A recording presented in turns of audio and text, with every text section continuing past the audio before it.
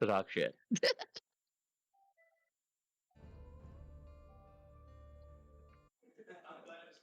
Alright, we're ready to go, right? We got all 6 of us. And Yeah, they yeah, would do Damn dang, green. baby. But he's getting on right now and getting into the game.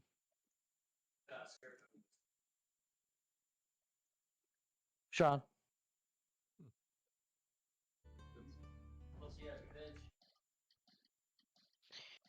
Oh, the colors.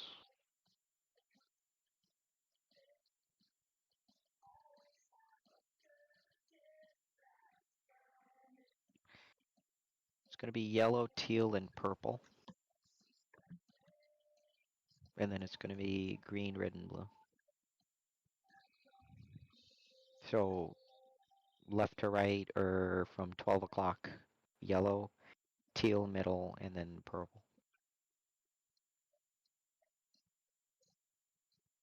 And then from 9 o'clock, it's like, you know, green, red, and blue.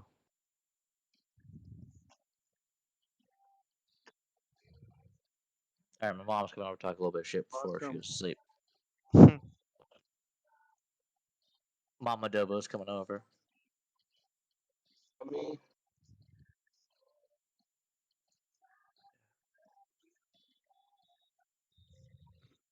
I have to get her a chair. Hold on.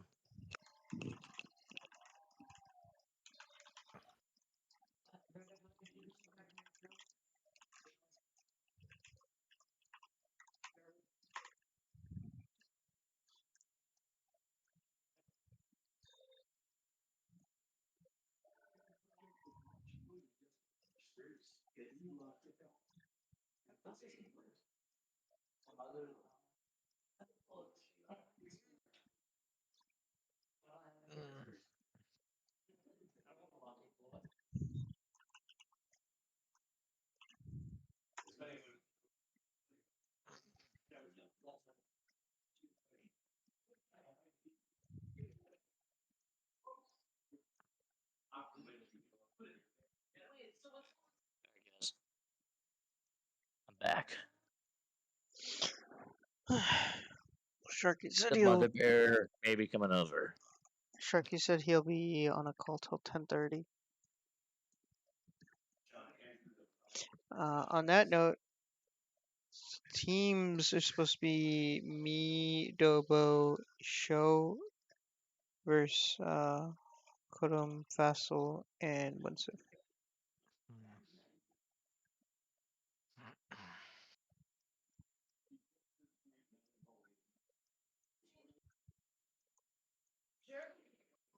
Is the new map in the maps post? Okay. Oh, well, this looks fun. What is this? Just desert? Generally speaking, the resources and all sorts of shit are removed for these screenshots so that you can go scout. Oh, okay, fair enough. Did he say the color thing? I think I was stepped Yes. away. So Glad to see you're vaccinated. That's good. is green, red, blue, and then yellow, teal, purple.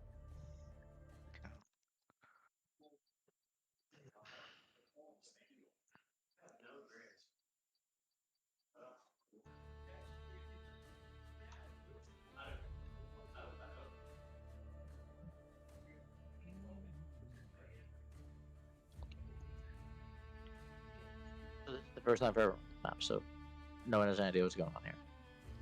Nope. All right, cool. Just want to make sure we're on the same page here. Just like this bullshit. If you guys ever played this.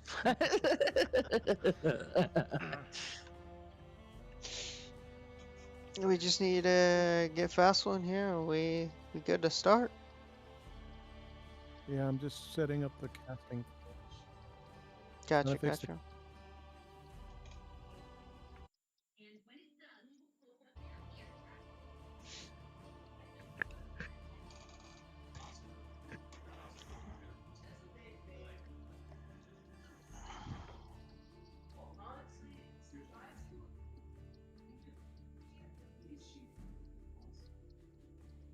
call my wife. I'm gonna go on mute for a second, guys.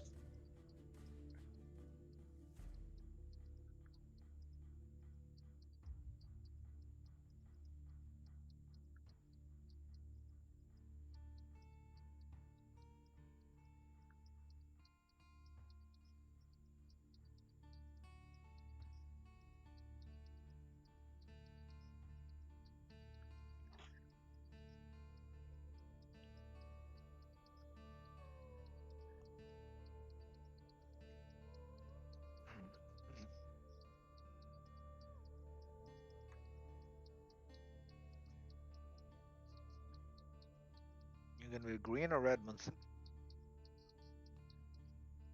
I don't know. Depends on the team what they want. Green or red. Because the order is green, red, blue, I think. The Mhm. left to right. So if I'm in the mid, I'm gonna be red for sure. Mhm. So most probably I'm gonna be red. Okay.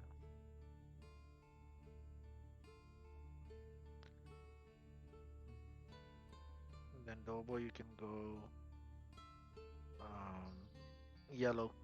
I think he stepped away when he comes back.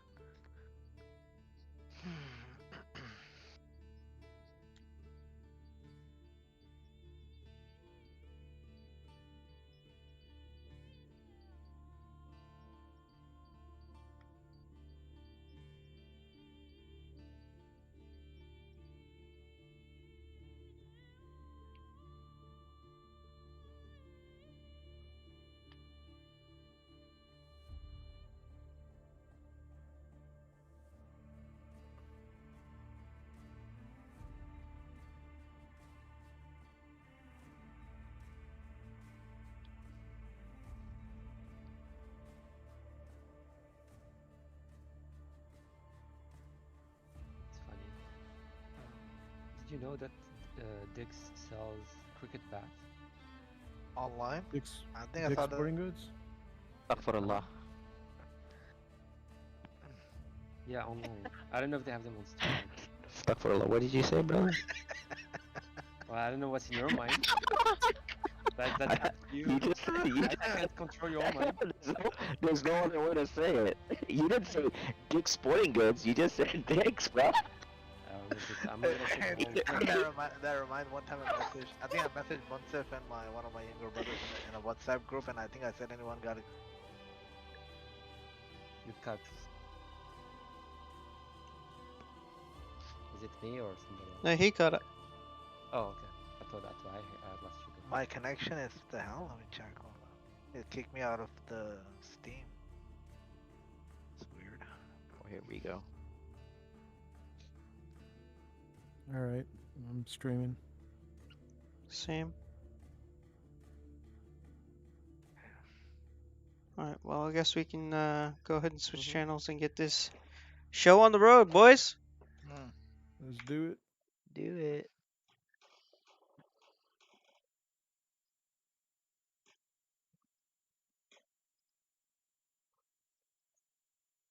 All right.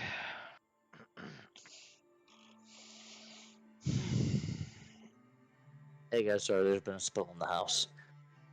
This is what happens in the double household. My wife's mad at me.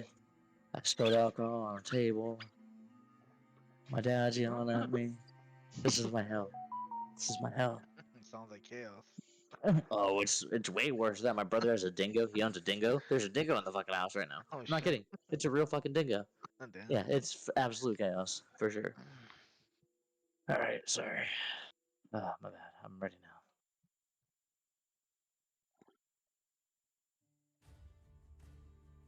What do you think about going Slavs, Double? Not a big fan. I don't play well as them. Let's see. Yeah, I really don't like the Boyars. I've never been good with them. What about Celts? I could do that. Yeah, I could do that. I mean, you'll be primarily doing infantry, of course, you know, and then potentially throwing a couple of onagers here and there, and then eventually, if you need help with, you know, cav, you can do some pallies as well, depending on how the game goes. I mean, if you want me to be infantry again, I could always be Goths. But yeah, I'm happy to be Ghosts. I just don't want to go too get a little trigger happy there with the siege. Well, Which that's I may. fine. Which I may. This one? But the thing is with the Goths pick, it's a little too one-dimensional, Gotcha. and what you experienced last time, when you were playing as the Goths and you're kind of disappeared and then reappeared and then disappeared, that was partly due to the eco consumption of the Goths. Okay. Yeah, I'll be Gelson. I'm fine with that. I think it's a good pick. So. Does that work? Fair pick. Yeah, that's fine with me.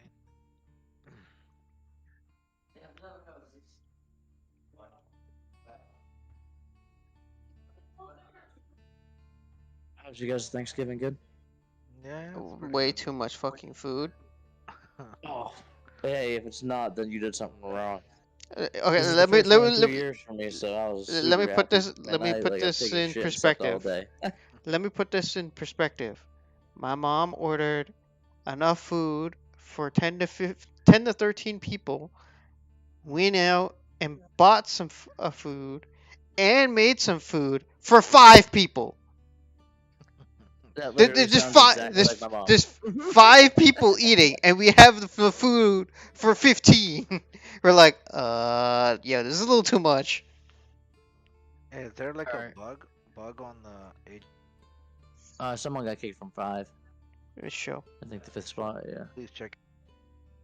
All right, I got I got my what do you call it celeb shot coming in. My mom's here with me, Gotcha. next to me. Say something, guys, because I don't know if it's Something? on the foot speaker. No, it's too loud. Something. Weird. Something more. Yeah, no, but I know it's coming out of it's because of this. Like $20. Yeah. 20? Show. What the fuck happened? Did your game crash again or something?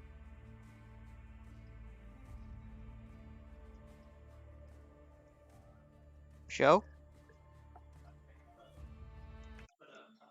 Eat this. You muted yourself. All right, guys, we're live with my mother now.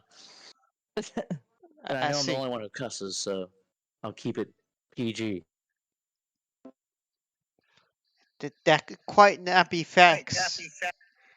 But where's Show? Show! Unmute yourself. Where are you?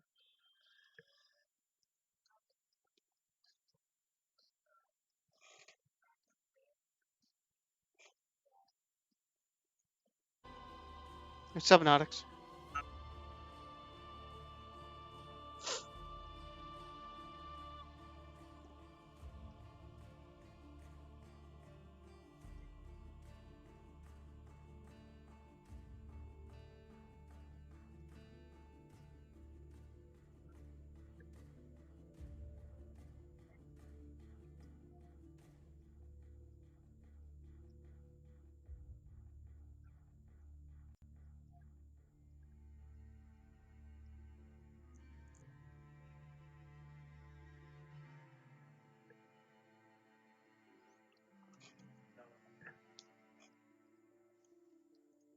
Okay, let's try again. You okay? Oh, what's up? Welcome back, Show. What happened? I was resetting my Hey, can router. you guys hear me now or no? Yeah, I can hear you, Dovo. Can you guys hear me, right? Yeah, I can hear you now too, Show. Let me relaunch the game. Sure. So my mom want to know if this is the first time a mother has ever played during the game alongside a player. I said think probably. so. I Logan's believe gotta so, play but we've before. gotten a father. This is the first time for a mother. Oh, yeah. Dude, look, what? It was a Logan's dad? I can see Logan's Yes. dad. Yeah, I can see that for sure. No, Logan's not on tonight. He's being a bitch. My mom just called Logan a baby, by the way. She knows Logan well. Oh man, we get him crying. I tell you that.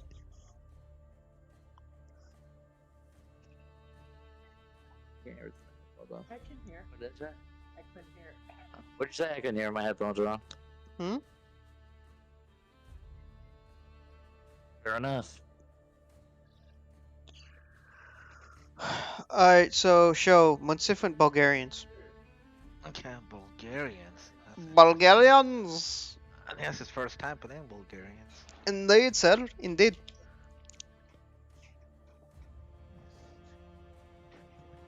What are we thinking here?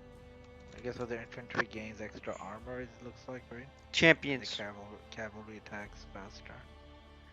The champion line. Champion line, okay. And yes, Well, in his basically case, he all gets the two-handed tools. swordsman. But yeah, they get extra armor. And I guess the Conics, what's good against them technically? I think Paladins can fare well with them, right? Oh, Paladins will kill Take him. 'em out? Paladins will take him out. Protected archers will take them out. Halberdiers will die. I think of them more like cataphracts, because like the conic version will act sort of like medium cavalry, like somewhere between a paladin and like closer to like a cavalier. So a conic Okay. will act like a cavalier, and then when it dies, the dude's like a champion. So that's It's a why champion, okay. halberdiers die, because they'll kill the horse and then die to the dude on the foot. But that's when if you have Paladins or something, then they'll What kill about the both of humans? them. Yeah, the paladins will kill both because they just beat the horse version with via raw power, and then the infantry version's got nothing on the paladin still.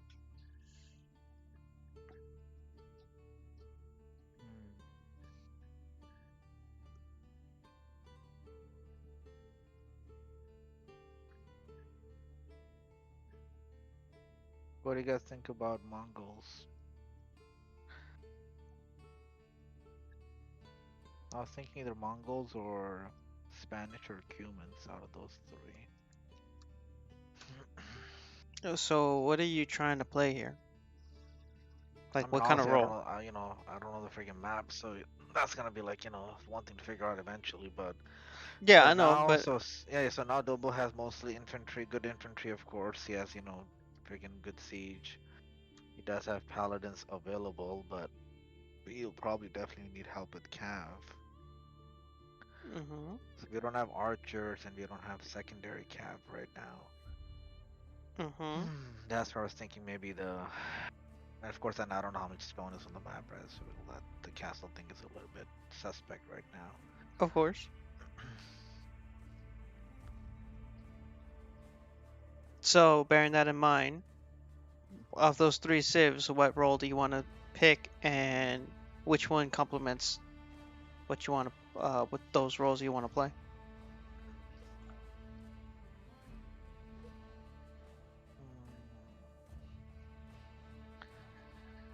Yeah, I was leaning towards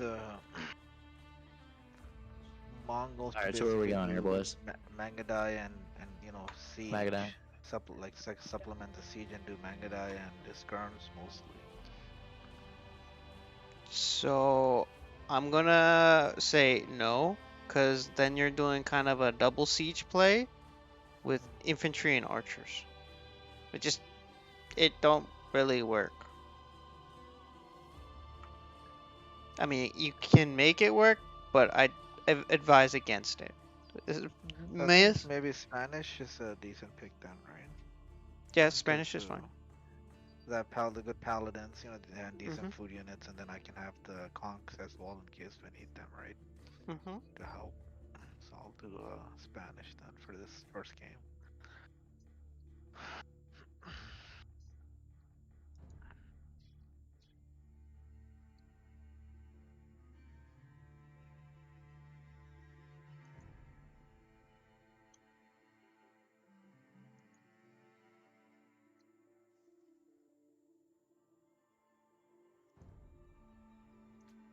So Dobo, when I say siege with Celts, I mean it's not like you go crazy, right? It's like maximum I would say like 3 onagers at a time. If you can we do 2, but like not more than 3 to 4 at a time, okay? So you'll have mostly barracks. Of course, you'll have the archery ranges initially, but you'll have mostly barracks and some siege workshops eventually, and some stables.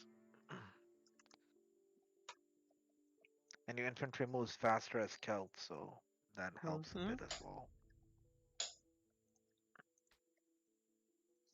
With Spanish, you also get the bomber towers, and technically also get full siege rams as well, similar to Dobo, so that's not bad.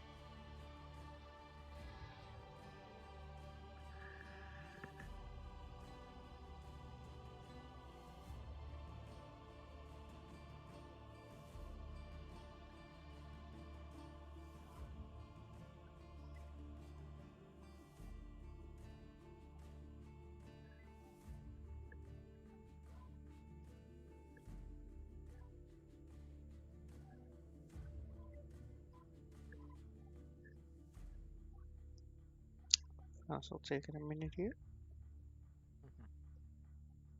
What kind of role were you thinking about playing tonight? I guess given my pick and Dobo's pick. Well, it depends on what So kind of we ha- units you guys are gonna be making. Yes. So we have Cav, and then we have Siege. You know, pretty decent with Dobo already. I mean, I have Kongs. You know, not necessarily archers, but Delete you the have object on the some flare range with location. Kongs. Start the game already! Yeah, he went Oh. Khmer. Gamber. Well, Dobo, you're familiar with the Khmer already too, right? With the regular LEs and then the Scorpion. That was my LE. mom who knew what 14 was. Actually, it was my brother because, you know, he's an asshole. He knows, you know. I heard a Dobo clan in the fucking living room. Sorry.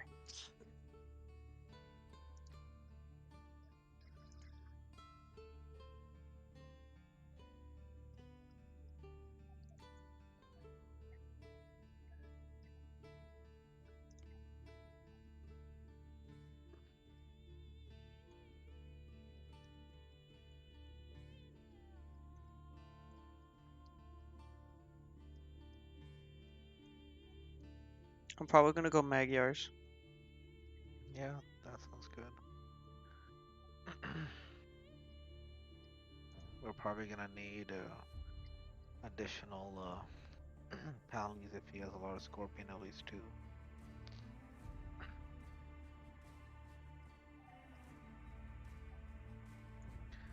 Anyways, if if those Scorpion LEs start becoming a big problem, we just gotta target his castles as well.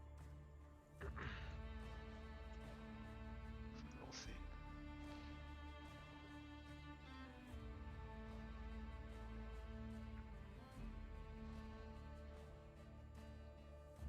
So Magyars also have the extra range and attack on the Cav archers, right? Mm-hmm. Which is good.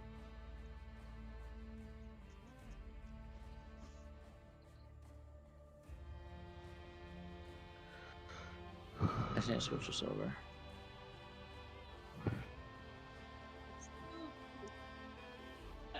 They hear us. They'll hear me. Absolutely. Oh my god, look at his dad. Look at him.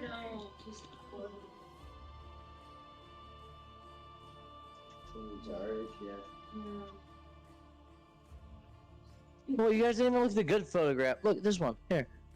That's the good one. Right there. No, don't show. This is the good one, you assholes. Here. It is. It's the good one. It's narrated. It's narrated.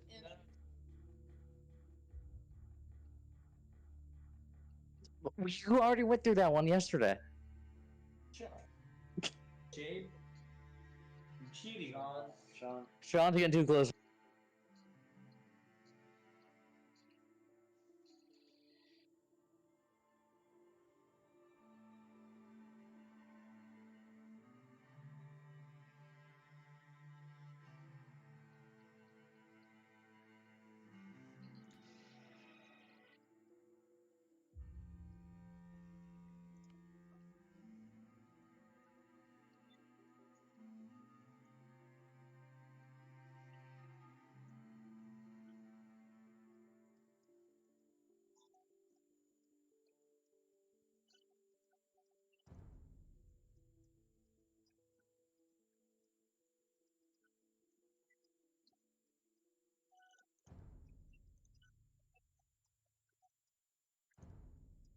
Mongols.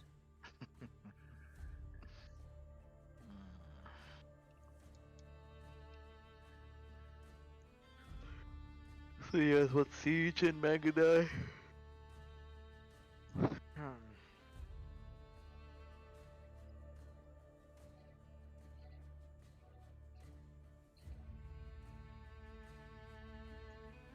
Alright, let's see what this new map is about.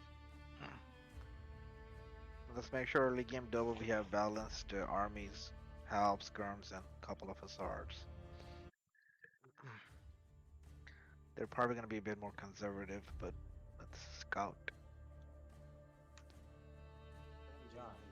Let's go, boys.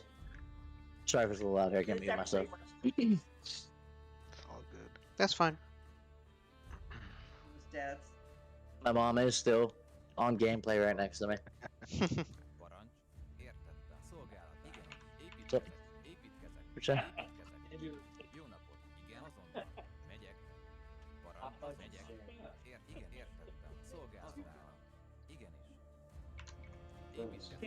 You guys are like fuck.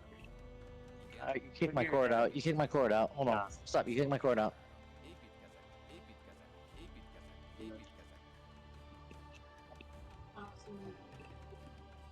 That sound like COVID.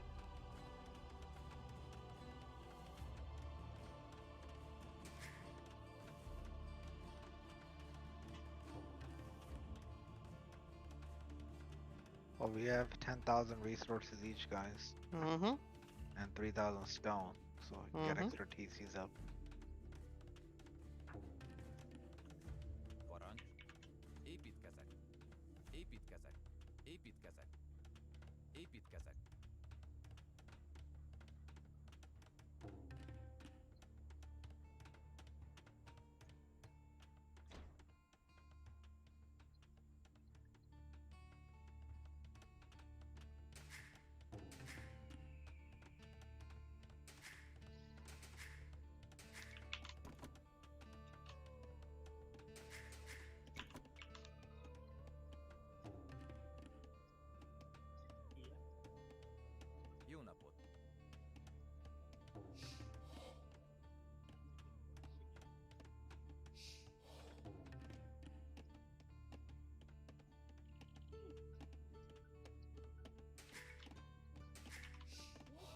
Popping us some scouts, Dobo.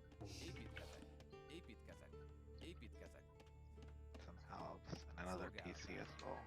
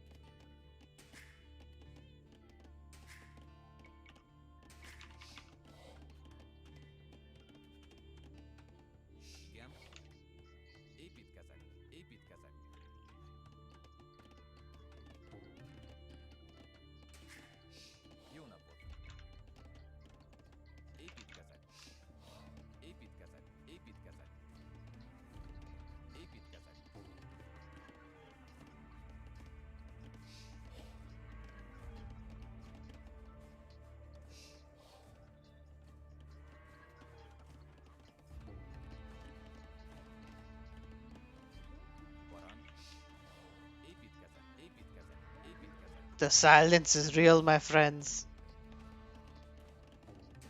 I'm building more. I have 3 TCs up. Building some more houses now.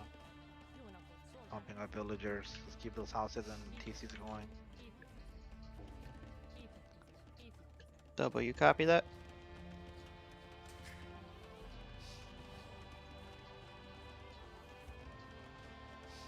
I think double a busy problem.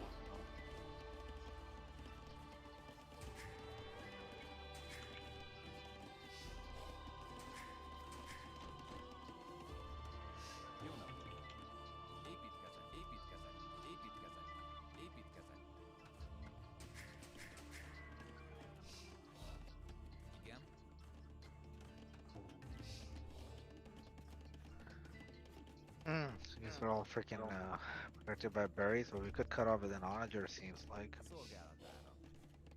Right? But an outpost, they'll cut on that shit.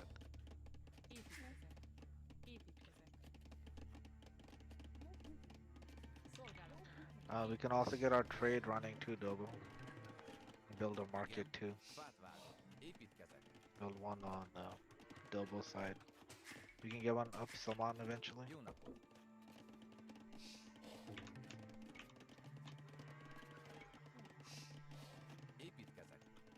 Copy that, Salman? Good? Okay. Alright, on its way up, my friend. Okay, yeah, so I guess there's berries everywhere. I'm building some outposts along the edge. So we have more visibility at least for now.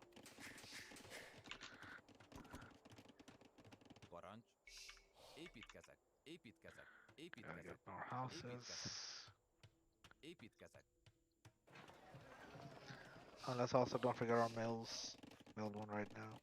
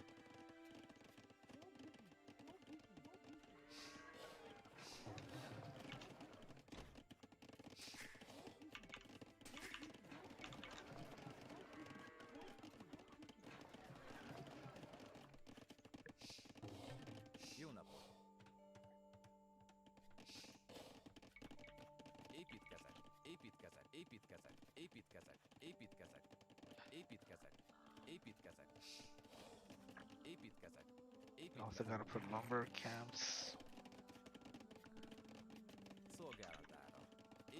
I'm getting my trade cards going. Same. Now a couple.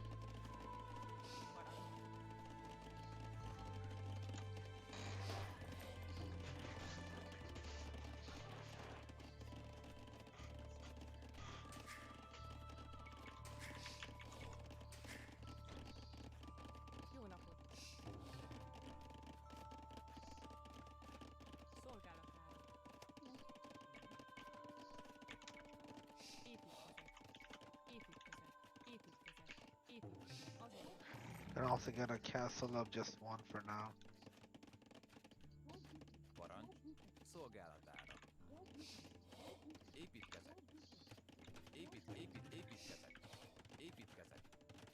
Uh, 40 lumberjacks, need more farms, have 20 farms. Get more farms up right now.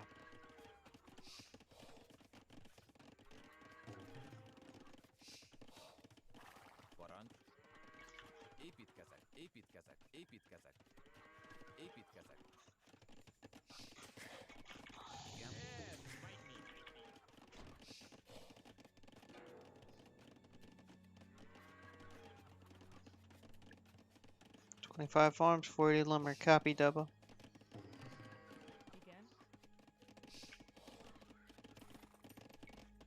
I think he's been typing maybe. I don't think he's talking right now. No, he's typing it.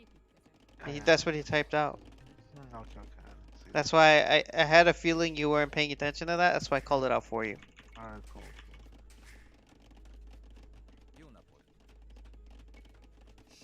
Hey, yo, what's up, niggas? That's my brother. He's visiting too. Everybody be visiting, man. A lot of family in the house, man. I had a freaking like I think total of 15 visitors this month. It's been crazy.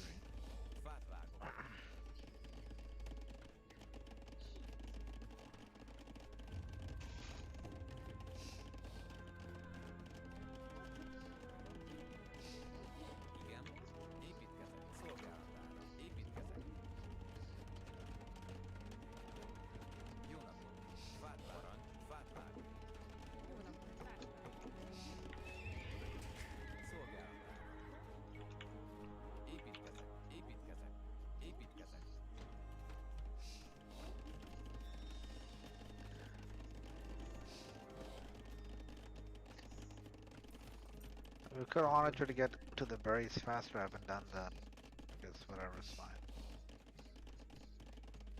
Whatever you guys decide. Yeah.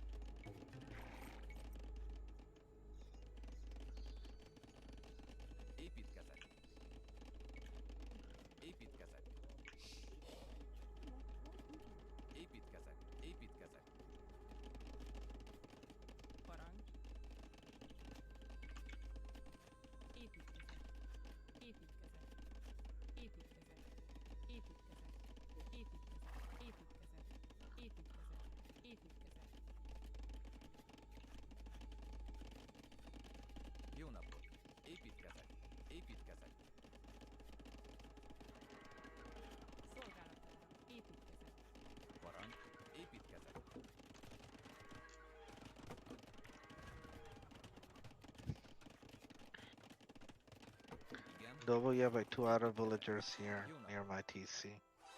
On my farm. That's why. I'm almost at the berries.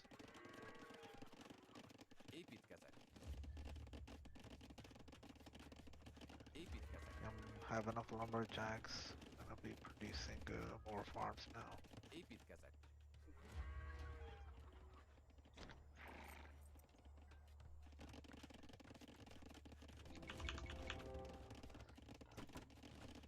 Eventually, though, we're probably gonna wanna cut, like, you know, maybe destroy one of the stables here, because it's blocking the carts a little bit. This one.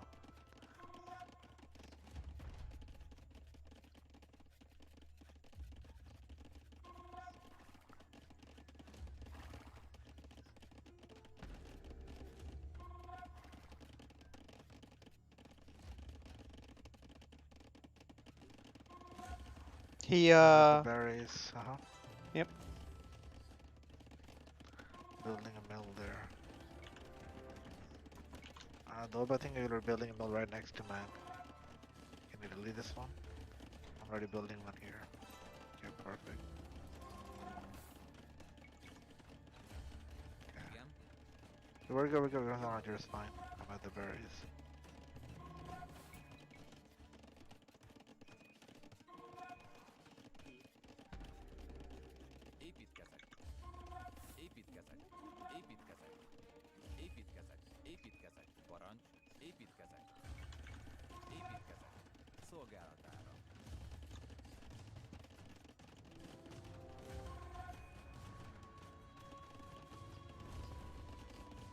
Almost at max pop, 175.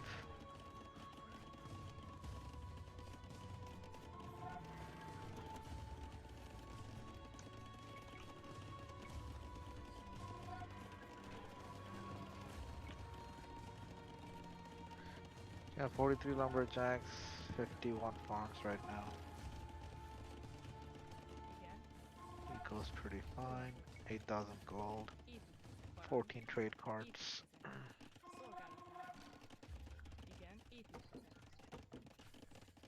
At 43, 42, 15.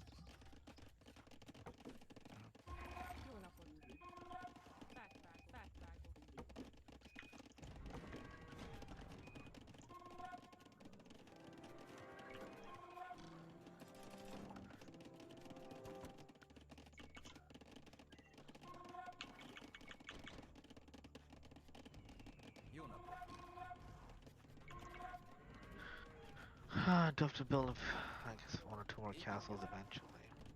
Fine for now.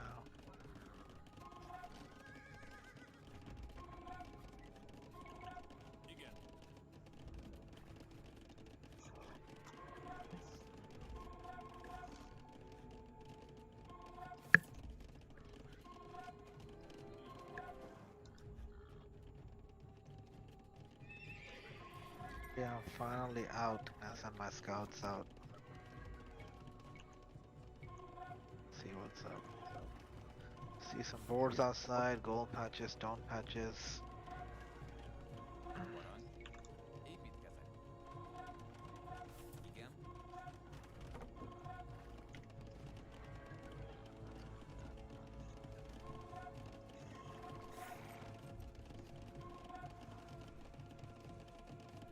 I'm finally out now. Sending some scouts out. See what we're dealing with.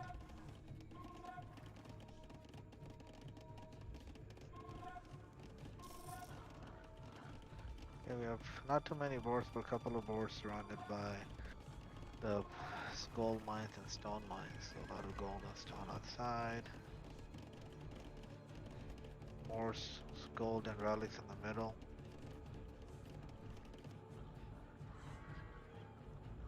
I'm gonna send an army to help you too, Doba, with the boards coming right now.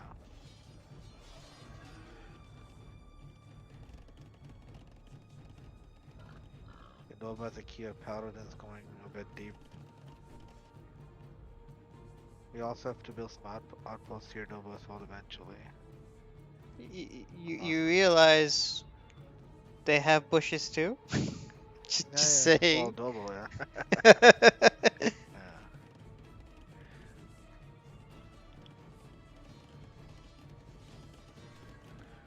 Okay, let's quickly start killing the boars, Doba. I'll help you too. Then we can wall off our base a little bit later. Start doing that right now. At least where we cut out from.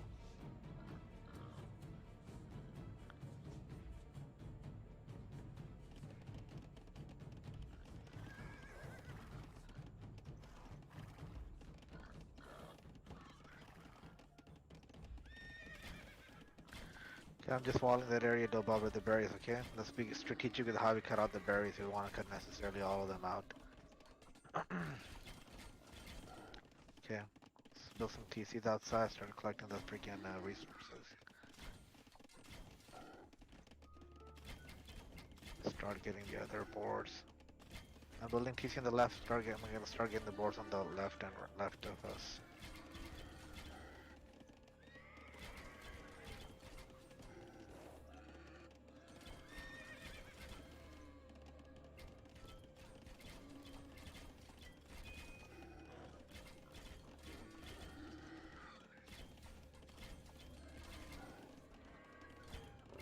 And let's start for building outside too.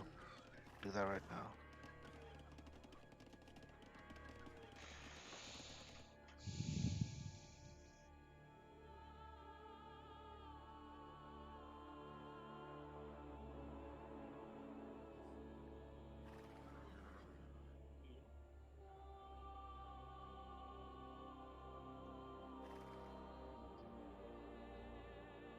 Yeah.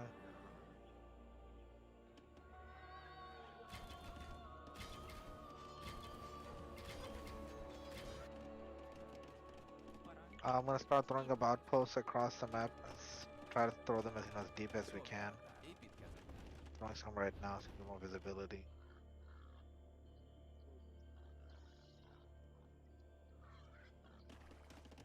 Okay, forward building shit outside.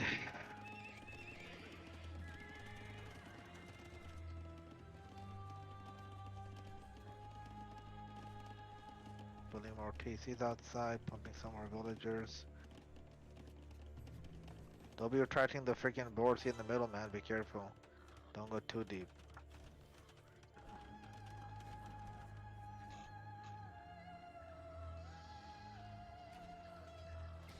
Your boards are killing the villagers here. Be careful. You don't want to take out boards of them either. So, okay, I see a small skirmish. You have some traps. I'm gonna bring the traps out so you can try to get their TCs out. Since I already have some traps pumped out.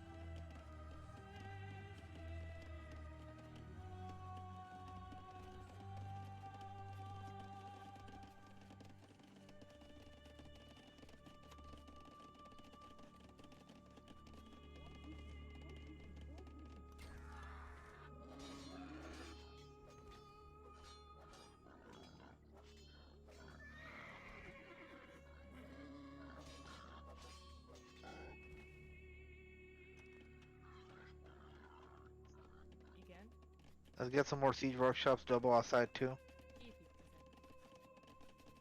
And you know what? I'm gonna start throwing bomber towers once I get to the stone. Let me throw some right now actually, just for defense. He's asking you to I was saying repeat. let's build some more siege workshops outside too. And we can try to target this TC here. Once we take out some of these freaking boards, which I'll try to do that now.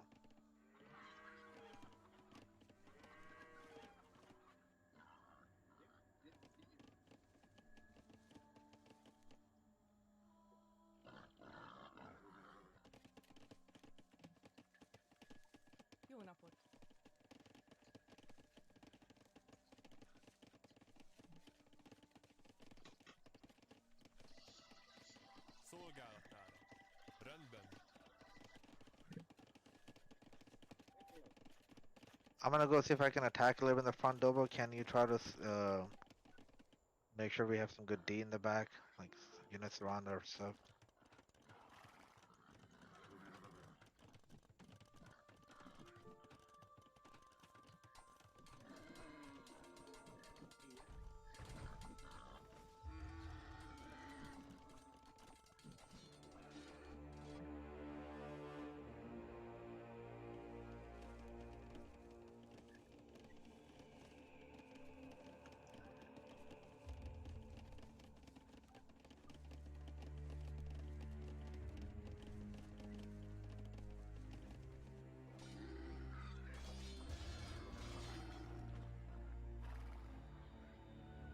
I'm trying to get some of the buildings here, okay, that they have. And an orange or two would be nice if you can get some out.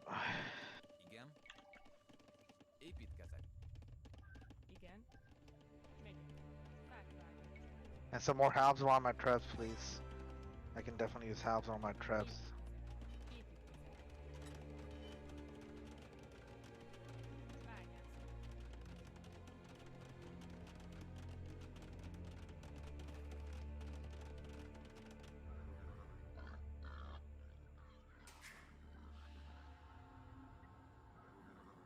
These are on the field as well.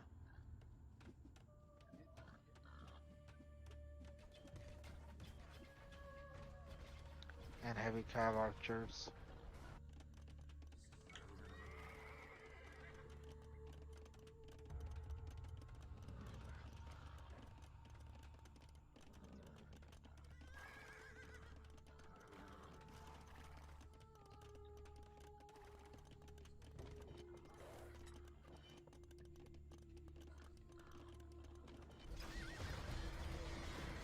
Yep, keep sending shit in. I'm gonna try to take Rassel's TC out that's there. Definitely some more onagers and help. Okay, thank you the freaking red guy that you see that are gonna come there. I'm getting his castle out now. Krapos.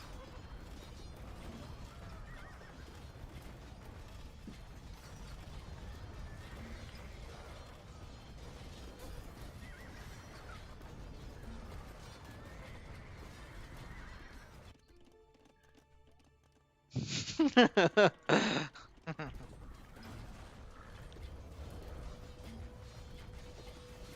definitely throw in some rams in there eventually too.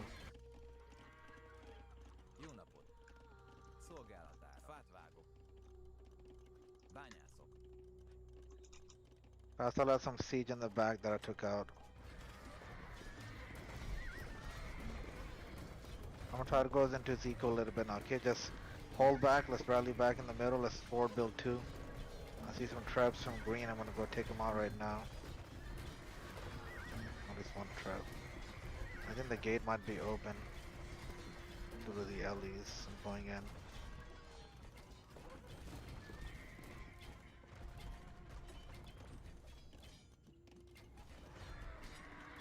Yeah, I'm in Faso's base. See if I can attack some villages and harass them a little bit.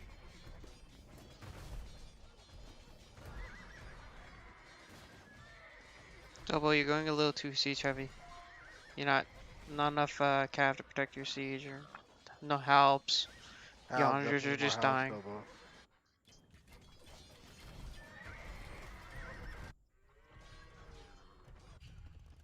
Alright, I'm gonna replenish a little bit. Do some more forward building. Let's keep forward building more. And unlock the stone, so I'm gonna get some more stone too now. Igen. Építkezek. Jó napot. Építkezek.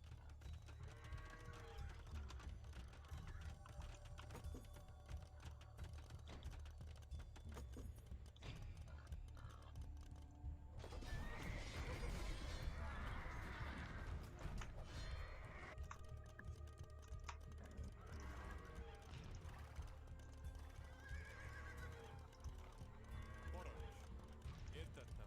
Szolgálatára. Bányászok. Építkezek. Építkezek.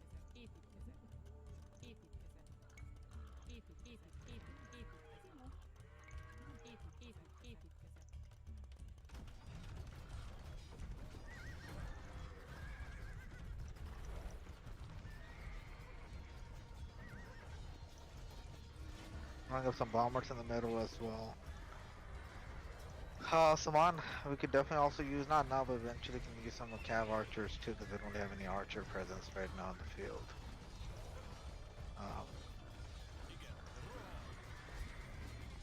I'm also gonna start throwing a castle out there too, a little bit, the back. Rendben. Szolgálatára.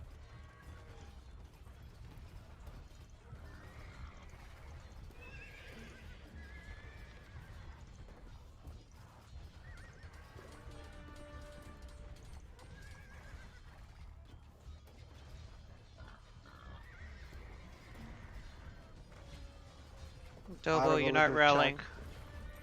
Double, you need to rally with show. You're just sending your I'm units to rallying up die. here, Dobo. Rally with me here, rally with me here. I'm also building bombards so you can fight under the bombards too. Szolgálatára. Igen. Igen, uram. Parancs. And let's check out the villagers. And kill off any extra outer villagers we have.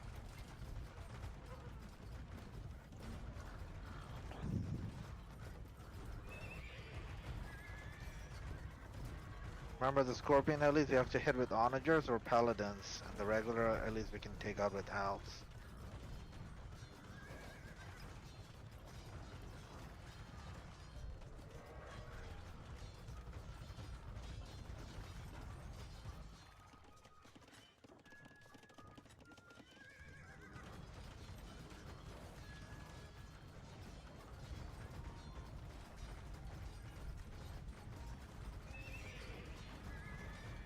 I need some more traps outside. Eventually we'll build some.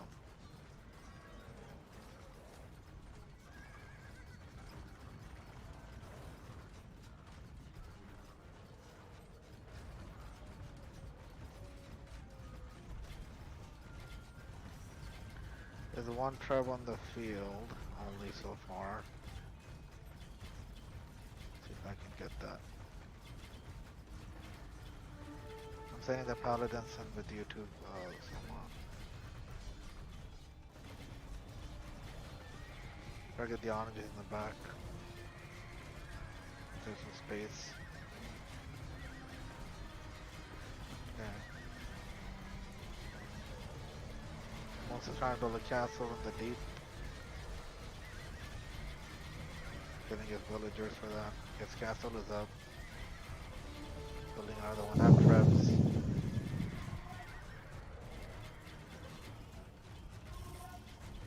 Replenishing the paladins.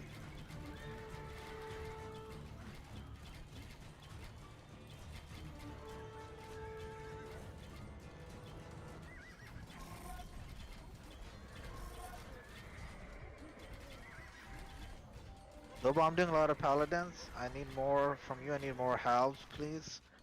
And feel free to throw in some onagers and rams. But I'm gonna have enough paladins. I have a lot of stables outside already. And I have traps too now. So let's slowly move with my traps. Let's take out, each row one by one. I have paladins, I have halves, and I have traps, so I'm moving my traps now. To just start taking out the stables in the front. Let's slowly start taking stuff, and then we forward build. Taking out one set of stables in the front for now. Igen, igenis. Bányászok. Just hit the cav archers with the paladins.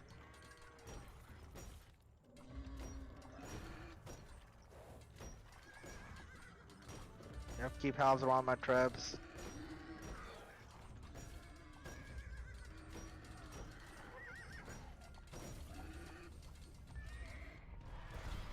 Good job, good job. Just keep it up, one by one, one by one. Clear this shit out. Cavaliers coming, use halves on them if you have halves. Once if I have trapped in the back, let's see if I can get them with my paladins right now.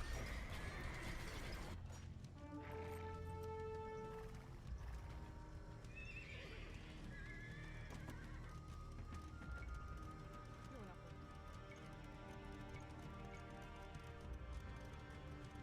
Need more halves, more halves, more halves. Építkezek. Also need to build some more cons. Yep, keep your halves around my traps here. Szolgálatára. Szolgálat. Értettem. Az egy. Show. Értettem. You're clicking there in the corner. Oh, I had a villager looking. Thank you. Kill those guys. Igen, megy. Igenis. Értettem. Építkezek.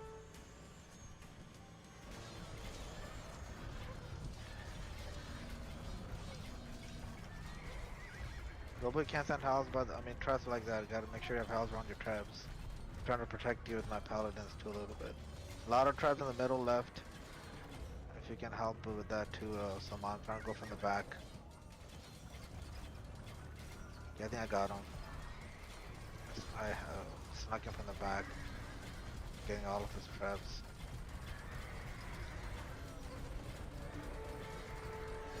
Okay, moving back my paladins. Got like 7 of the dude's traps. I just slaughtered those ballista elephants. Nice, nice.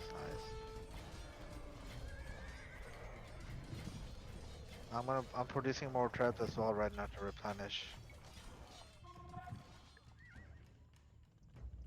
And pump out some more carts. We can move our carts more in the back too a little bit later for the distance. If you want.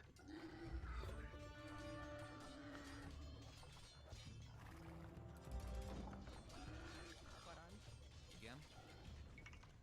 Építkezek. Outer villager check, make sure you guys kill any outer villagers. Igen. Szolgálat. Azonnal.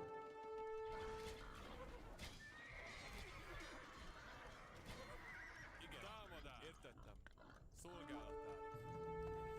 I have some traps coming up. I'm gonna start taking out the fort buildings again with my traps. Though I have traps coming here. Need you to move position your house there too.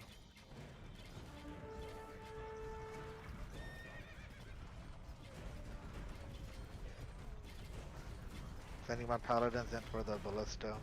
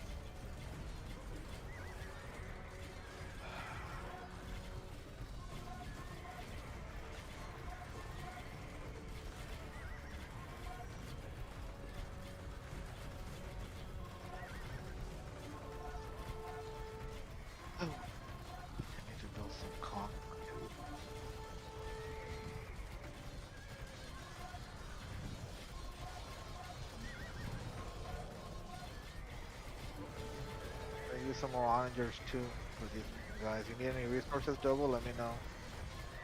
I'll take out the onagers on the back for us. And taking out some traps in the back too. If I can. Horm has camels on the field, by the way, to help with our paladins.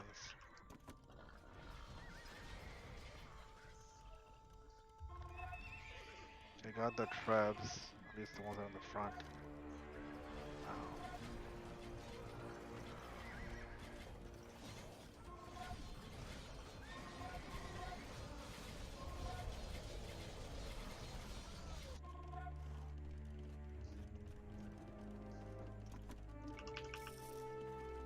Jó napot. Bányászok. Igenis. You basically need to take out freaking Munsef's castles Itt. to stop the ballista at least, and then we some helps. I'm gonna try to do that.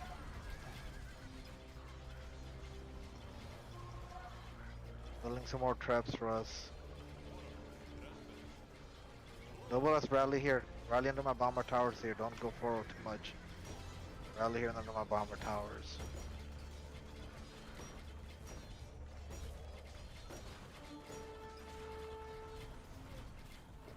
He's gonna take out that trap and come back. Just rally in the bomber towers.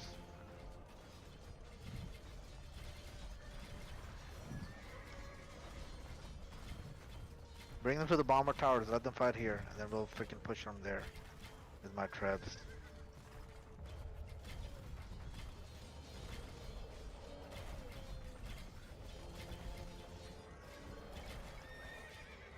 Yeah, let's rally here. You see my traps? Bring everything back here. Let's rally here. There's some traps in the field which I'm gonna go get. Someone can get the traps? Okay. Alright, let's move. Someone's getting those traps. Let's help them. I'm moving my traps up too. Okay. Let his cav archers get the helps.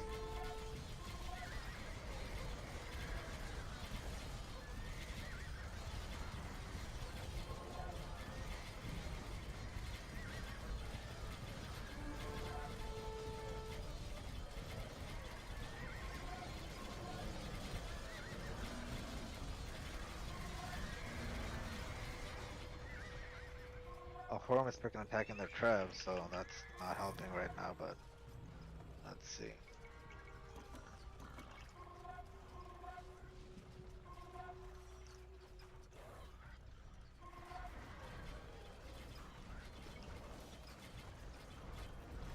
I still have traps trying to get his other shit out. Okay, Doba's traps too, not nice.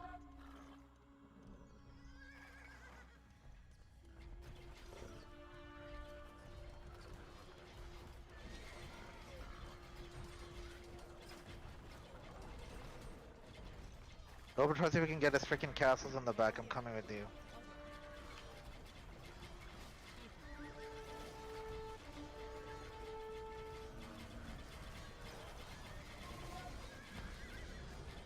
Igen. Megy. Igenis. Értek. Szolgálat. Igenis.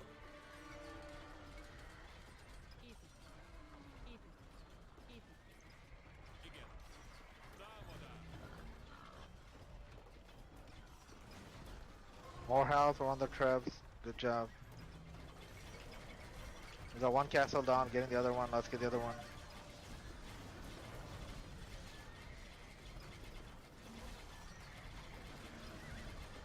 So Mon must have a lot of unprotected traps. You can get these red traps in the back. They're all unprotected. I'm focusing down the Mugadai. Alright.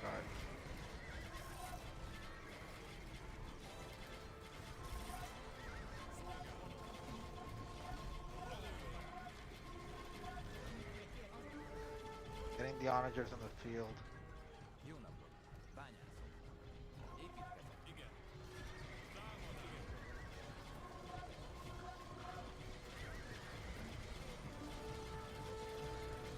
Get that trap if I was got it.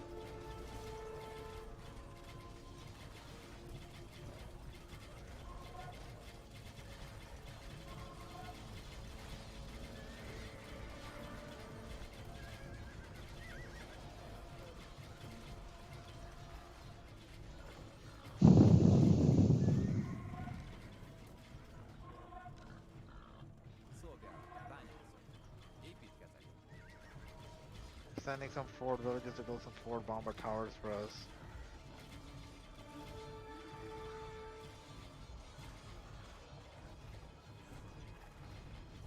Hey guys, let you know I'm here. What up?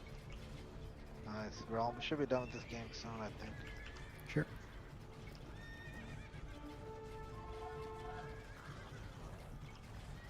Shark, you can't read your messages so well. Dolby, see I'm building the fort bomber towers here, okay?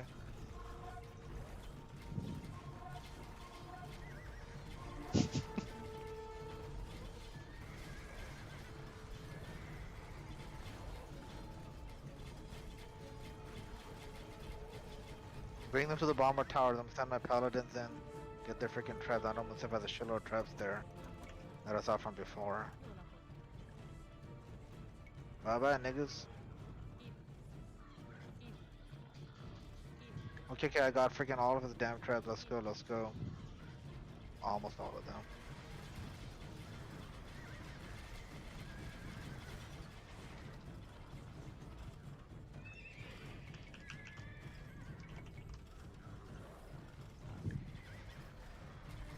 Oh, but pull back to my traps, pull back to my traps. They're coming up, they're coming up. Your tribe's about to get swarmed. Yeah. Okay, anyways, I'll try to freaking hold the other ones back at least for now.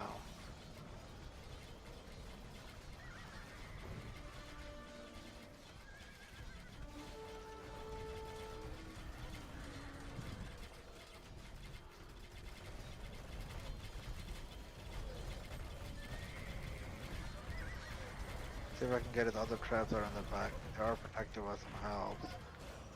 See what I can do. They're low already.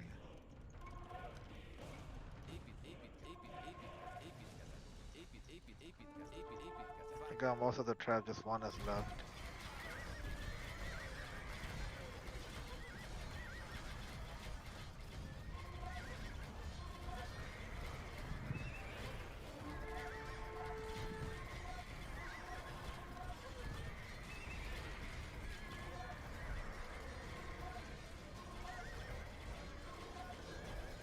You can use freaking oranges for the manga dye adobo. Pancakes are suckers.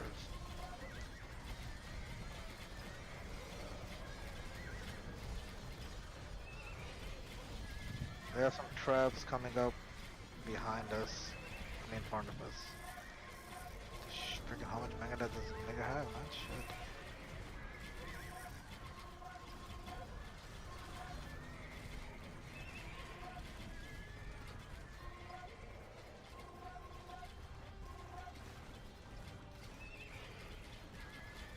I'm gonna freaking go get the other traps.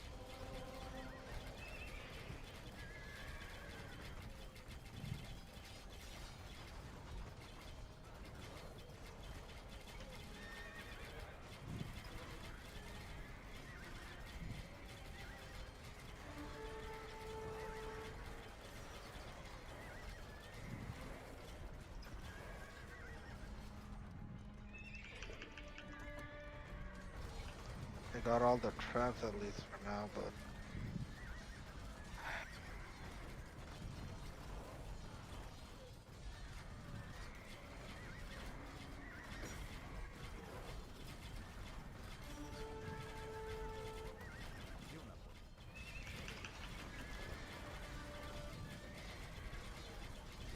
a lot of camels on the field, need more help. I'm gonna build some more barracks too, but we need to get more help.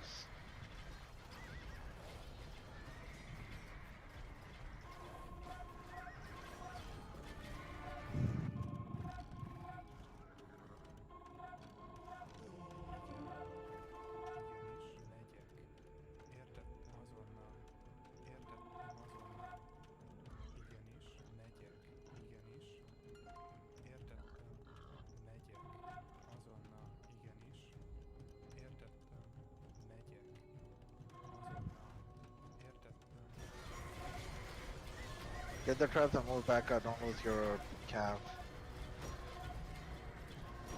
And we're building some of the towers in mid as well as we're speaking.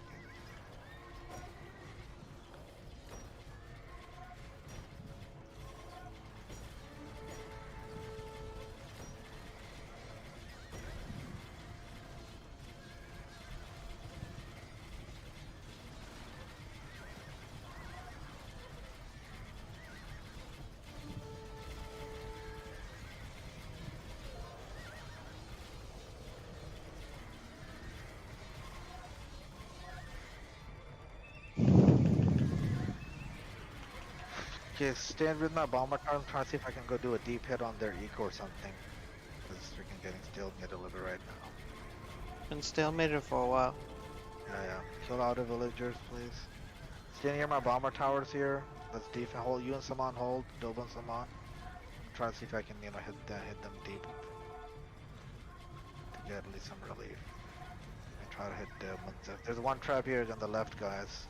Oh, I guess Worm has a trap there. There's one or two traps in the middle as well.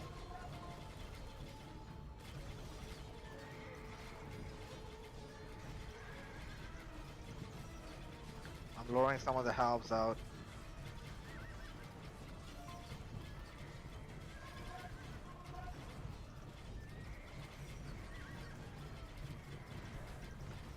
Yeah, I am, and see if I can freaking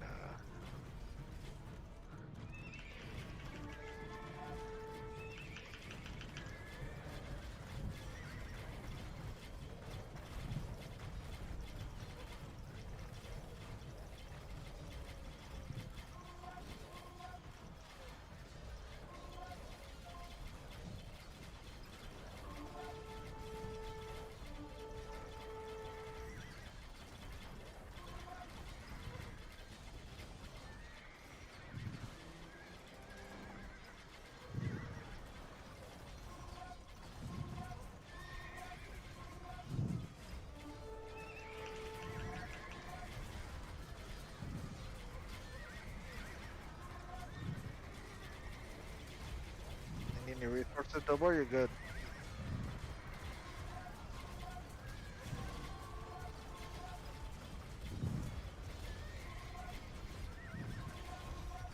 See if I can help take out the freaking traps on the left.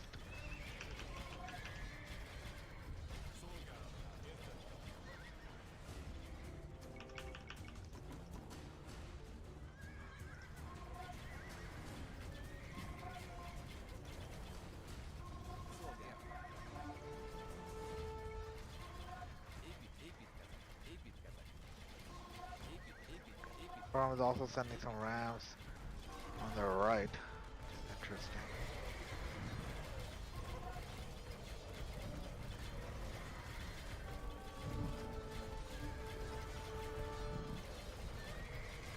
I'm trying to lower farm in again.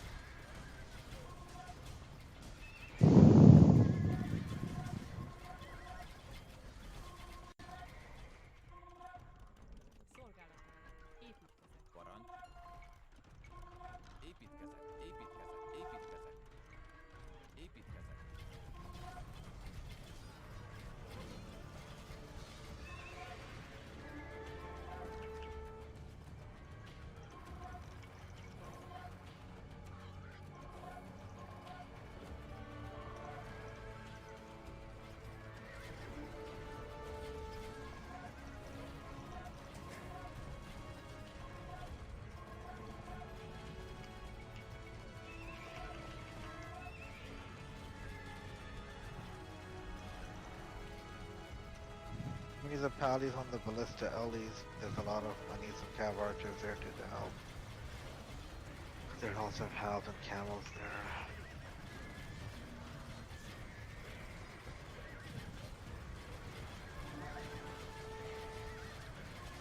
Where's the siege? Where's your onagers? Where's the squirts?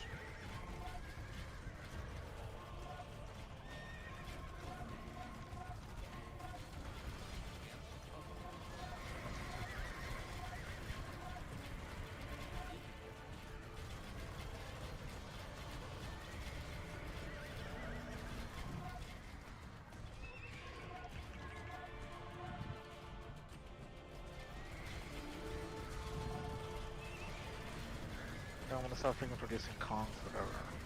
Get some extra support.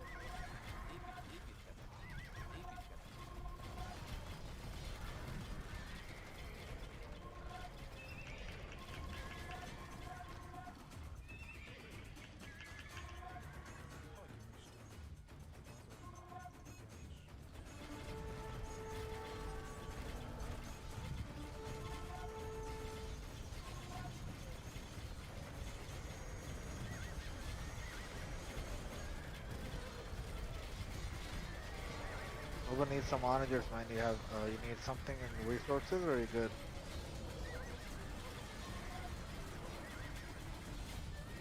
I guess I want to produce more Trevs, but I also want to do Kongs.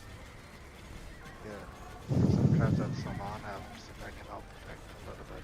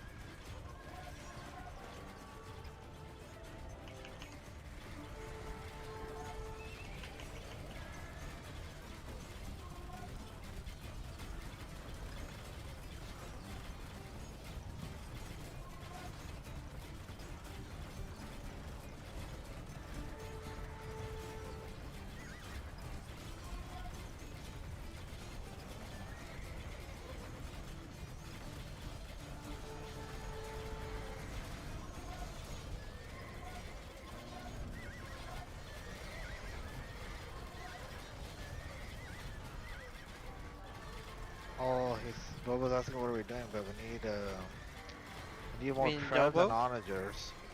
He just texted, typed. Yeah.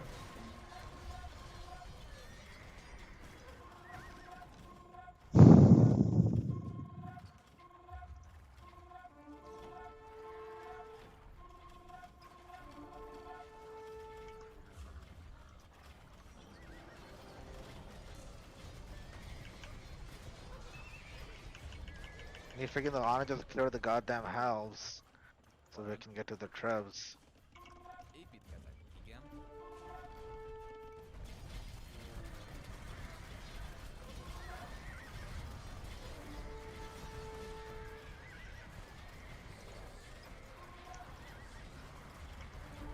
Rams coming on the right. Let's see if I can get them.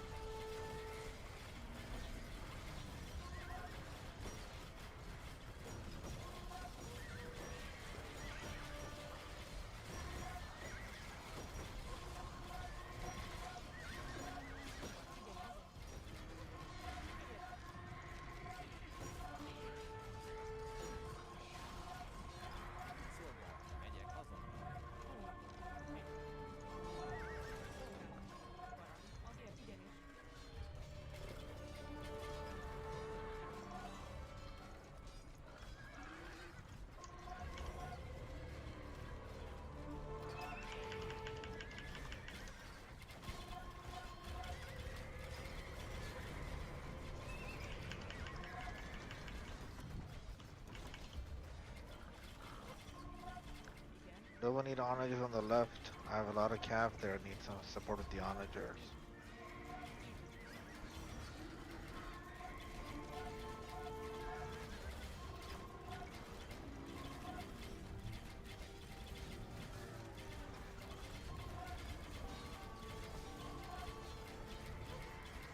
I'm probably freaking the conks, man, to get the house. I can get the freaking onager on the left.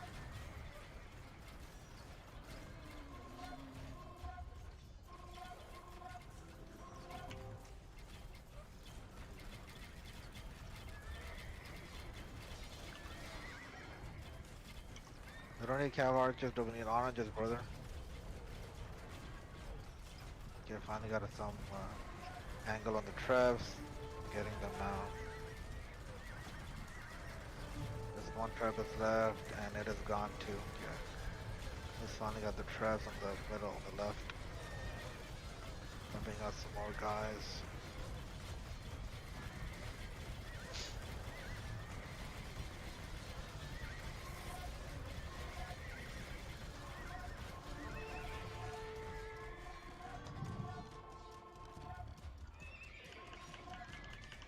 We should kill a lot of villagers, guys.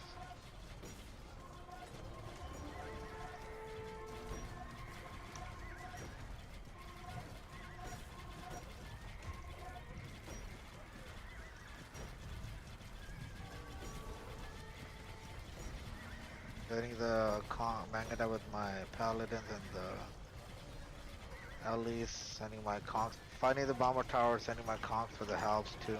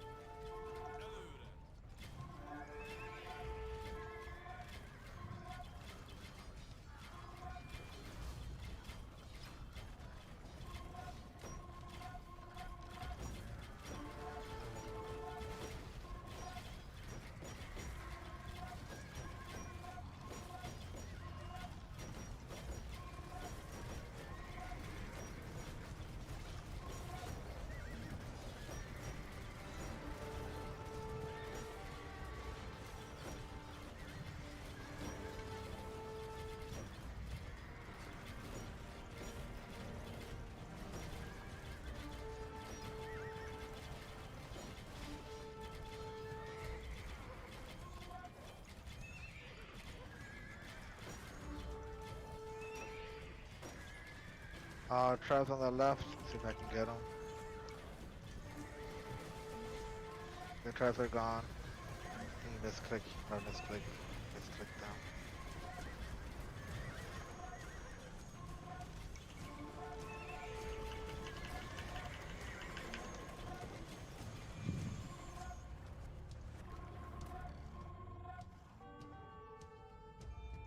Trying to use a constant freaking camels.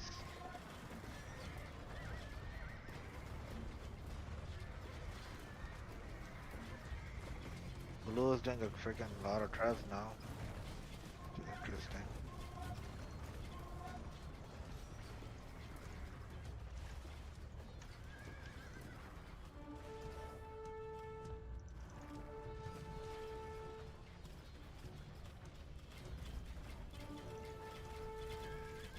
Good job with the oranges, Dover. Keep it up. Try to support you with my conks and paladins.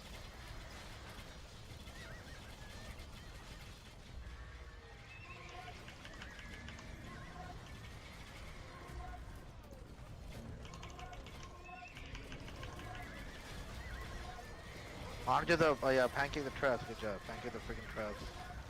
And the house that are in front of you. Nice, Noble, very, very nice, very nice. Give that shit up. You're rocking it.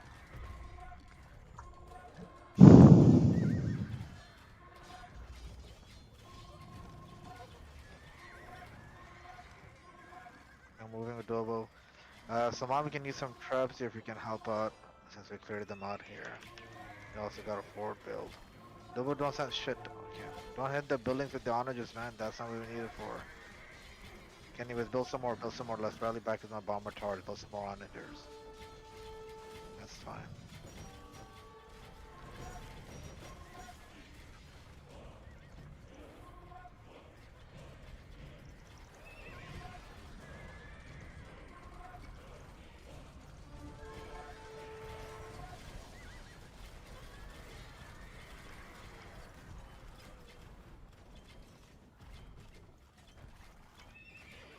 I'm gonna try to see if I can build some traps, okay guys? Popped out though. I'll try.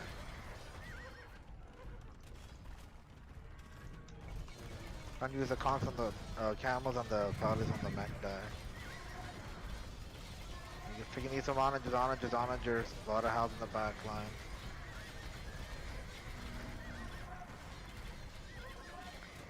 No traps, there's no siege out in the field. Just need freaking more onager for the infantry.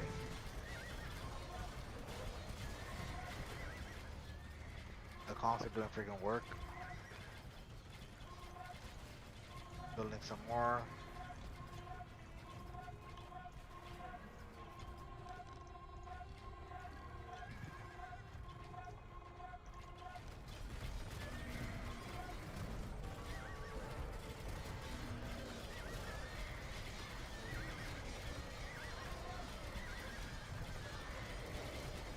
Yeah, bring those onagers, brother. Get those freaking halves and the infantry in the back. They have some scrums on the field as well for my conks.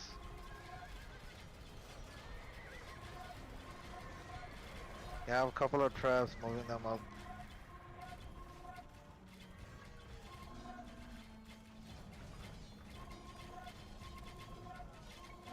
More halves around the onagers, double. You have halves in the back. Bring them forward. Bring the halves forward.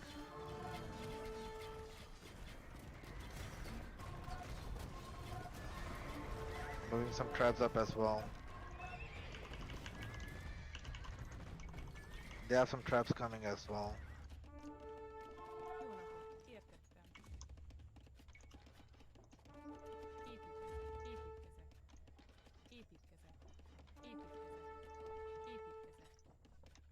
Freaking man.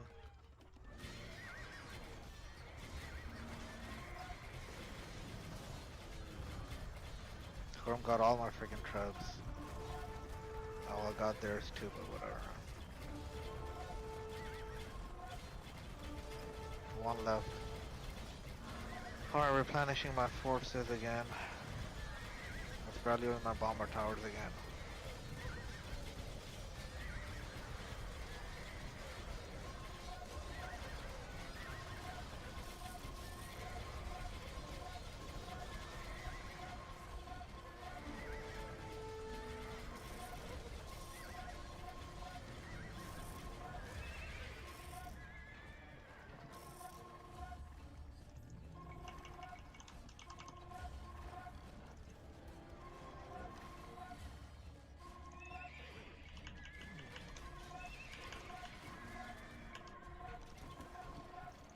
Yeah, let's rally with Redova's onagers too. Let's wait for them.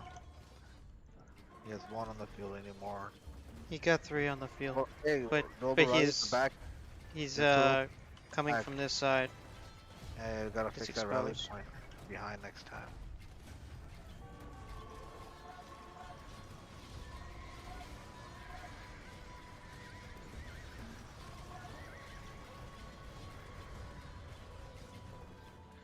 Sending my paladins into the Mangadai and sending the conks to the helps. See how many see if we can onager those guys, yep.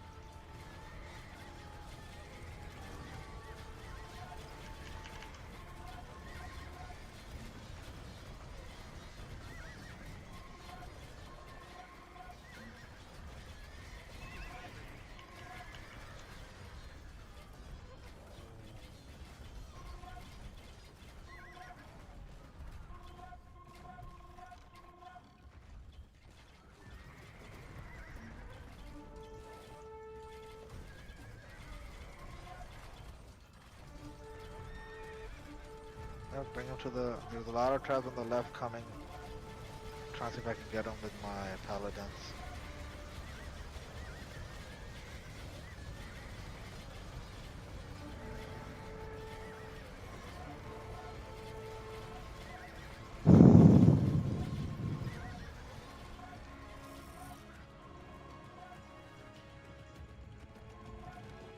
Lowering the halves into the bomber towers and the conks.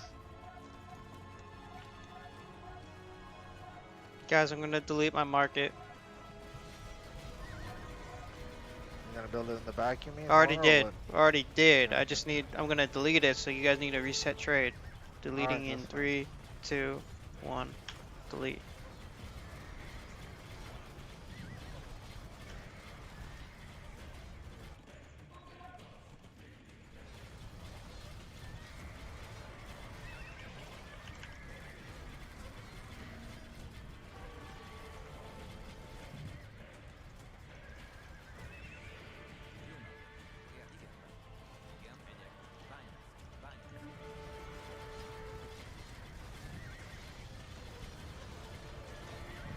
The traps are on the field. Gonna punish my units now. But we gotta reset trade to Saman's market like you heard. In there right now.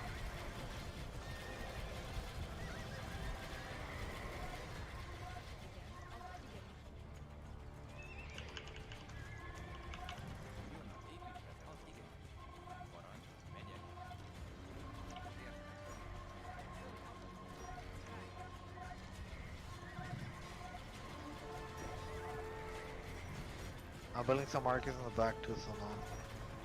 My side.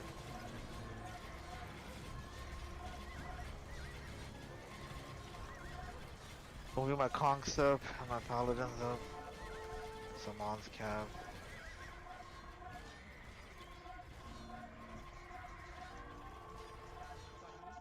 Igen. Értettem. Épít.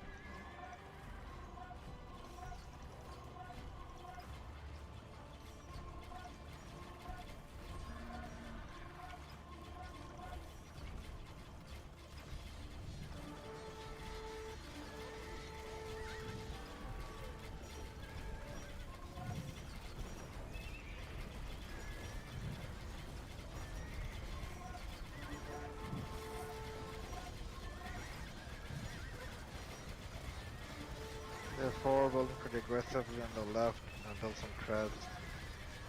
And that shit.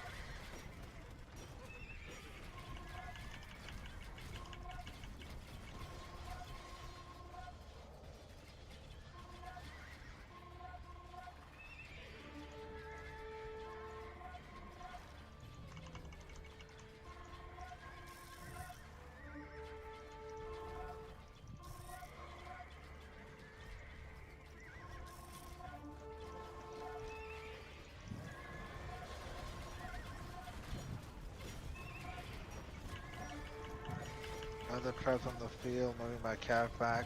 Around my traps, yes, Saman, press the traps here, they're here.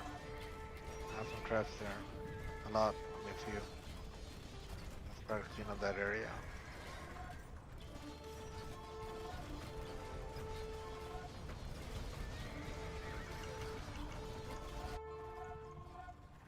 Some rams coming to I'll take care of them.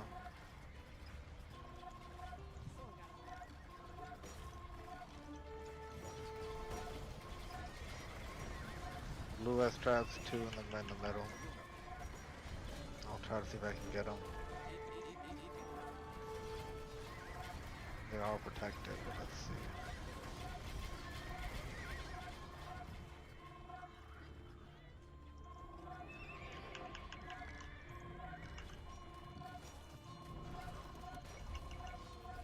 Bring my tribes up, please. Need some protection there, good. Where's some manas?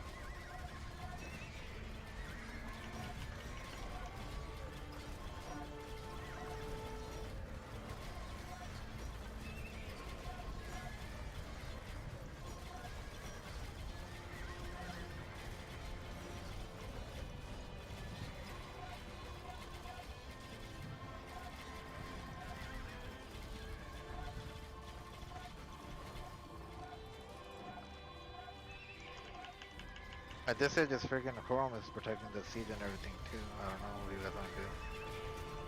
It's probably because Sharky's been waiting. Yeah, I mean, I guess it's kind of late. I wouldn't say late. I'm just saying the game's been dragging on. I mean, the game is late. Yeah, the game is late. We can probably call it in, I think, a couple of minutes.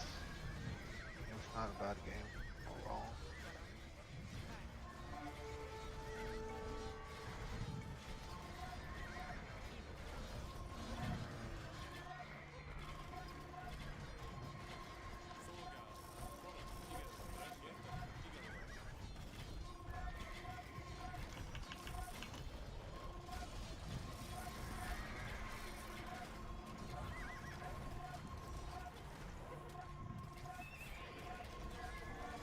Every time I run their base, Blue cleans it up. That's fine. Let's see.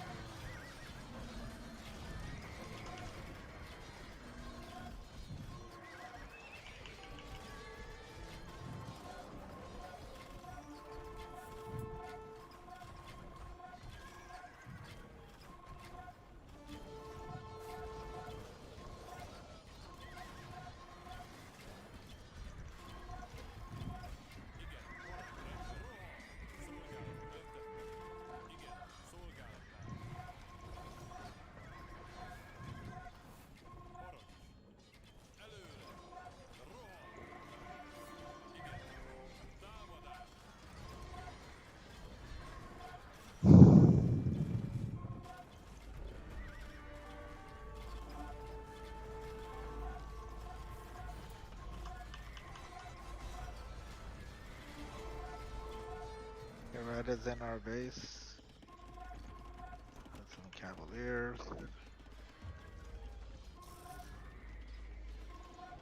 All in all, it's kind of like late. Already pushed the mid game. You guys are cool with that.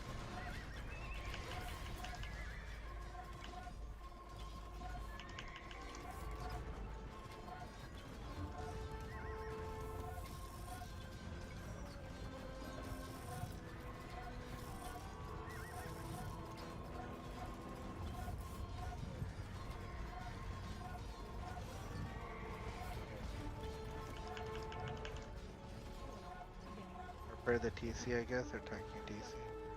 I have Paladins there too.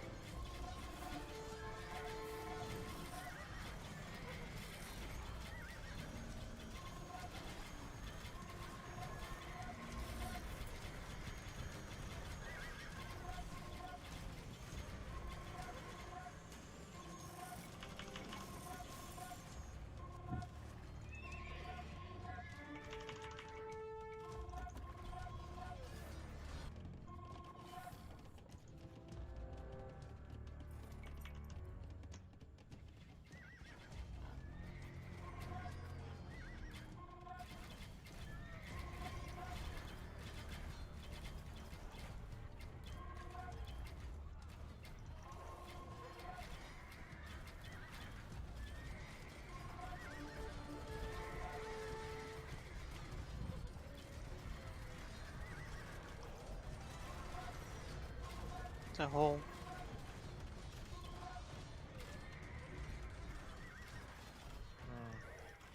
I mean, yeah, there's holes on the left side too, but freaking Chrome keeps taking out our forces that go in there.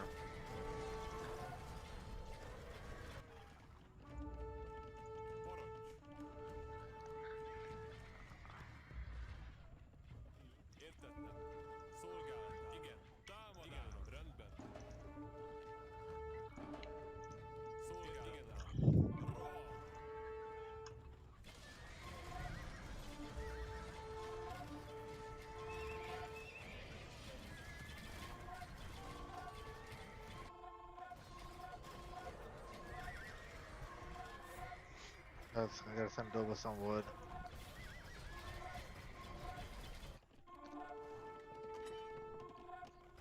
I'll send you some wood, Doba. Igen.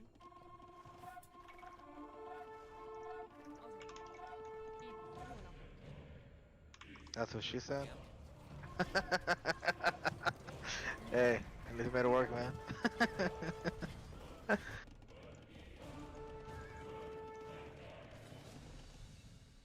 That's what I just said. You want me to go in there to their hole, Salman, or forget it on the left? It's your I call. mean, I don't think, I guess I'm just gonna call any of them to go in.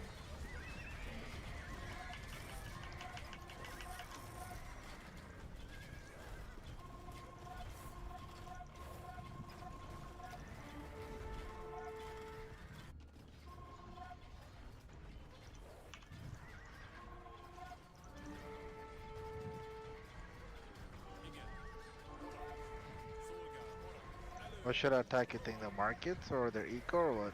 Eco.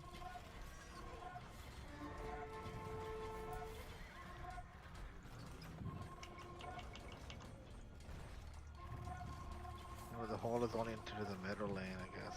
See if there's any other holes there. A lot of freaking castles down there.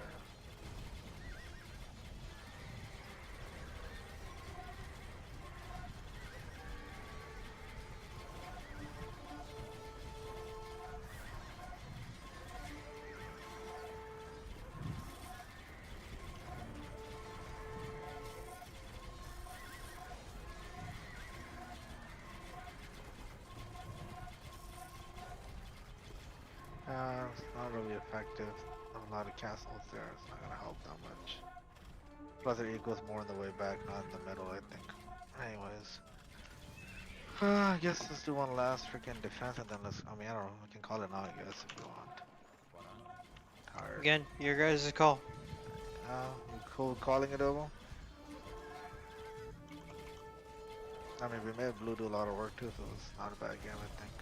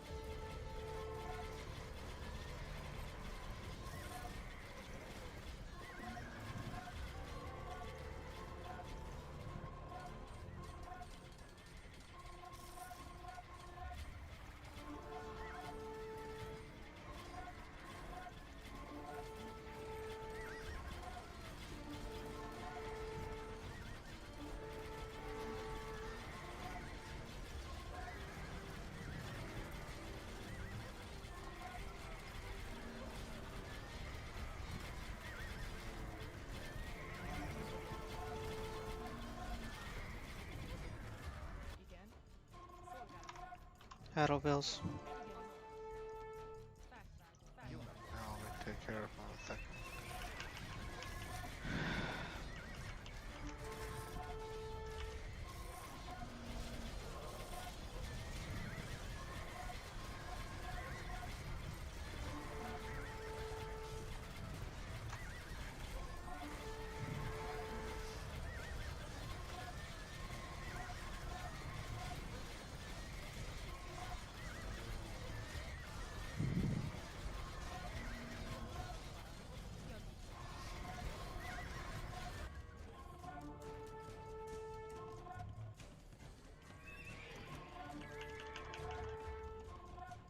More Idlebills.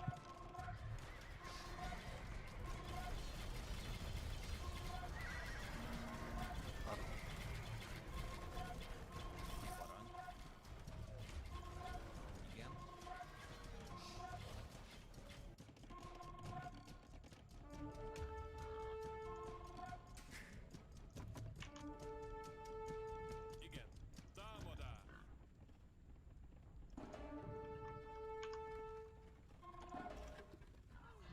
Szolgálatára. Rendben. Igen. Értettem.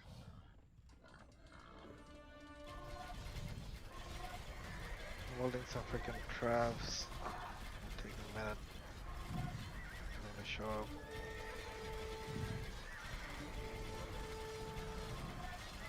Leading the Kongs from the house.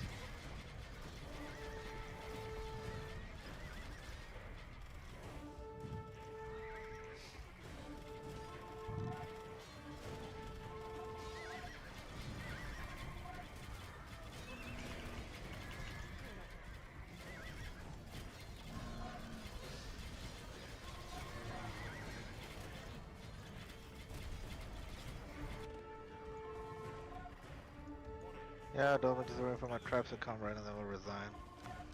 Traps are here, let's rally a little bit on the traps here.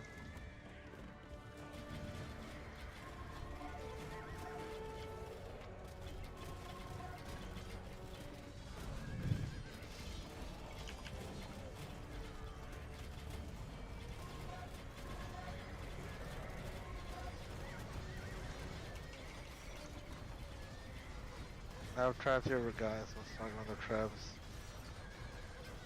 I think we got at least one last push.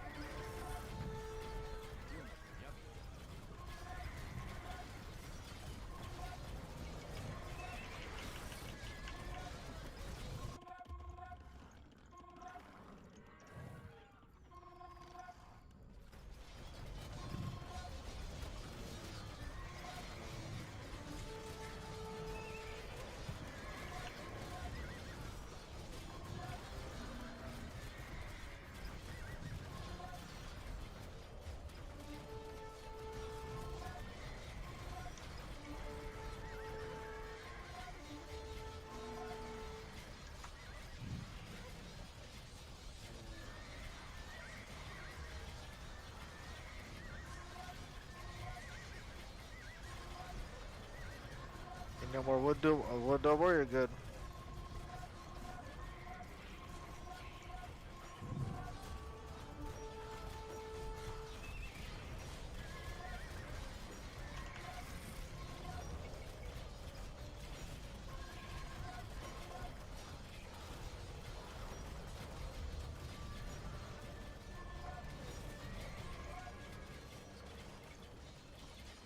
Moving my traps, unpacking them.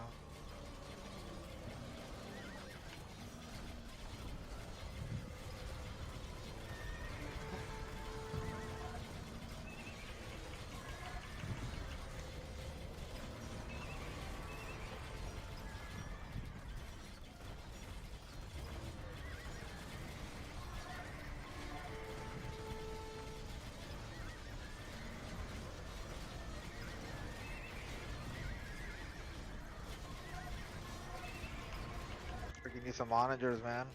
This freaking after manga that Ellies can get pancaked.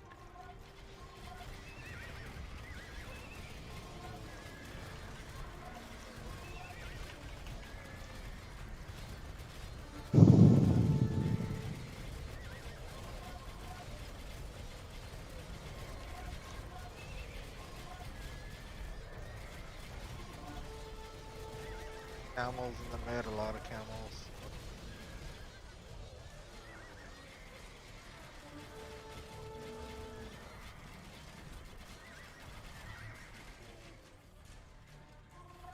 Any more help on my traps? Well, that are left. Not that many, I guess, right now.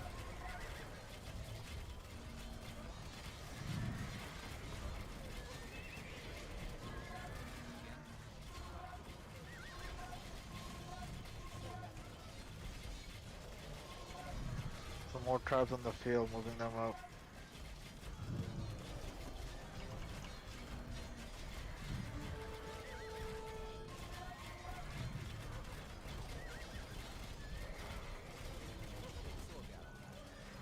Farm resign. Too long. Stalemate. Yeah. Well, at least good to play some conks. Haven't played conks in a while, so.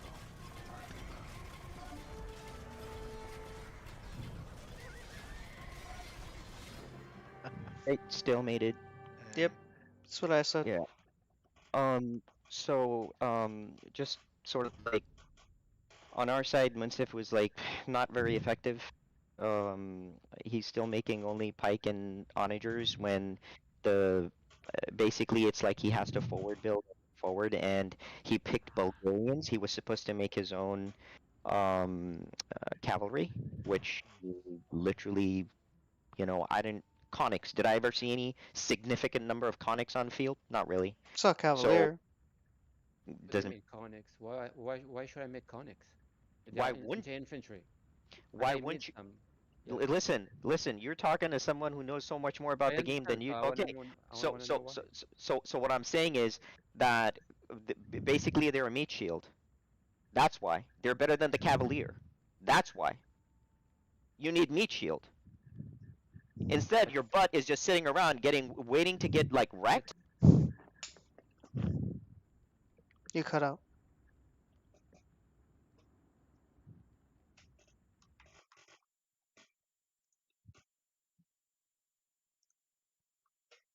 Kicked out? Or did I guess Discord just kicked everyone. Yeah, that's weird. What's happened? We got kicked out, everyone. It's weird. Everybody got kicked out. Yeah, it kicked Yeah. out the whole Yeah. everyone. Yeah, I don't know what happened. Was it this Discord server? I think so. Okay. Yeah, so you can't play that, especially when you have a Spanish player on the field. You've got like heavy mobile archers on the field. You basically don't have too much opportunity, unless your trebs basically have to go in. Siege onagers are just anecdotally useful, only if you're moving forward. So basically, you cannot You can't stay stationary at all. Never. If you stay stationary, you're dead, or you're useless. Either case, it doesn't make sense because you're not really contributing, because you're not even following where the elephants were going. So many times, Fastest Ballista elephants were tanking shots, and you never move forward. Right, so just saying, like, that's just the reason why things are stalling, because you literally are not moving forward with the Ballista elephants, who are basically tanking everything. Right? Like, you literally have to be in sync with the elephants. If you're not, you're done. Like, you're basically useless. Basically, you self-neutered yourself because the elephants would keep protecting you from the front. So many times the Ballista elephants had like an advantage. They would actually move forward, and you would never move forward in sync with them, ever. Not once in the game did I ever see you moving in sync with the Ballista elephants. And your lifeline was the Ballista elephants. Without the Ballista elephants, you dead. Like, there's nothing you can do. So basically, for the most part, you're just kind of like sitting around, can't really do much other than, well, I'm protecting my siege, except your siege can't do shit. And they're coming with so much cavalry and your pikemen were so many times your pikemen were not in place. You're sending trebs to attack buildings before you set your pikemen, which is just such a bad thing, because your pikemen are sitting there and then your trebs are just dead. So then it's kind of like, what? So basically, because you're not in sync with your player who's your front line, basically you being out of sync with your front player, it basically meant that they would overwhelm the elephant archers and you wouldn't be able to get like much of a headway. And then on the flip side, you can't even, like, because of the unit makeup that you had, You went so heavy on the. By the way, you built skirmishers, complete like useless. In the game that we were playing, skirmishers are completely, utterly useless. No point in making skirmishers in that game. But you're again going like a more. You're making like more foot soldiers, I guess. Pikemen are on foot, skirmishers on foot.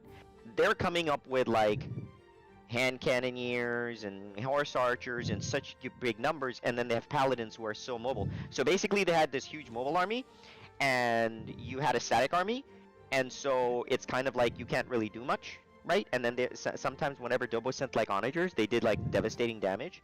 So basically you couldn't really do anything. You're saying you're protecting the elephants, which I can understand, but what's the point of protecting the elephants if you'll never move with the elephants, right? Like you needed to move with the elephants, so if you move with the elephants, then you actually can make pushes. I simply did like 2-3 moves, and their whole midline was just completely gone. I mean, I didn't even like, I never used rams. I actually did not even use my siege workshop. Like at all. Like I think maybe I built 2 rams at most ever. I didn't really even do anything. So it was just, I'm just kind of like supporting you guys and relying on what you guys are doing. But you know, and then I built trebs because you guys were asking for trebs. You just didn't pay attention that the whole mid area was all completely gone, and then the side area is like getting hit. And the problem with and then of course I would say the other thing, because I'm all of this is targeted toward Gmintsev because he's leaving right now, is because you can't close your gates. You're calling out that they're coming. Fastal's calling out they're coming. You can't lock your gates. Then you had like your own problems about how do you wall properly, and there were some areas that were kind of you were struggling with, which allowed them to enter a few times. It wasn't like the biggest thing, honestly. But it is one of those things that in the event, if it were the case where you were relying on your economy at that time, that would have been very devastating, right? But luckily, you know, Dobo didn't do that much damage. He took out 2 TCs, for example, didn't kill as much of your economy, so you actually got lucky, and we didn't have to deal with those forces in the field. But the point was that your whole job was literally to be in sync with Fastal's elephants. So the more you would have been in sync with that, the better it would have been. Saying, you know, anecdotally saying, hey, I'm looking at this side, I'm like handling this side, not good comms. There's just like completely not good enough. Basically, you have to be able to say, hey, they're forward building here. Hey, I've lost this side, this area on our left-hand side. I need assistance on this side. That's like more actionable. They're coming with these units on this side, right? Like if you call outs, make out certain specific call outs, then that becomes useful. When you're not making callouts and just say, I'm over here handling this, nobody knows the urgency, nobody knows what's going on. I knew what was going on, but I wasn't going to act on it till Fastal said, what the hell is going on here? Like, they're killing. Actually, I only acted because they killed some of my units. I think Dobo or somebody, or Shuaib came in, and I think it was Dobo. Dobo came in and killed my units there. Only then I decided to defend. If he didn't even touch me, I would have just left that, because that's kind of on you guys. So my point is, when I say you guys, it's not you. I mean, they're coming in together on that side. Salman was there, Dobo was there, Shoaib ended up coming over there. You cannot say, Fastal, that's your side. I mean, there's just no your side business there. You have to be able to support there, especially you're the siege player. You have to have the right type of siege units to make sure they can't forward build just the way they were building, right? Like, you cannot allow that to happen, because you're the slow pusher. You're the guy who is forward building buildings, your siege buildings. Take that shit out. Like, it's your job. You weren't under a lot of pressure on that side. Using even the units you had with the siege rams plus the pikemen, you would have been actually completely okay. But it never really occurred because you were still kind of like trying to figure out mid, and then that side thing happened. When you went to the side, you completely forgot mid, right? So the pressure came on mid. Fastal and I easily kind of like dealt with that. Fastal did a great job. And then we went right back to pushing, but then the pushing keeps getting stalled because our siege player, who primarily is you're not in sync. So the more you're not in sync, you know, it's like, it doesn't matter what I do, it doesn't matter what Fastal does. The point is that because we're not in sync, that's going to be an issue. So ultimately, obviously, it was going to be more pressure. It was the first game, obviously, you know, with these many resources. So some of this is expected, by the way. I mean, Munsif, it's just like one of those things where you're going to have to, like, if you're going to be a siege player, you know, you're going to have to recognize that, oh, shit, you know, if I can't be sort of like, if I'm going to be with my team, I have to be fast moving with my team. If I cannot be with my team, I have what I need to support myself, which means that, you know, you have like your own mobile army, right? Like, for example, not only is siege a problem for you, you have like all these big cavalry chargers that are backed by horse archers that are killing your pikemen.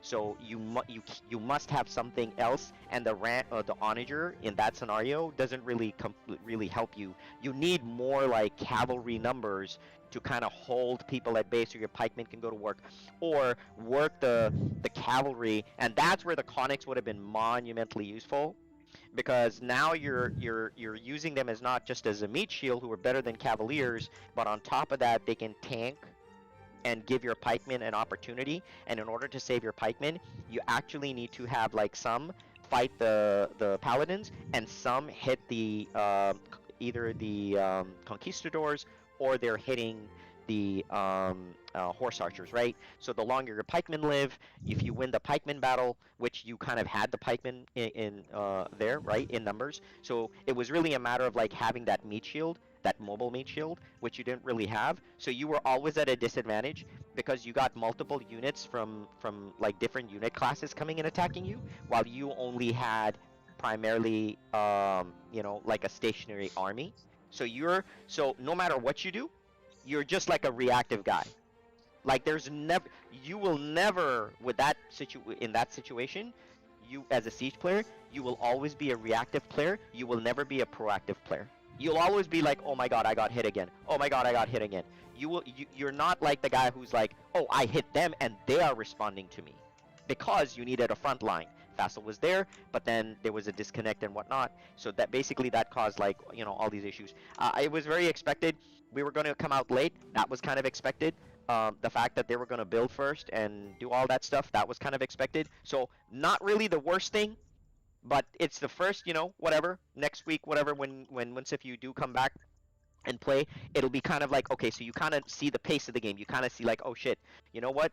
I'm gonna have to like do more. I can't just immediately come out with pikemen necessarily, right? You needed to have like a significant army coming out. That's even true for Fassel, so that you're not panicking and whatnot, right? So knowing that when you burst out, that was one of my suggestions, that when you do burst out, you have like a big army. Yeah, the panic when I just have a question for the other team. I mean, how did you guys go out first? Like, did you guys use an onager to cut the tree or not? No, just Okay, good. villagers. Okay, that's We good. talked about using onager, but we didn't use. Yeah, but so if you kind of like put your villagers in a certain area with the lumber camps, Munsif, you can target. You know, like when you for example, and you've done it That's before. what I did in my. That's what I did in my. You also need to I keep kept going. You also need to keep doing lumber camps too. You No, know. I do. You have to That's what I did. I did like 2 or 3. One like every, I don't know, like every 2 squares. I made one. I kept moving forward as I cut the tree, but still, you guys made it first, which is good. I mean, not horizontally. I mean, I also have to make you more vertically too once you get through a focused area. And that's fine. And that's fine. Again, you know, more resources, first time, first game. Mobility is the key, not really the biggest issue. The point was that despite everything, Munsif, No, you still have great opportunities with Fassel yeah, to make some pushes. And by the way, if you notice, you actually achieved a lot of success when you helped supported with your cavalry. Remember, even if when you made cavaliers, you Okay, actually made it was successful. Let me tell you the mistakes. I did a lot of mistakes. I mean, Which is fine. I mean, it's expected. First game. Yeah, I yeah, mean, yeah, it's for expected. sure. Let me tell you the mistakes and the struggle that I had mostly. Uh-huh. I've been overproducing infantry. You guys noticed that? Right. I've been making a lot of infantry, and every time I try to make like a cavalry to balance up, I've been always popped up, all the time at 200 all the time. I try to kill even infantry. I try to kill it. I reduce the villagers. I reduce everything to make my cavalry count. And the time I had like 20 or 30 cavalry, and then I get overwhelmed with the opposite team cavalry, and it just destroyed me very fast. And it took me again a while to create a bunch of cavalry again by balancing those units. That's a problem. And the forward building, we had a good 15-minute empty space. I should have forward building first. I did send unit of villagers, but every time they die in the way, and they were only like empty squares all the time there. I mean, if you guys noticed. And me synchronizing between left, mid, and right was little. I was little slow to react, which is true. I mean, I think that's the main point. And when I called for that your left side, you need to take care of it. It's not that you should have made it more defensive. It's just since you have your buildings there, if you can create infantry so that you can counter whatever pack of cavalry that they send. It's not like it's your fault or I'm putting it like a reason why that happened. I'm just saying since you're closer and it's your side, you should take care of it. Meaning you have a lot of buildings there, so just create some infantry or whatever just to counter their units. That's the only meaning I had in my mind. Okay, I mean it's first game. It was expected those mistakes, especially the wide. This is a very wide. Yep. You're playing in a very wide. I think this is like 3-player map. And you're playing the whole way, like from left to right. It's something which. Well, technically it was 3/4 of the map you were kind of playing, right? You didn't play like the whole quadrant with. Yeah. So I mean that's still not too bad, right? I mean technically it's not too bad. Yeah. Because think about it, it was kind of congested in your side, yeah. Like between you and Fassel, it got like congested. Yeah. So what I'm saying is, if you actually played the map, you would actually have more room, and if you were following, just always supporting your teammate, you would, if you always to just build around and support your teammate. So for example, in your case, you needed to always like use the elephants as your meat shield. Correct. Whenever you did, plus you made some cavaliers, not like tons, but you made some cavaliers. That combination worked, and you pushed them back. Okay, the moment you went off on the ratio and then the cavalry entirely disappeared, that's when you struggled mightily, because then you became very sticky. What would be the role of my cavalry here? Say that again. What will be the role of the cavalry? Like just a meat shield. Just a meat shield, right? To support the Ellies, then. That's it. Yeah. Well, you don't really care about the elephants necessarily in the same way, right? Because Fassel had his own regular elephants. What you needed to do really there is just make it harder for like cavalry to get to your siege. So part of it is pikemen there. Part of it is like you have like the cavalry blocking the lane, and then the only time the cavalry ever leaves is whenever you see siege onagers from the other side. By the way, the game is up for all that need to join Sharky and whatever. Just join in. So my point is like so the cavalry has like two jobs. When the paladins come in, right? They're basically cavalry is gonna your cavaliers will kind of die, but your conics will have a better shot. But even if you mixed it up with cavaliers, it's not a big deal. You could still have them because they come out faster. And then you have pikemen. So all your job is to kind of have your pikemen do most of the work, and never let the the paladins really have like full, like a charge into your trebs. Exactly. And then you're basically at the end of the day, you're just making sure you're yeah. So basically your pikemen are doing the job there, right, and protecting your siege. And then the other role of your pikemen is to hide them between the elephants, so that for the ballista elephants, not the regular elephants, but the ballista elephants, so that when they do get hit by cavalry charges, the pikemen are kind of like doing the job. But you would always be seeking shelter. So whenever the paladin charges came in, your job is to just be around the massive number of ballistas. That's it. Okay. Let the ballista elephants do the work. You hold the line, and then they will all get chewed up. Which, by the way, there was quite a few times you were able to accomplish that. It's just there wasn't enough follow-up. Or when you did have the trebs, because they died so quickly, you guys just had the standing army, but you couldn't do anything. You know what I mean? Yeah. Like you kind of figured some things out, but then there's always something else would fail. But other than that, like I said, now you kind of got an experience. You kind of got a feel of it. So I'm pretty sure next time you'll be like super ready and super engaged. All right, guys. All right, have a good man. day. All right, take care, buddy, man. Good night. Yeah, for sure. Who are we missing right now? Jobo is missing. By the way, so I wanted to kind of say one other thing. So generally, good job. Broke first. Forward building great. Good attempts at the forward pushing. Did not protect the siege properly. Again, you guys had similar issues. Did try to take out some strategic buildings with the castles. Not too bad. I like that. I think that recognizing that one of the things that was stopping you significantly was that there was a ton of infantry. So basically, I did notice that some of the trebs were, trying to destroy. I know I saw some of the trebs trying to destroy Vassal stables and stuff, but taking out the infantry was huge because once you take out the infantry barracks, then your paladins basically have a free reign completely. And you had two players who could overwhelm the back line with paladins, but it couldn't happen because a lot of the barracks. So in this case, more than the stables, the barracks were the key to success for your team. So because you did not treb the barracks, there were always all these pikes around. Basically, it meant that the paladins, even if they charged in, you would lose a lot of paladins. You see? So ultimately, you were just only left with archers or conics, conquistadors. But what are they gonna do? I mean, they can't do shit. So that was the issue. So Trebs kind of had an issue. You guys then tried to overcompensate by building 10, 15, like literally if you kind of think about it, Salman was trying to do a good job. He was trying to show you actually he did a lot of devastating damage with like 3 Trebs. I got like 4, maybe 6 Trebs at most. Never needed like 10, 12. You see? Never needed that.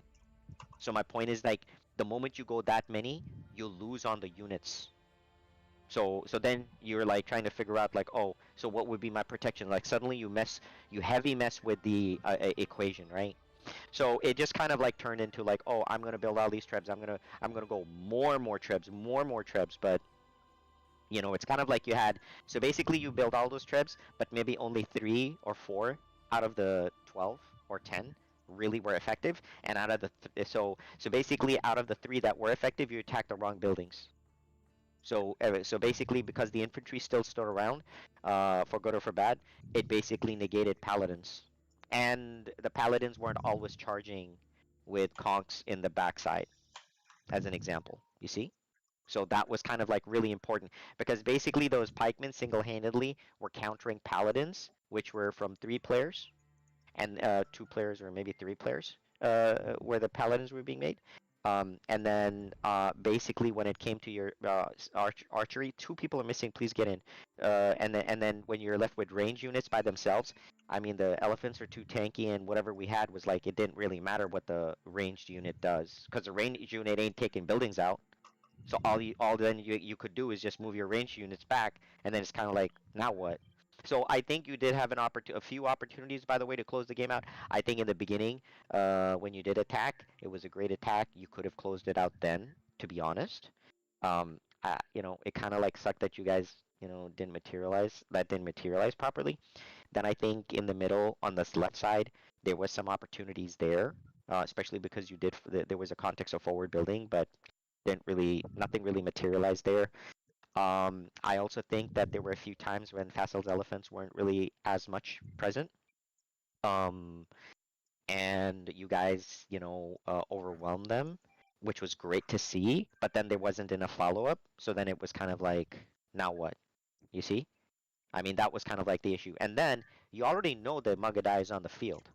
You think I care about my 15 Mugadai? When they go in, I don't have to charge you. So what are your paladins doing protecting trebs? You see? Like what? I don't care that you have paladins. I'm just gonna go snipe. You kill all my Mugadai, I destroy like 8 trebs. I'll take that exchange any day. So it's kind of like, just kind of keep that in mind. Like that's kind of important. So we don't have Dovo. That's fine. Not an issue. But good play. But definitely good play. Yeah, I so like what you guys did. Wasn't using his mic either, so it was Yeah. a little tough to coordinate and communicate with them. Oh, really? hmm Yeah. he was typing. Just tell me the one thing that I saw. 20 freaking trebs started to charge in. Packed. 20 tribes. Which color do you remember? Oh, It was both yellow and teal. Straight down the middle. Straight down the middle. Right? Like it was like you didn't care. Like you guys were like, we're just coming right in between. We're just gonna plant. We're just gonna go right in. I mean, I just saw like 20 trebs. Maybe I guess maybe we had clicked on your castle. Maybe that's the only thing I can think of. And that was a bit deeper, of course, than the other buildings, right? Maybe that's what happened. I mean, there was a whole point in the game. I was like, what the hell? What the heck is this? But it wasn't just one color. It was both. It was Yeah, I teal think it and was yellow. Dobo and me. I think it was yellow and teal. I think he went in And, first, and maybe I came to try to follow up with him. yeah, but just rolling the trebs in? Gonna come in style, man. Jesus. How was the initial action though? It was fun. No, it was good. It was good. You guys broke out first, so shit. You know what I'm saying. It's all good though. Like everybody has an opportunity, even if you kind of lose that initial ground. It's not like the end of the world. So Well, that that, and the Berryland obviously helps a lot with yeah. maintaining the initial pace and shit. So Yeah, it kind of goes both ways. I don't know what you guys thought about the berry bush. I thought it was still necessary because yeah, some it's people are slow and some people are fast, so it just kind of evens it out, yeah, no, it's fine. Okay, just let me hey, while I talk to Salman really quick for this one, Sharky, can you find out? I see that Shami is around.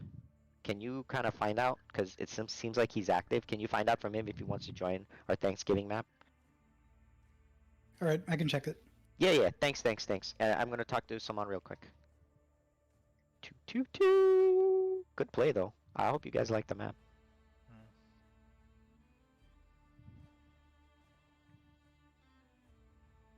So what do you think about that? The double not on comms was a shit show. Yeah. He ended up being. I think him and Munsif negated each other out though. That's oddly true. And then basically fast. Yeah. you negated me out, and then there's just like Shoaib doing Shoaib things. It was just like, this is a shit show. Yeah, I mean, between Dobo and Shoaib, they had enough. It was just that, Yeah, it and was a matter of then the rallying was. I'm like, Dobo, stop rallying in the fucking front. He said, my bad. Yeah. I'm like, this guy right now. Yeah, because tons of resources, so they're kind of just playing, free, I guess, Yeah. lackadaisical or whatever. But well, I guess like in the event Shami comes up, how do you want the teams, and in the KCB doesn't, then what would you like a 3v2 to look like? I mean, I like the fact that there's more resources. Kind of puts a lot of pressure though. Yeah. As opposed to if there weren't, Yeah, I mean, there's that, and then there's I don't know how to balance a 3v2, but Xiaomi v Sharky Show versus Fastball. When it's a negative on Shami, he has to pick up his wife from the airport. Okay, Gotcha. no worries. Go ahead. So what were you saying?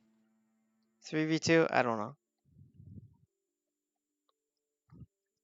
Well, give me a combo, bro. They got like a tons of resources and people on a high, bro. I mean, it depends on like what you want to test. You want me on the team of 2, or you want me on the team of 3? I'm asking you based on the resources we have. You're gonna be able to handle the team of 2? Maybe. I don't know. That last match, honestly, like, I felt like whenever I went against Vassal was just kind of dying. Then again, too much part of it. micro. He was like doing a bit on my side, but then he was like doing his side, and then Munsif didn't help him, so he was just kind of in a shit situation, unfortunately. And Munsif was the middle player. Of course, of course.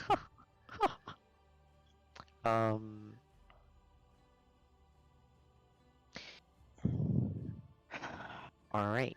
So I think because it's a lot of resources, I think we can see what these guys are made of. Sure. All right, let's go to the other channel.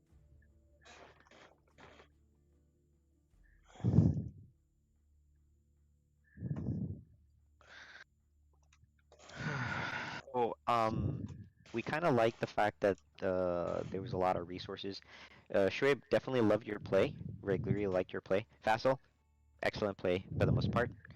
The only thing I would suggest is like micro the ballista a little bit more, but other than that, I mean, it was completely fine. What you were doing is fine. It's just like our mid player wasn't like always supporting, and so it kind of like hurt. But as far as like the play from you two, I mean, exceptional with the resources. So I think that even with the lack of, even with the, even with like some issues with what you guys were doing, the fact that you had like more resources, it kind of helped your cause. So what I want to do is I want to see. I'm just balancing it out here. So I want to see how you guys do with those resources and with against Salman and me. I want to see more of like Shoaib, you working closely with Faisal on this one, and then Sharky playing super support.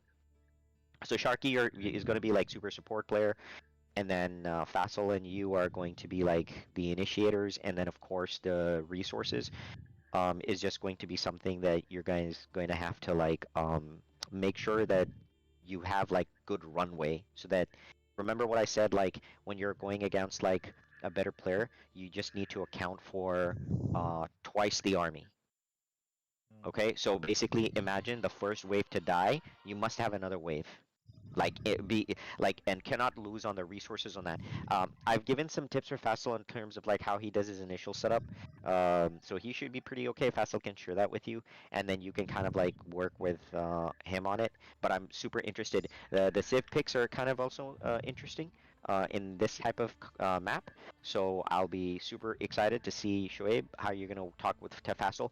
What I also like about Faisal is he's not married to a particular Civ. So he's pretty open in terms of what he wants to do. So I'm just saying, like, so I think you have more flexibility there as well. Sharky doesn't have to go, like, you don't have to just say, hey, you can go cavalry, or, like, this is your role. Like, I mean, you can if you want to, but again, it's a very, friendly map to noobs.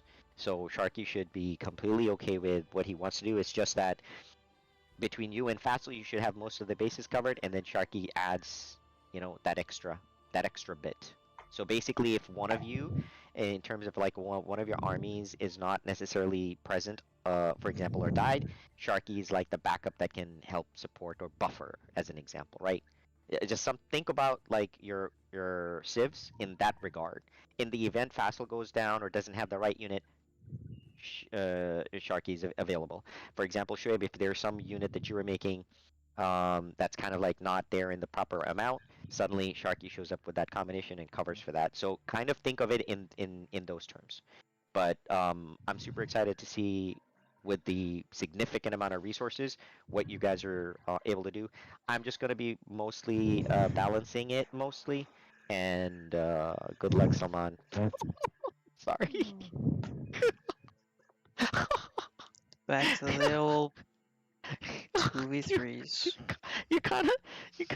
It's only this week. I think we'll have people next week. I think so. We Yeah, I should be think all right. next week should be back to normal.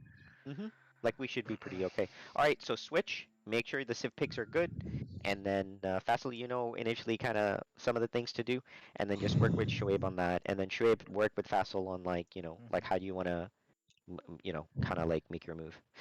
All right, guys. Move in and let's go.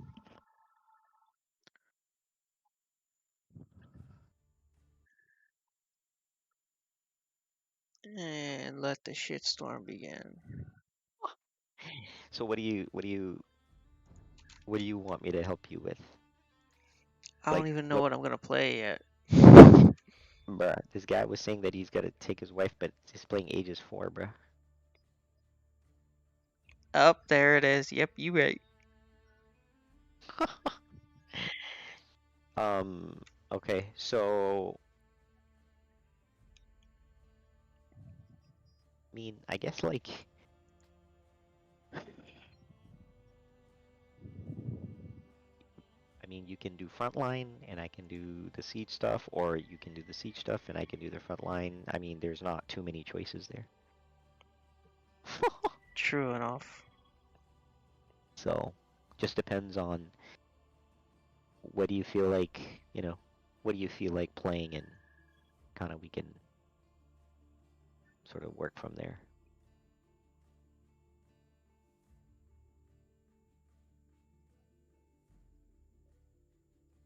Bilbo Ninja left. That was just not expected. Yeah. I was like, let me check Discord. Oh, wait, he's not here. Oh, shit. Let me let the guys know he ain't here.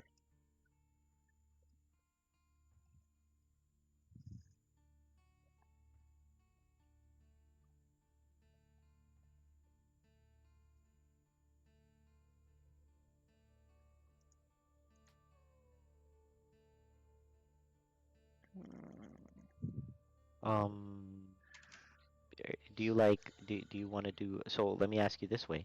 Do you want to be more frontish, or do you want me to more siege? Even though we both probably need to do some siege, but you know what I mean, like what are you meaning? Well, right now I'm looking at Lithuanians.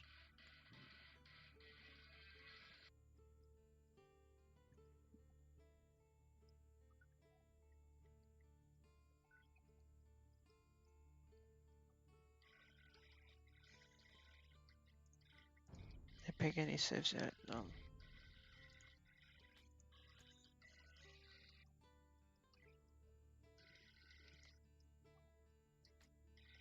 I've been wanting to play Japs and Lithuanians for a while. I got to play Magyars at least. That was nice. True. True. Yo. Show about to go Mongols like last game. I hope not. No, he was. Oh shit. I'm It glad was, he he did. was Celts and Mongols. I'm like, whoa. You doing double siege here? What the hell you on about right now?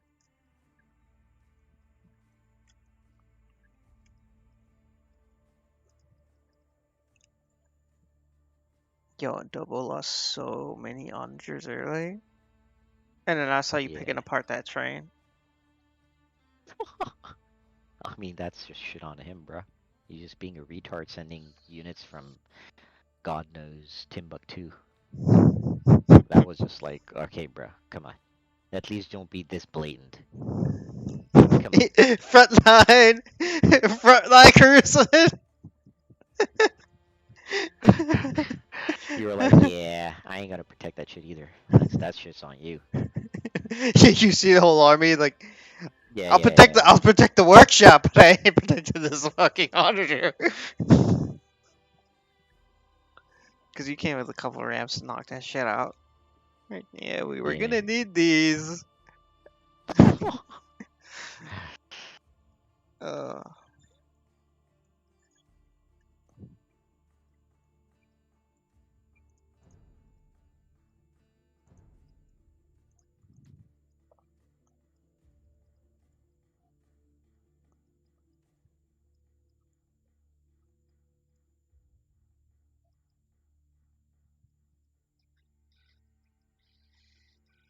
I mean, if you want to be like super trolly, right? Depends if you want to be super trolly or not. I mean, you could literally just do, you know, Indians and Khmer.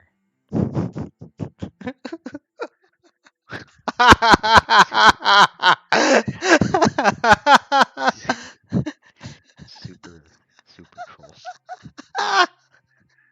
Super trolly.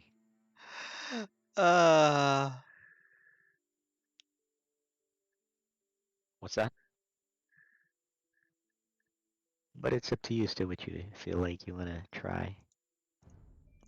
It's just that if you do one I have to like do the other, or if you do, the other one, then I have to do the first one. We just have Teutons to. and Spanish. Oh shit! Is he disconnecting again? I think so. But I saw Teutons in Spanish. Okay.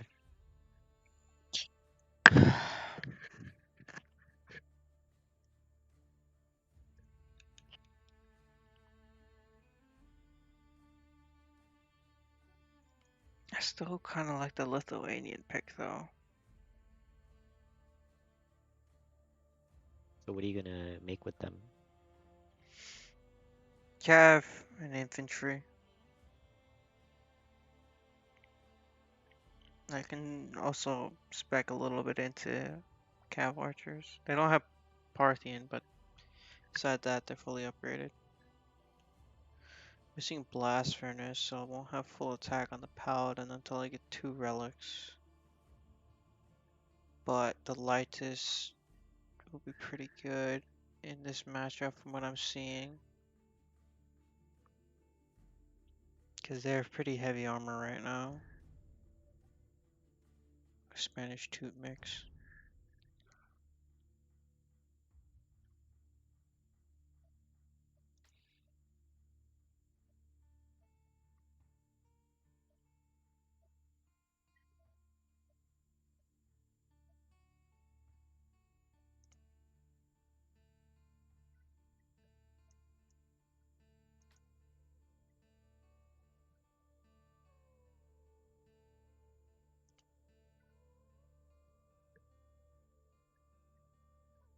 Do that. Maybe you go Japanese infantry, archers.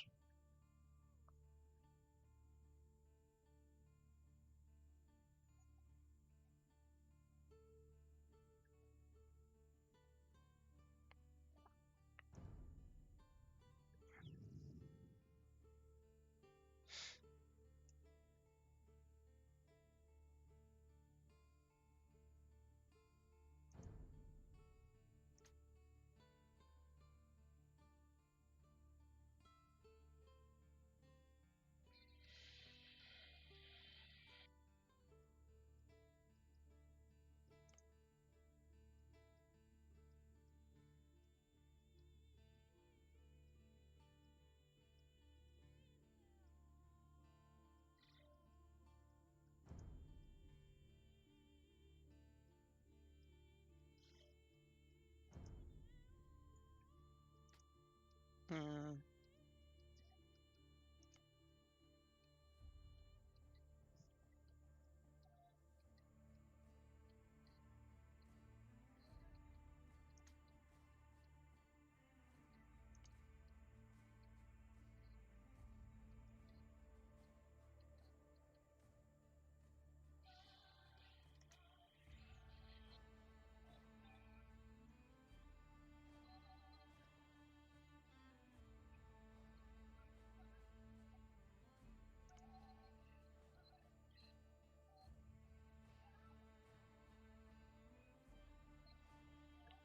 I'm really feeling either Lithuanians or Japanese because I never get to play them.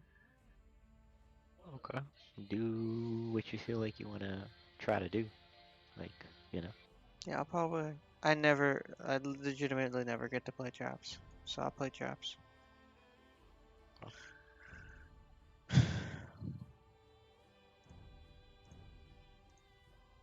Because whenever I get infantry, it's always infantry and siege.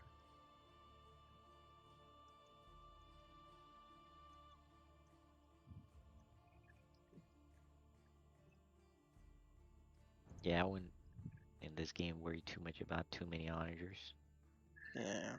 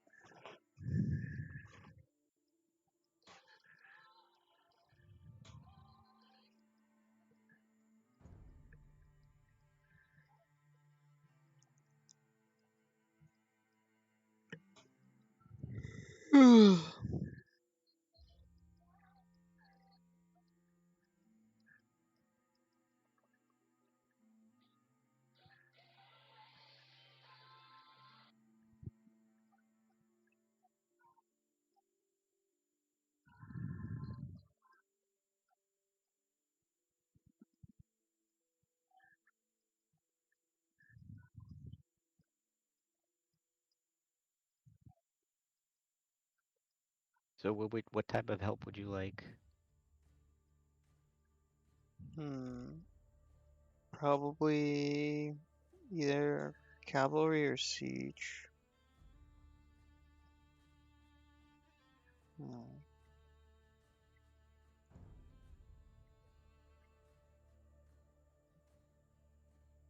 Indian, Celts, and Spanish. Okay.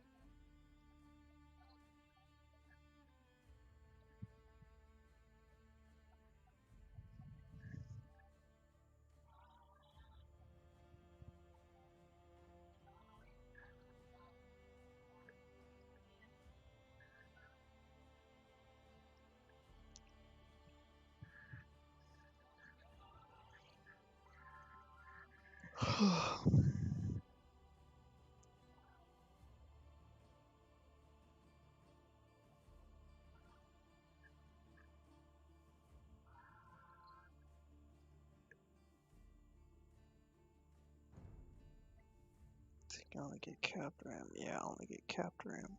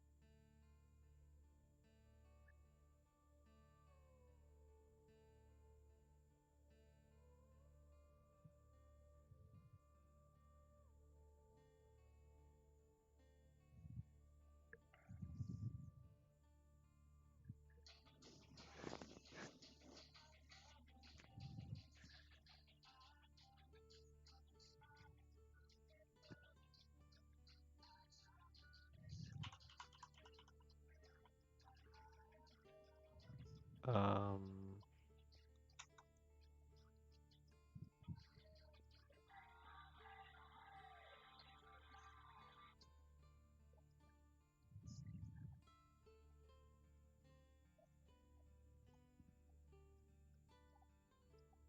By the way, I'm pretty sure we cut.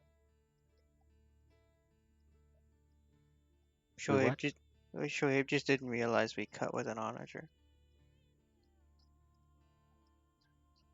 Oh, it would make sense. Um, well, I mean, I can give you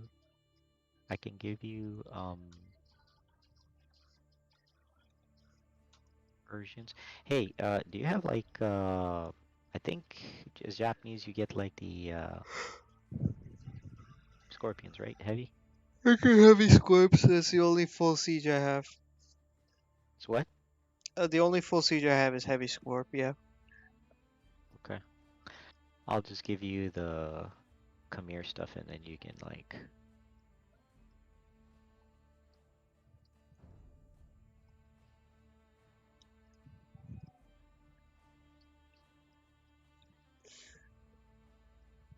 could even do Persians, but it'll be too OP.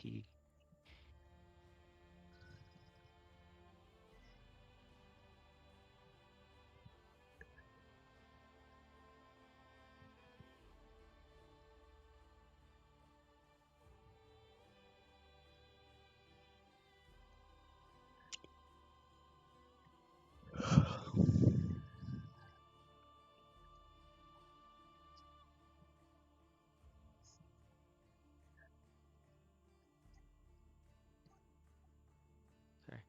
I'll go Khmer and give you the bonus then. Okay. Besides, if they win, it's not a bad thing. All right. Let's see. Come here. And then I'll let you do the siege thing.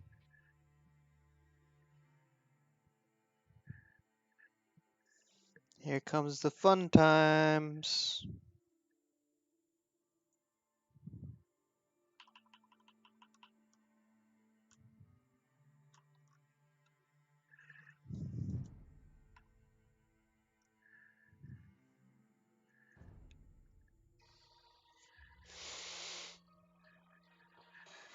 The onagers will still be an issue. Potentially. Yep.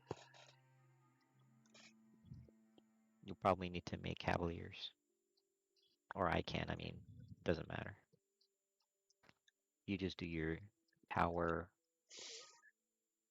you know, the tower and whatever.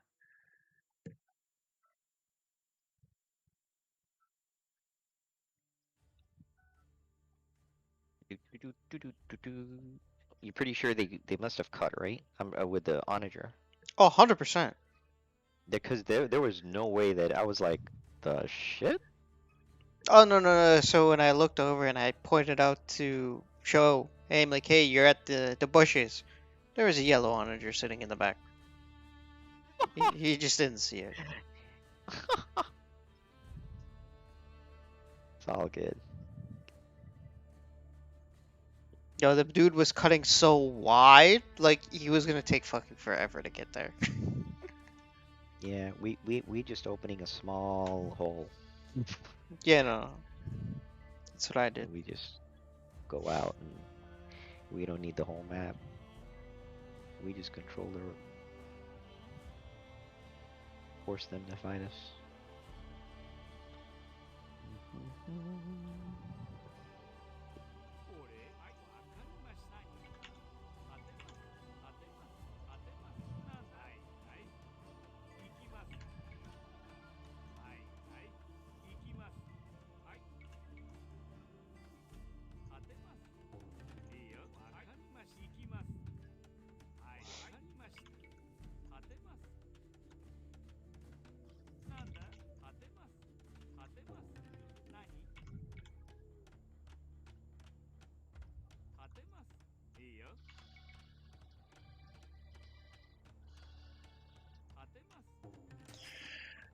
Building my TCs.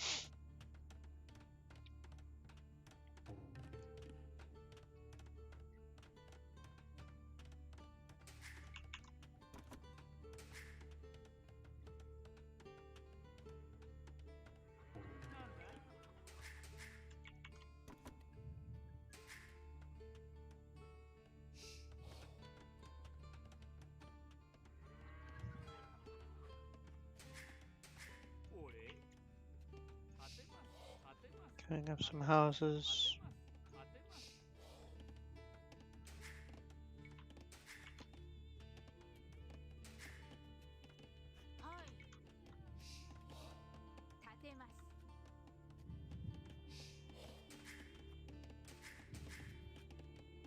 Setting my market up for you.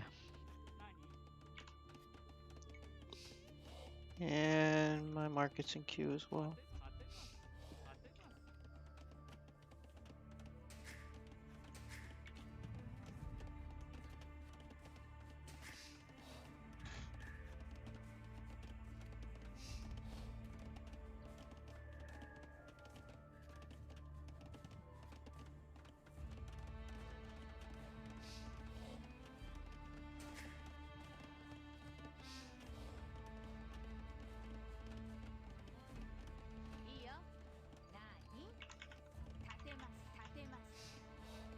Adding a couple farms.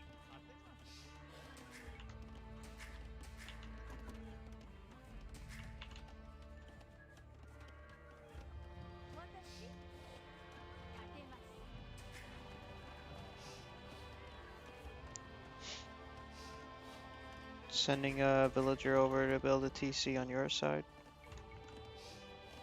Oh, cool. Building it here.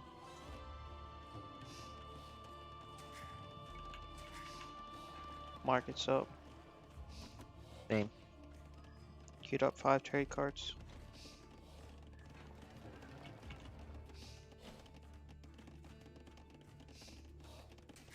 Make sure you build like more markets. Yeah.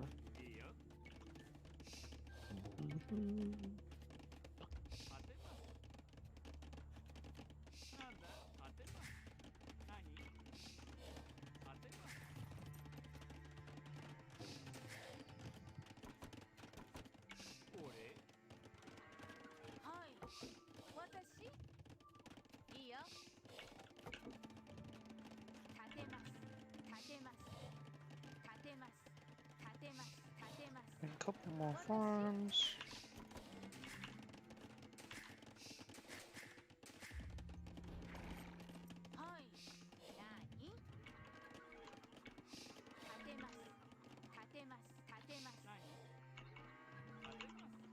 Adding more houses.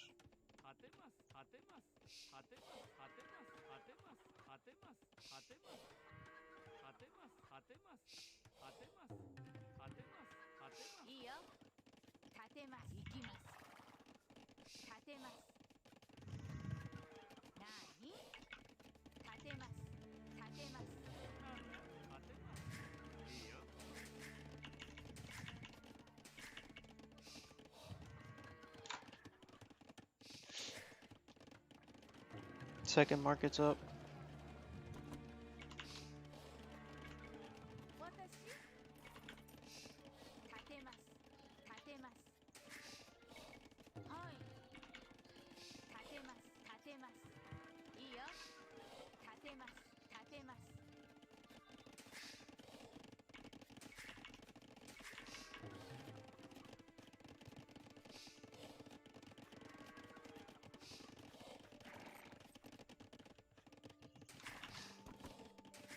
I'm thinking kind of break from here, or where do you want to break from? Well, Like, you want to break from there, or you want to break from here? Closer to you, because that way you're just, Yeah. you know what I mean? Like, yeah. I think right has here, to be close to you. here's right there is really good. Okay. I'm moving all my villagers there.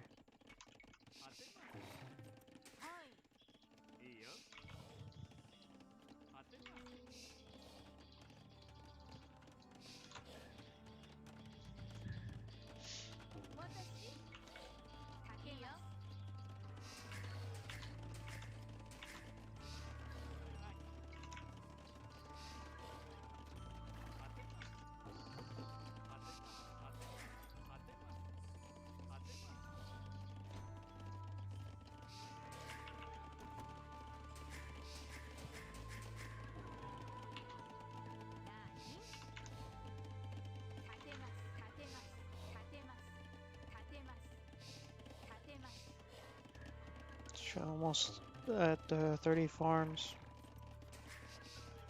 Nice.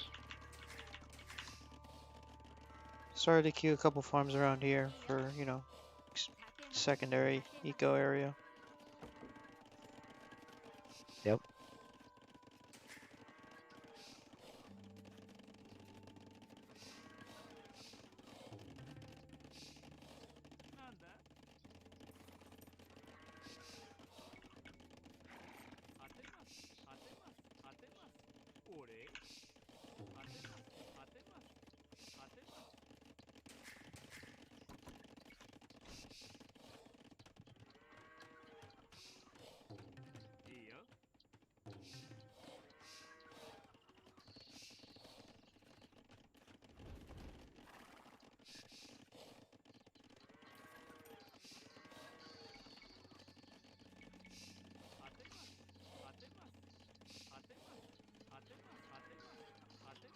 Dropping some houses here. I'm near pop cap. I'm at 170 pop cap, so should be just about enough.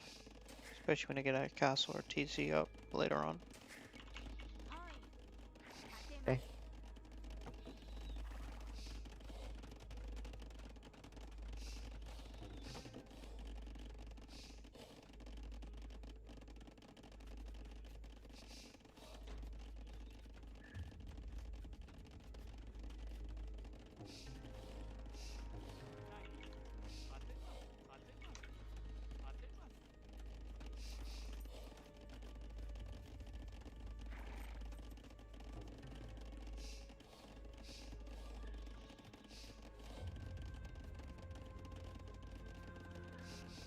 at 40 farms Nice. and 109 lumberjacks. Wow.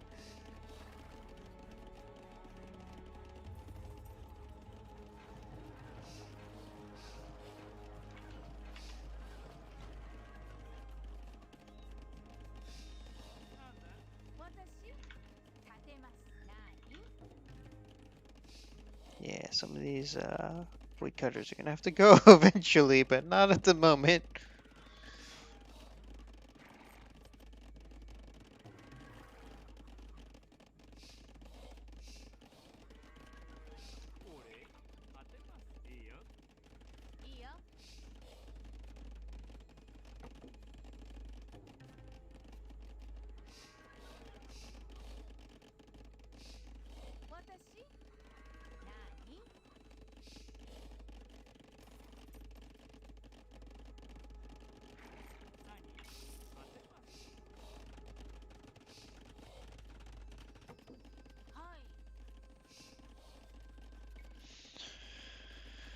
Gonna start popping out some barracks in this area. Okay.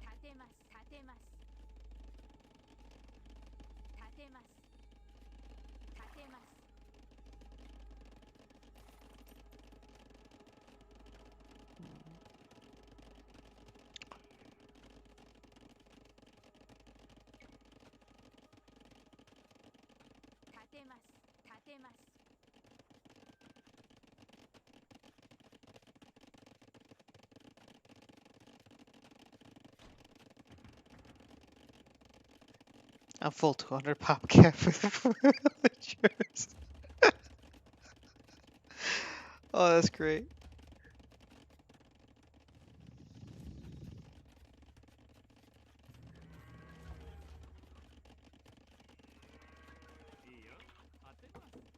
You buzzing, bruh.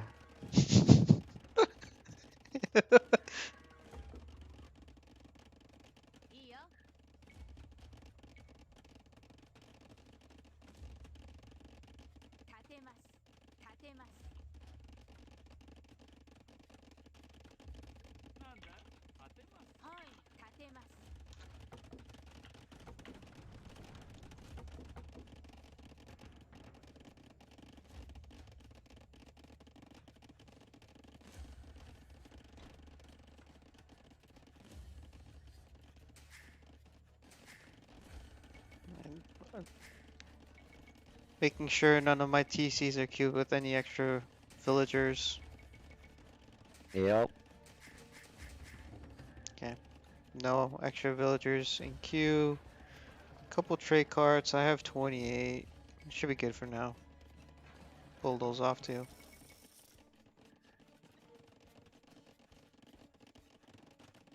There's Yeah, you're almost gonna a need break that right there. gold.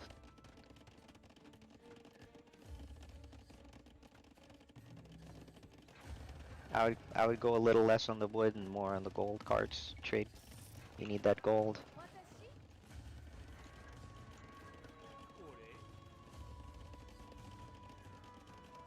Yeah, start killing some villagers off.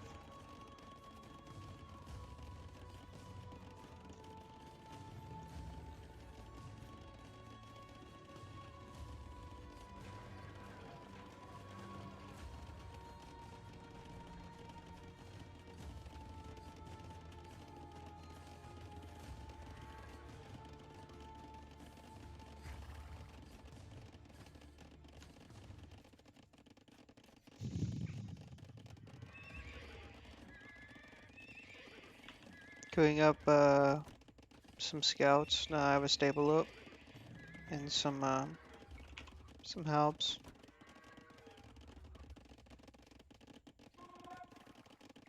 Got to a point where there's a breach. Oh, good.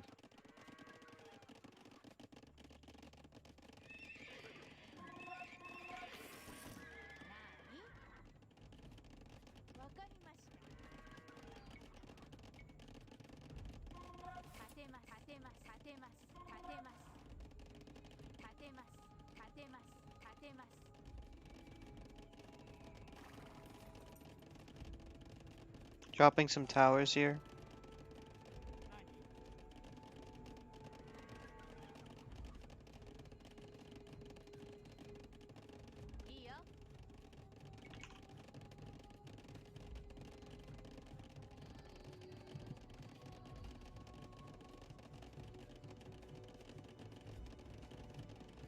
Where do you want to breach from?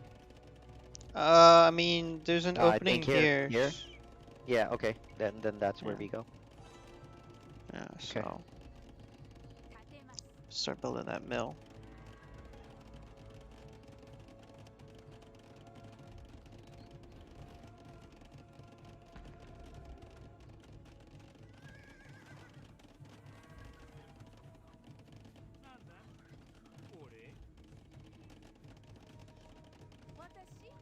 Can start killing off some of these lumberjacks. Bringing us down to an actual reasonable number. Yo, I had 128. It's just that later on you may need it. Well, I know.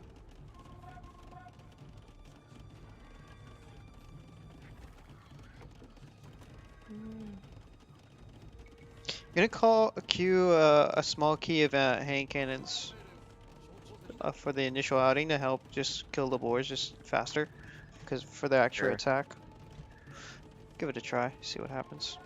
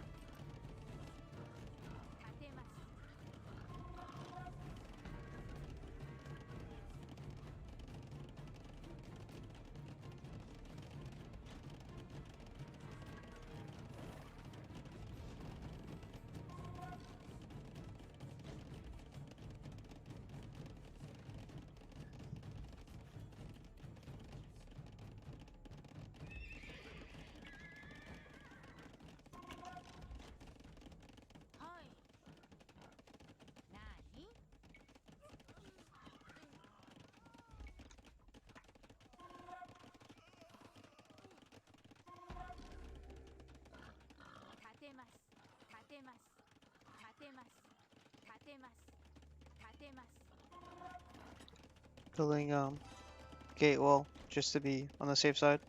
Mm-hmm.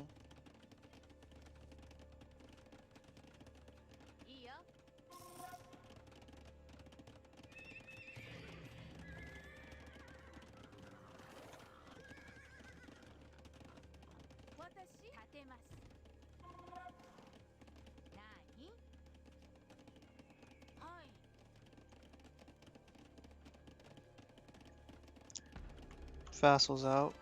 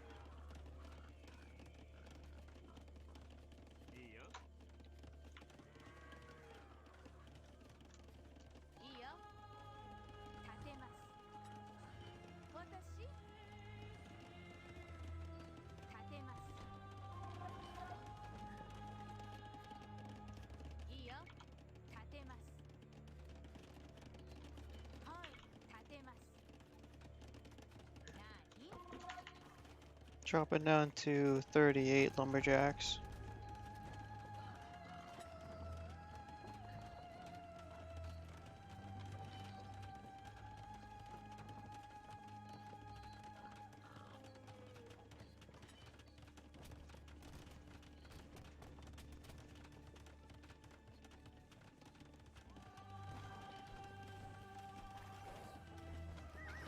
And I'm out.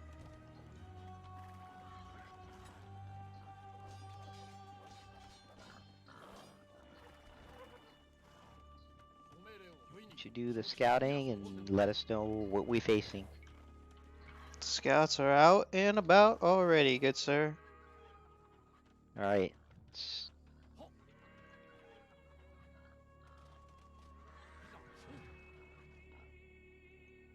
You can send your villagers out. Paladins and halbs right here. Indian Ellies right here. More halbs here.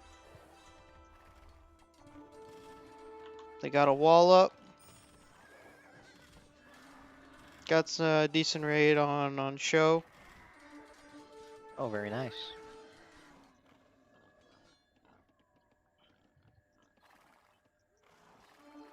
Pulling show paladins into the boars.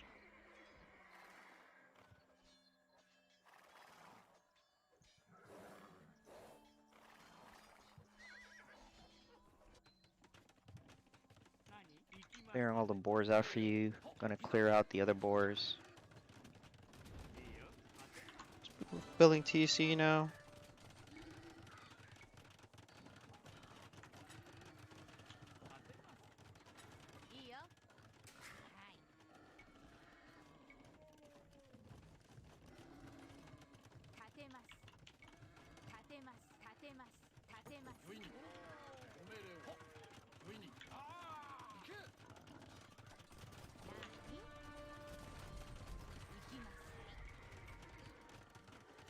Building barracks and a castle here.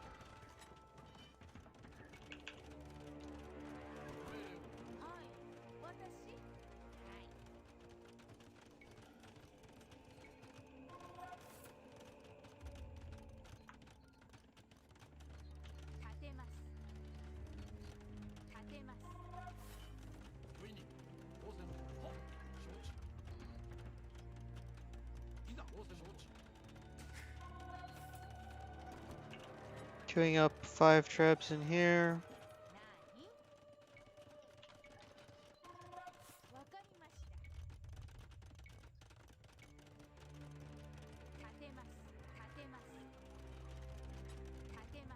Dropping some archer ranges back here. I'm trying to get to that stone ASAP.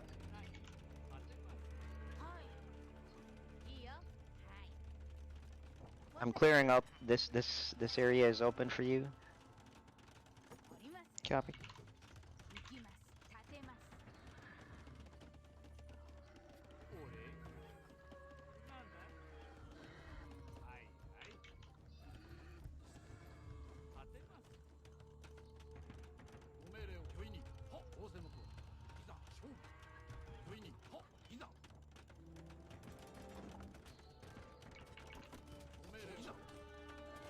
Clearing out boars up here.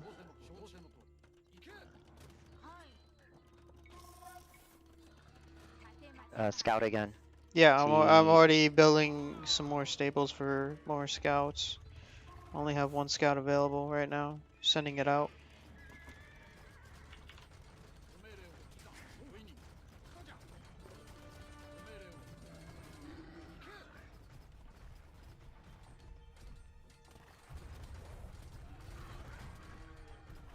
Building a wall. Killing villager, building wall.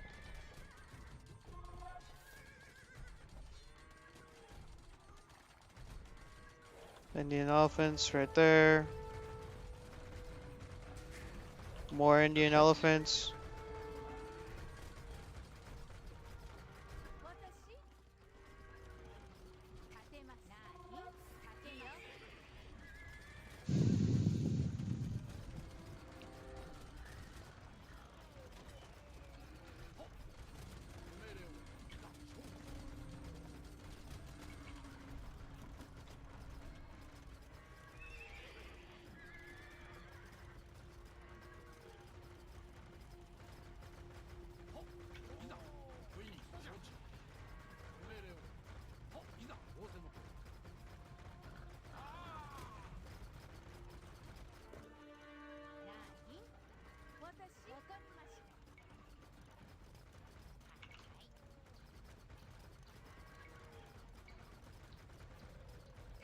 Dropping a keep here.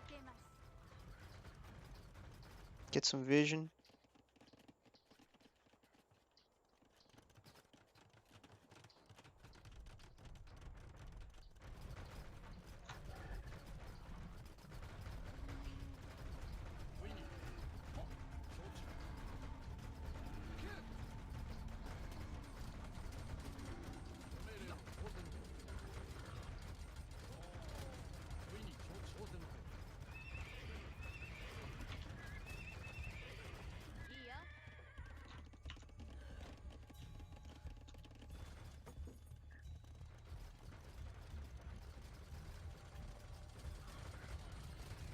You scouting party. I see it.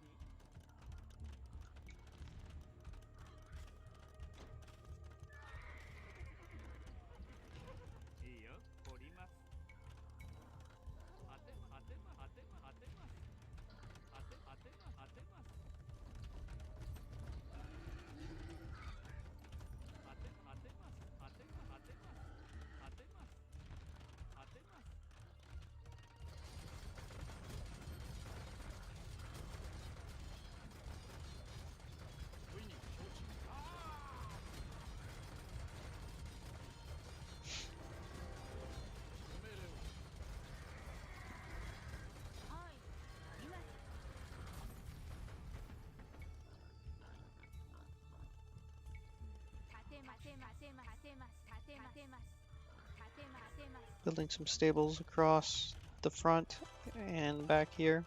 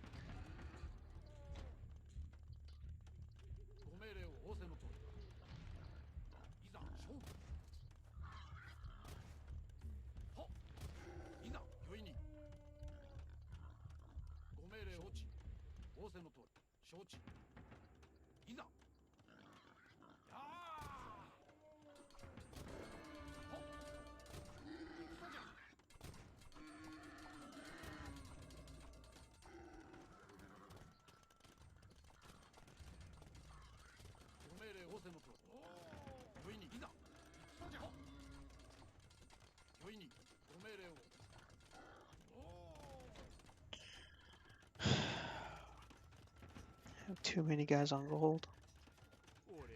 68 on gold.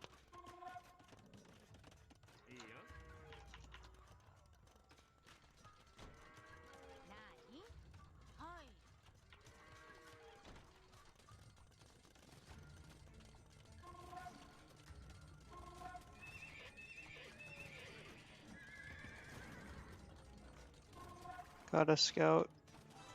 Sending it this way. Scout along the wall.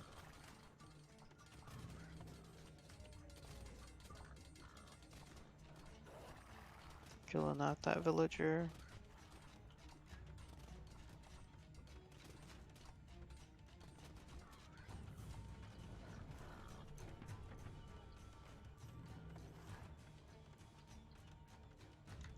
Got stables here. Onagers and halberdiers there. The elephants are here.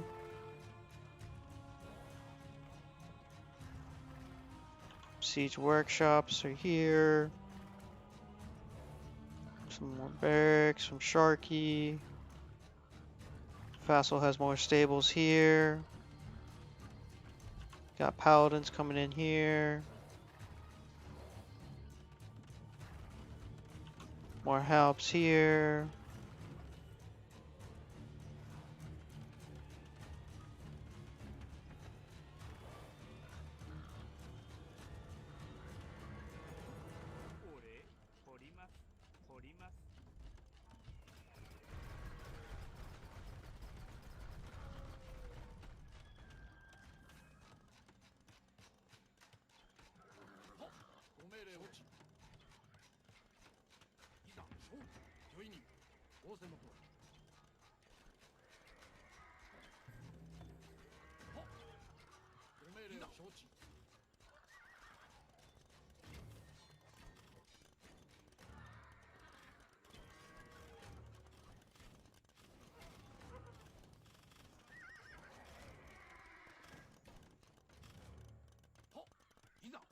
Finally started working on some stone here. Good.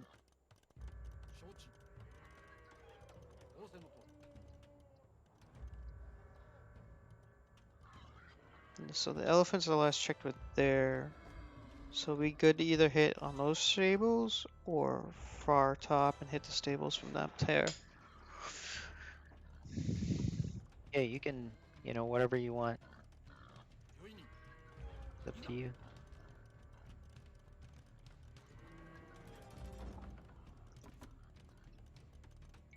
Yeah, I'm gonna go up top here. They should be coming soon. Yep. They'll probably have onagers and all sorts of. Yep, there was 2 onagers and some halbs right there.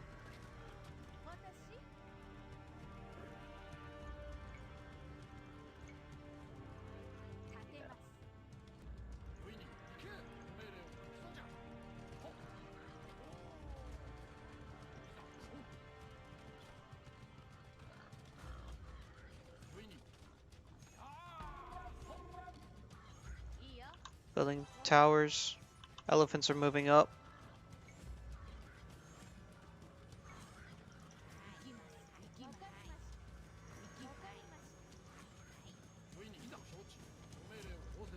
Trap setting up. Camels coming out.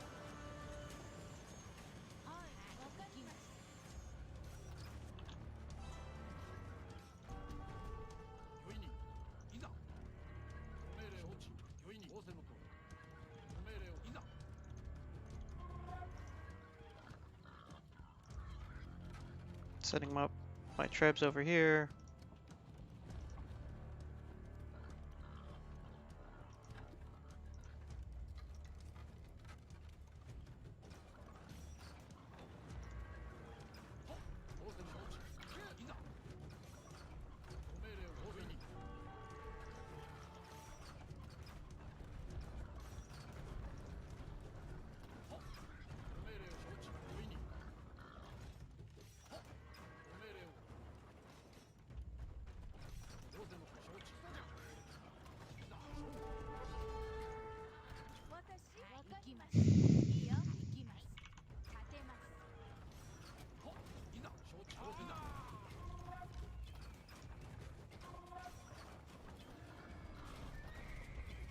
Got onagers there.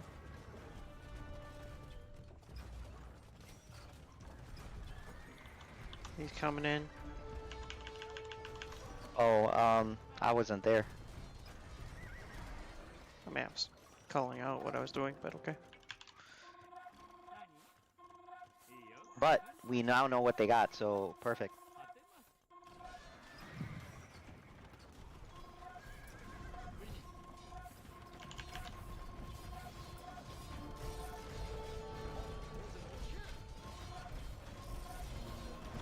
Onagers right there, sending halbs out with your elephants.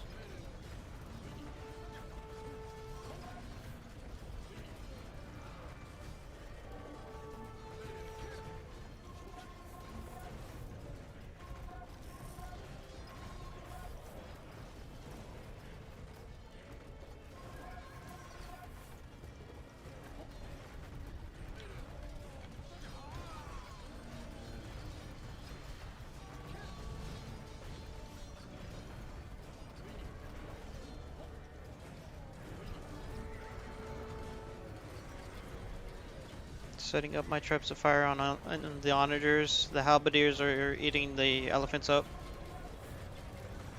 Yep.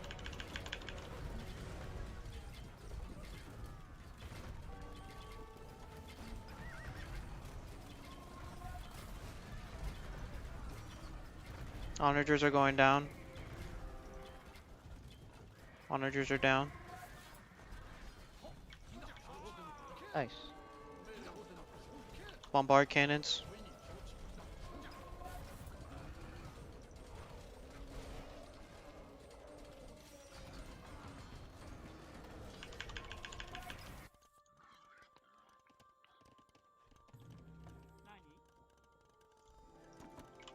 Queuing up a couple traps down here.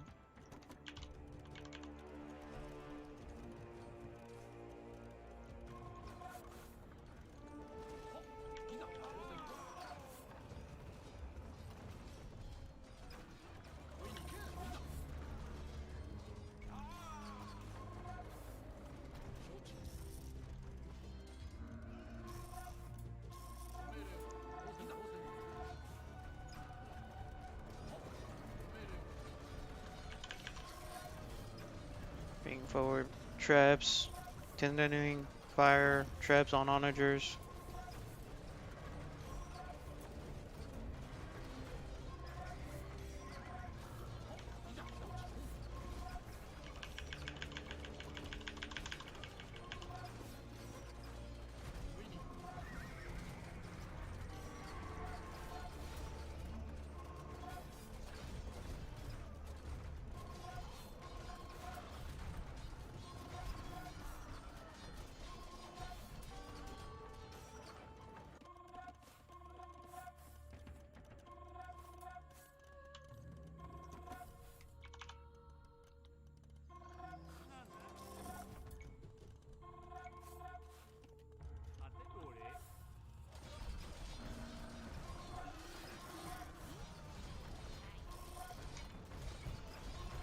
Queuing up a couple towers behind the stables.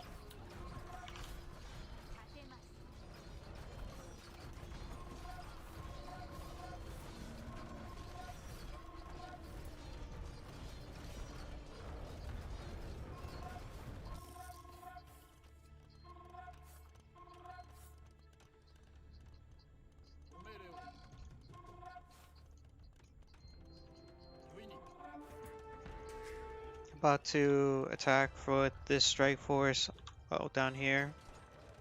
Mm-hmm.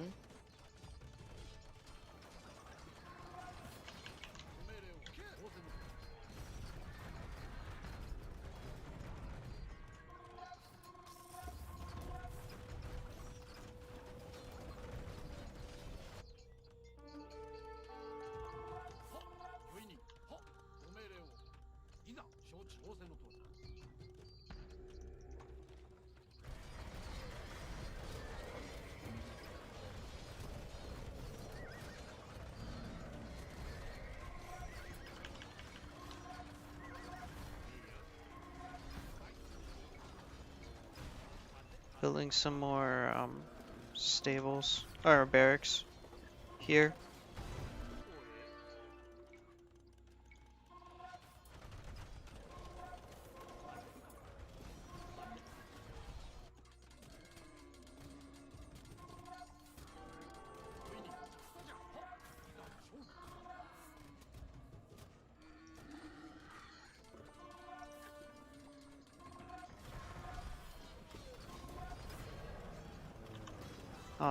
We got the bombard cannons up top.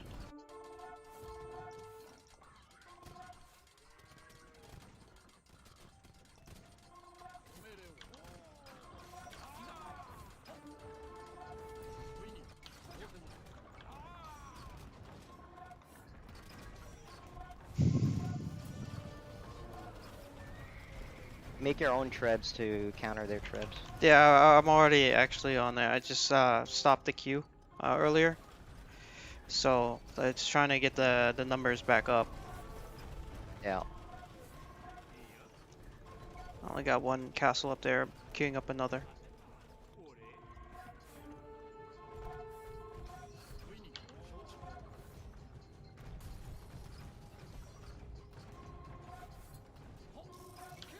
And pull the Shoaib's forces, all of Shoaib's forces.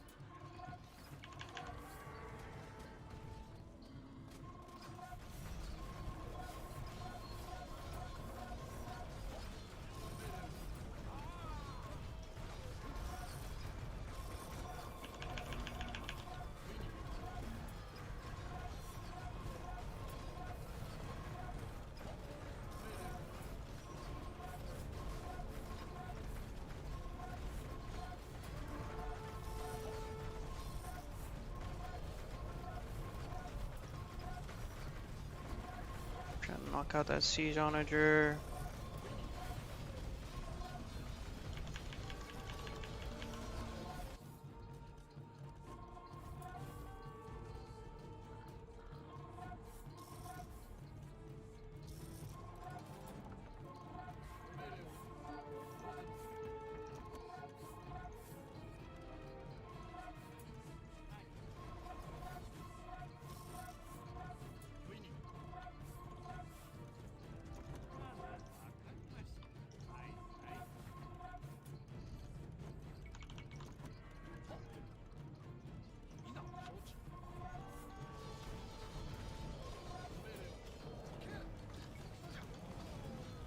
Getting trebs on that enemy treb.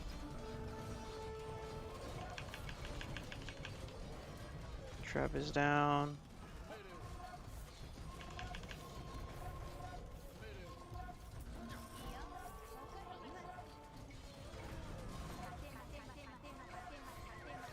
Building barracks up top.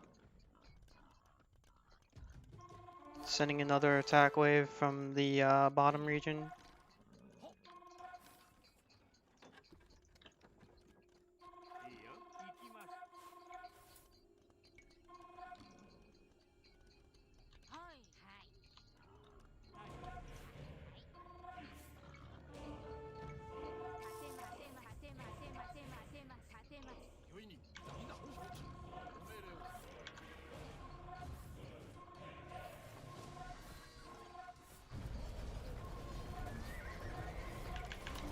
Queuing up more trebs up top.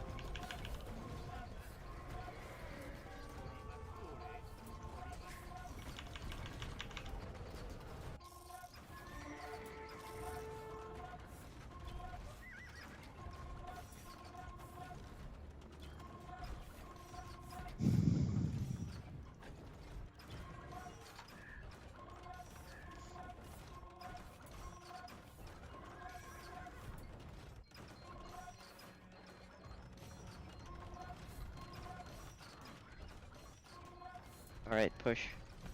I've already pulled them off to this region here.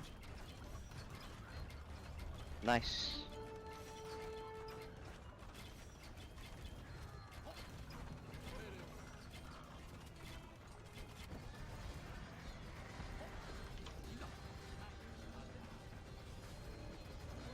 Bringing forward my trebs up top as well.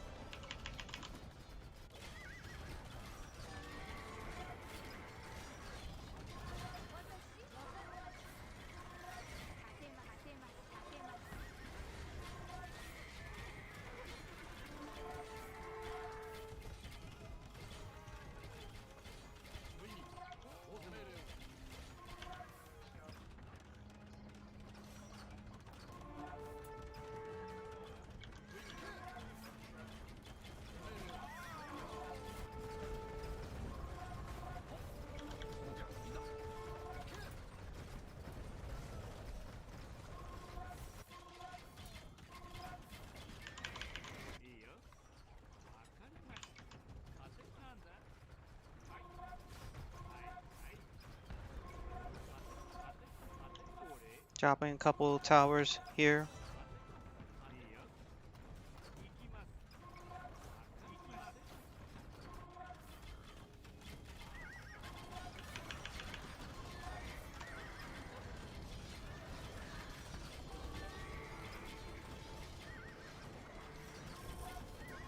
They're facing pretty massive casualties down there.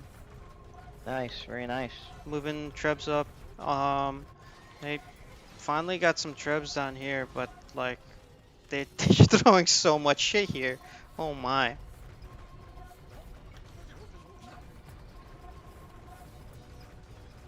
More trebs coming. Oh, I queued up too many.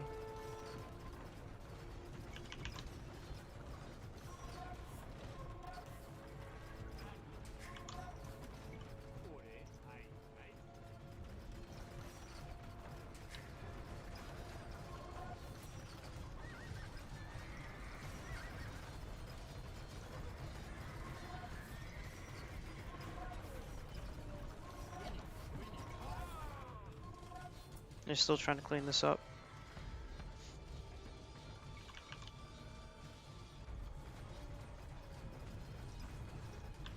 Moving traps forward.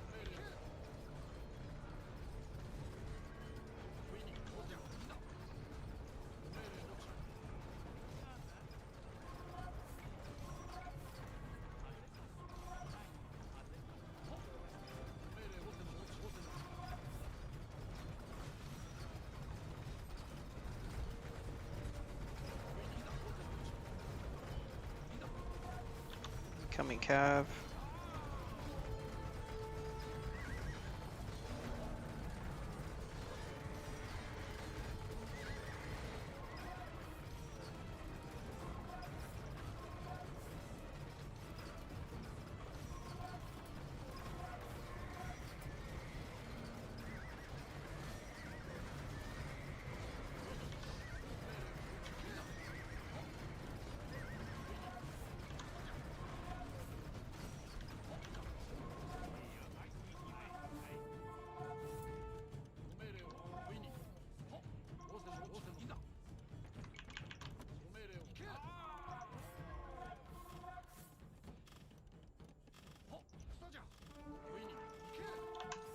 Camels in the back.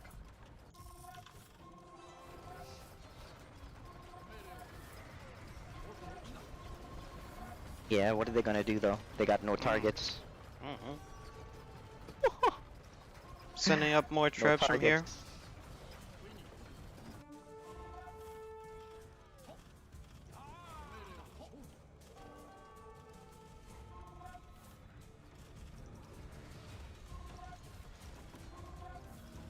Just watch your tribs. Yeah, I know. I already moved majority of them away, so we're gonna start targeting the wall. Okay.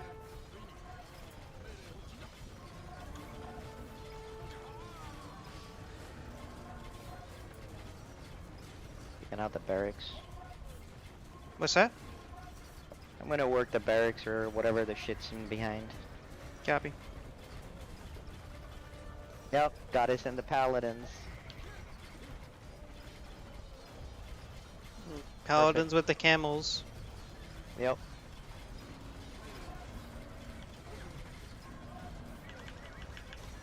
Rams. Yeah.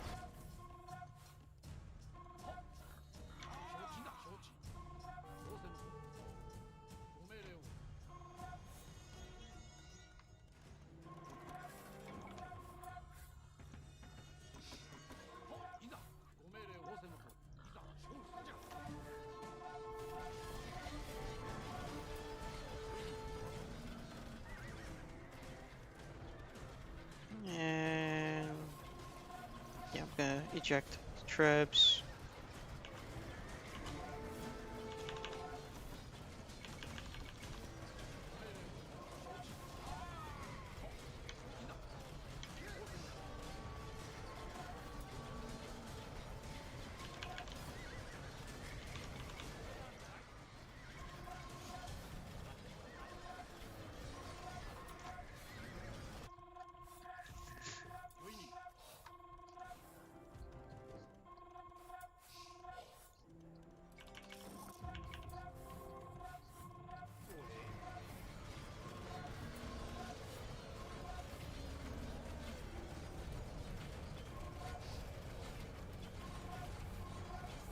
Trap setting up to fire.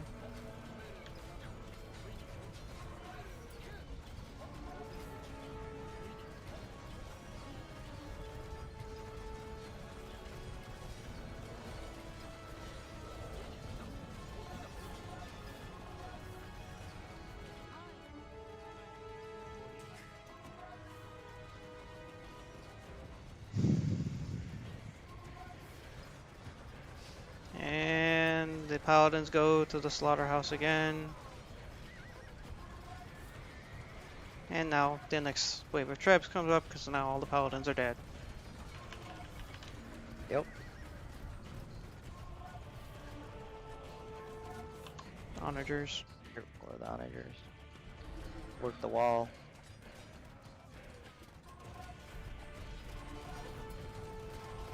Let him bring the onager out.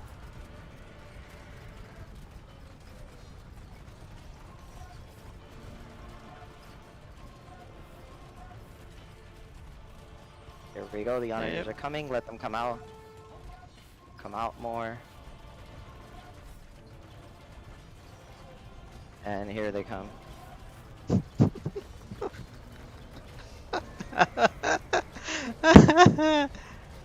Gone.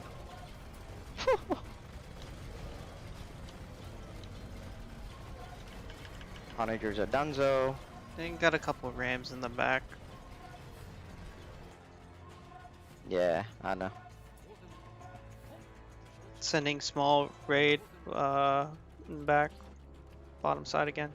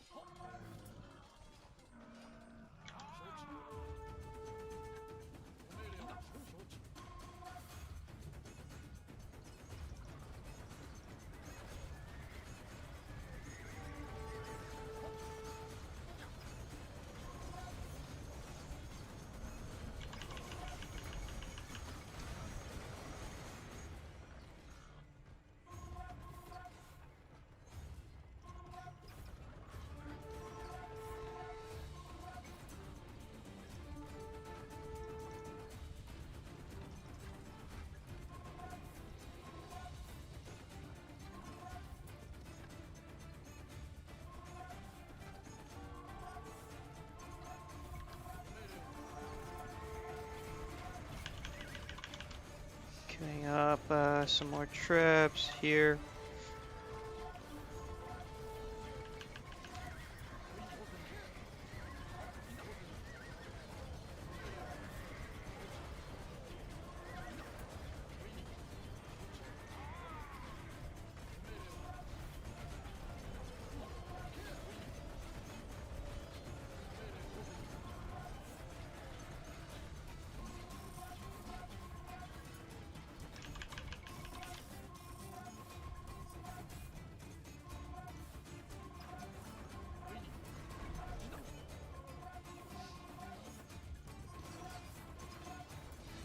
Sharky's building trebs from down here.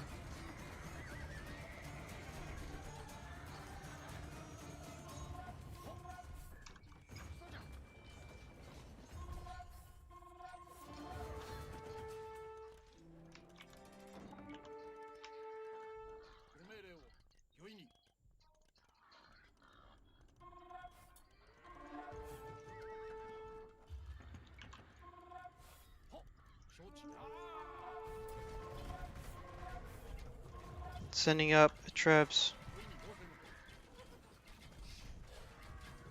Camels from the Yeah, no, flank. I see them. Oh, they're coming with lots of trebs. Oh, the classic! The classic! Yep.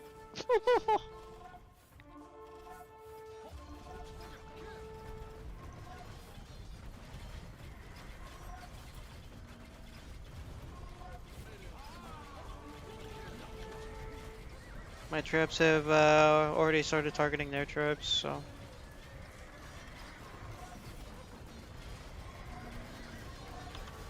Got some rams going up top here.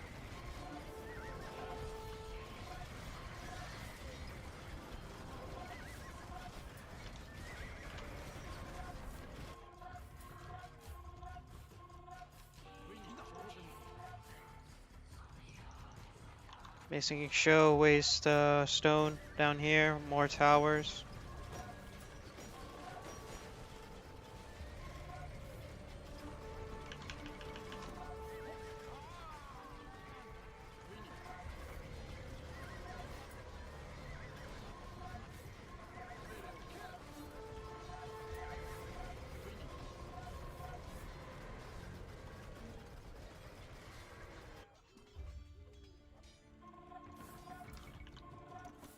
more camels on here.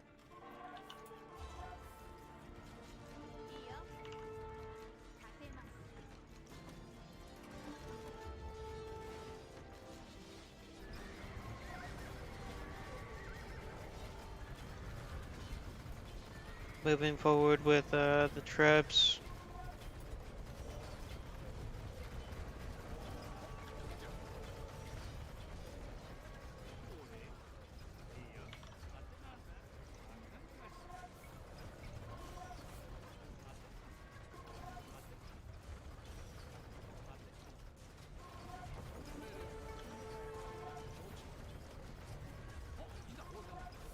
Incoming camel.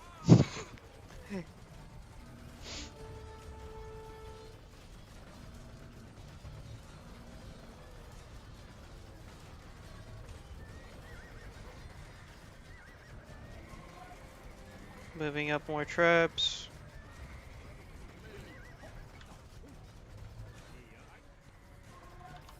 Rams.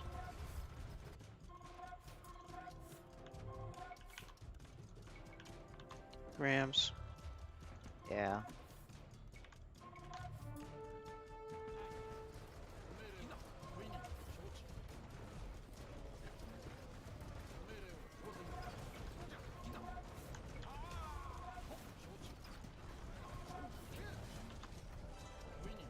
Cav charge.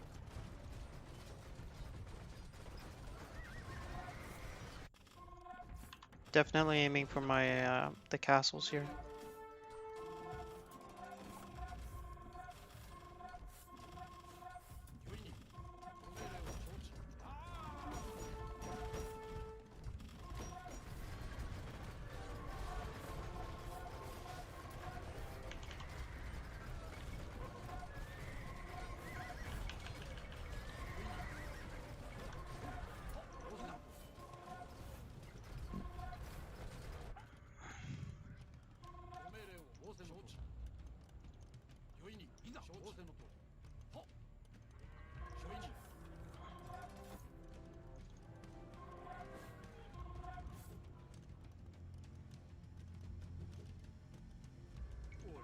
$27 idle bills. Sending 12 to wood. Killing off the rest.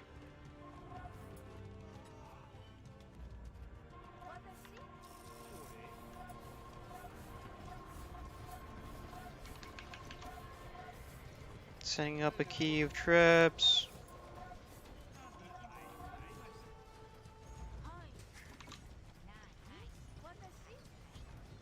Setting up a key of villagers to start forward building some towers.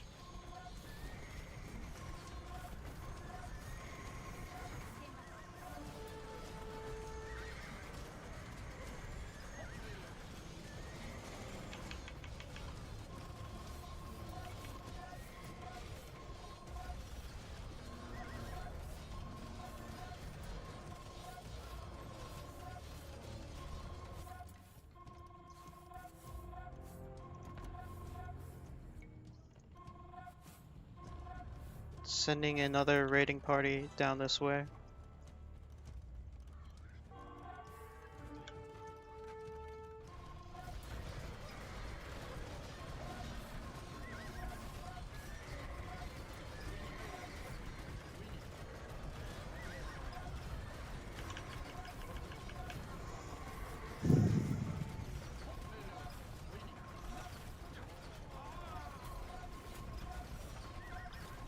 Key of onagers.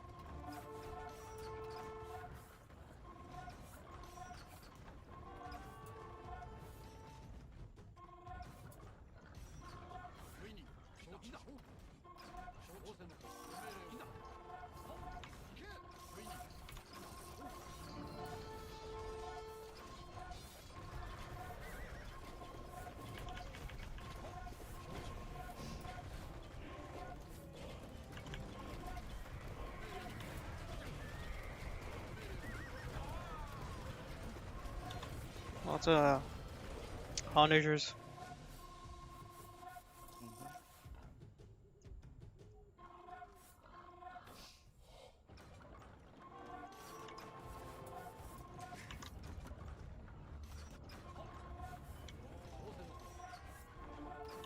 Got like pallies and camels down here.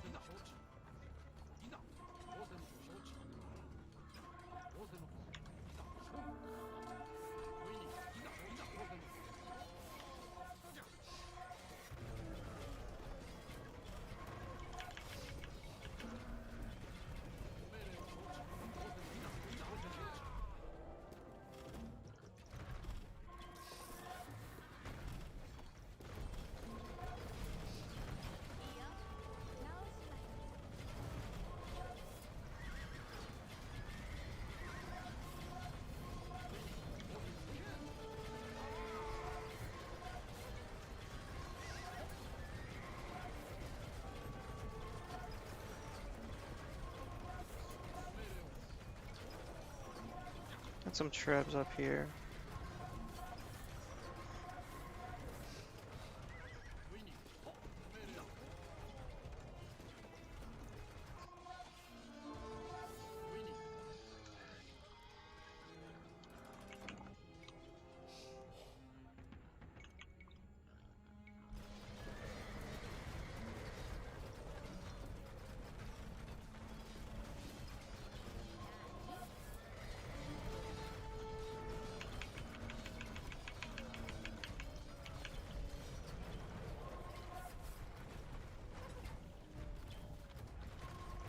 Setting up traps to fire.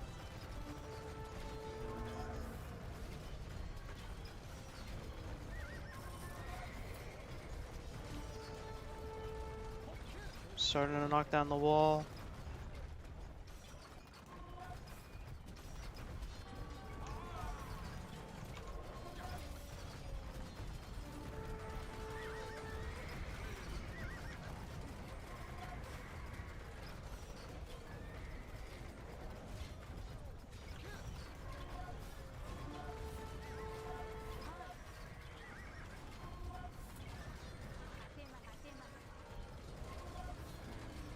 Sending a couple traps to fire on those traps.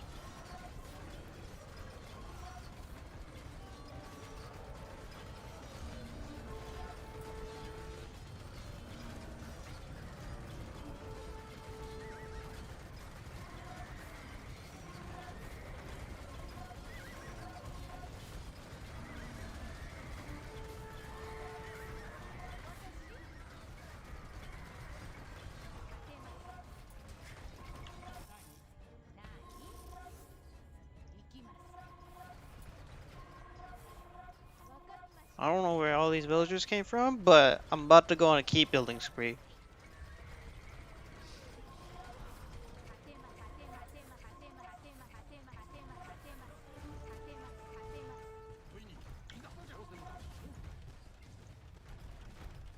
Waving traps forward. Start targeting towers.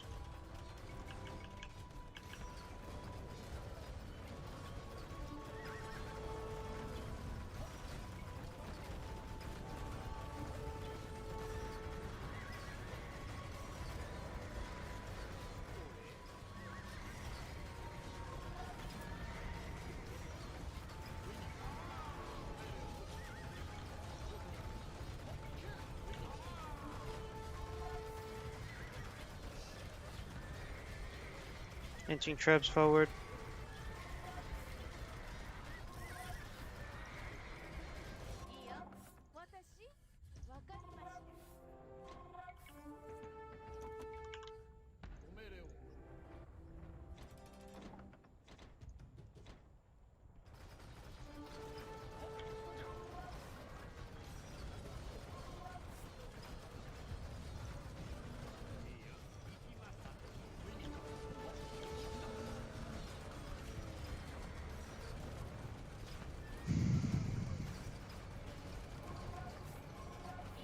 Bring forward some more traps.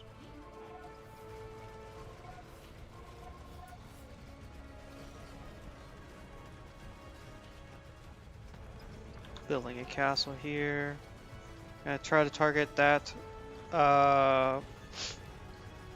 castle because Sharky's been making traps. Mm-hmm.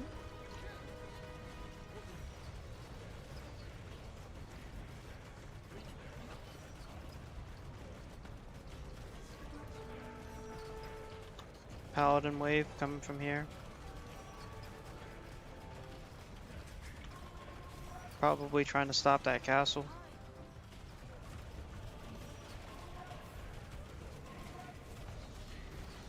Cannons are taking out the traps.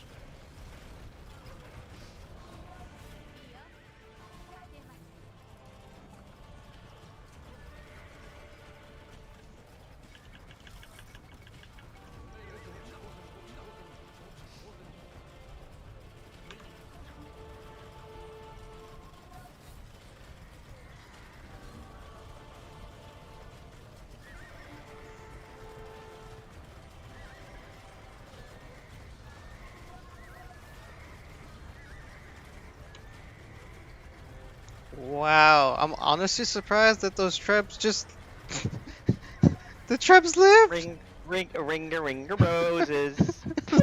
The traps lived. Alright, retargeting that castle, they rebuilt it.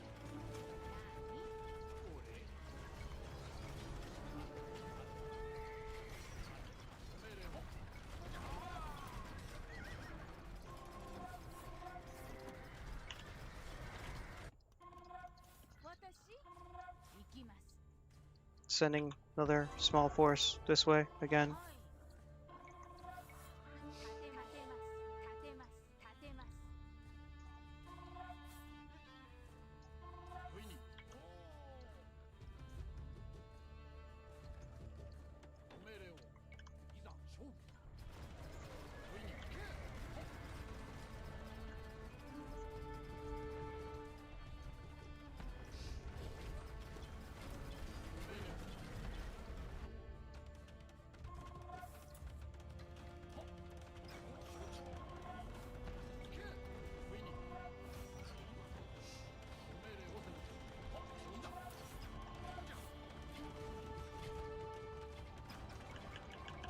Work the siege workshops. Copy.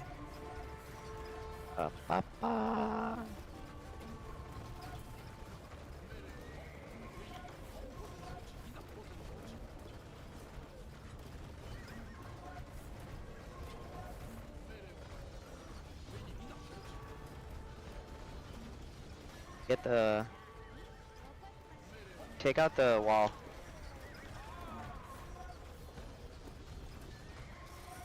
Working on it.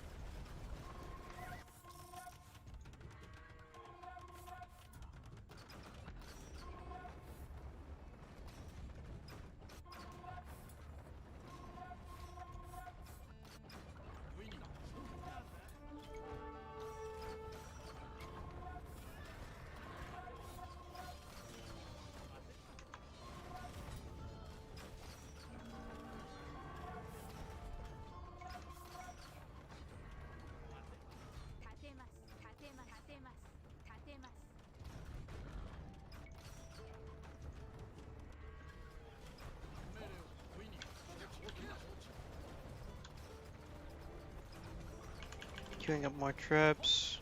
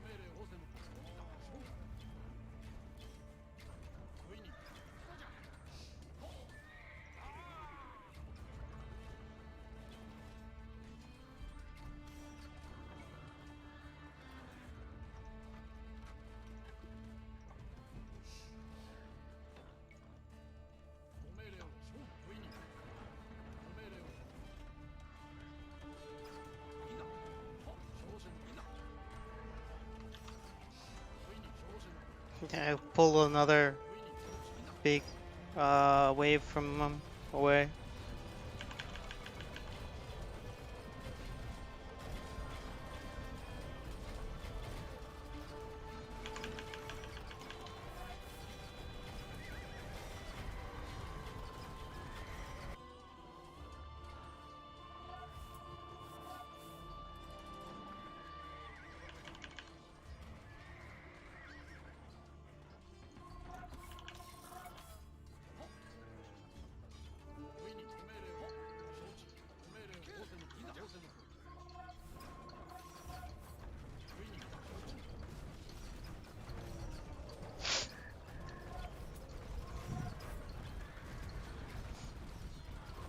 Firing on onagers.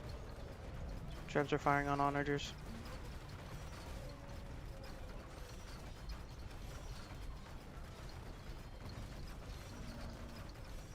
Trebs are firing on enemy trebs.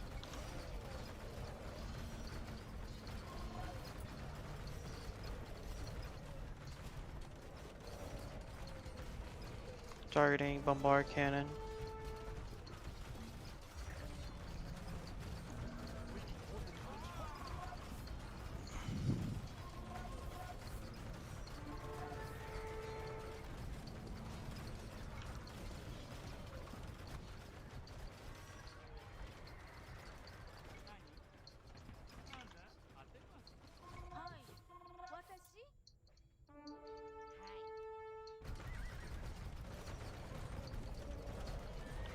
Bringing forward trebs.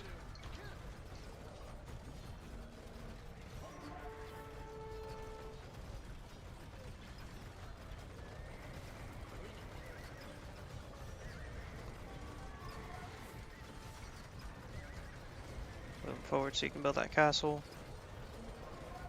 You should be able to build that castle now.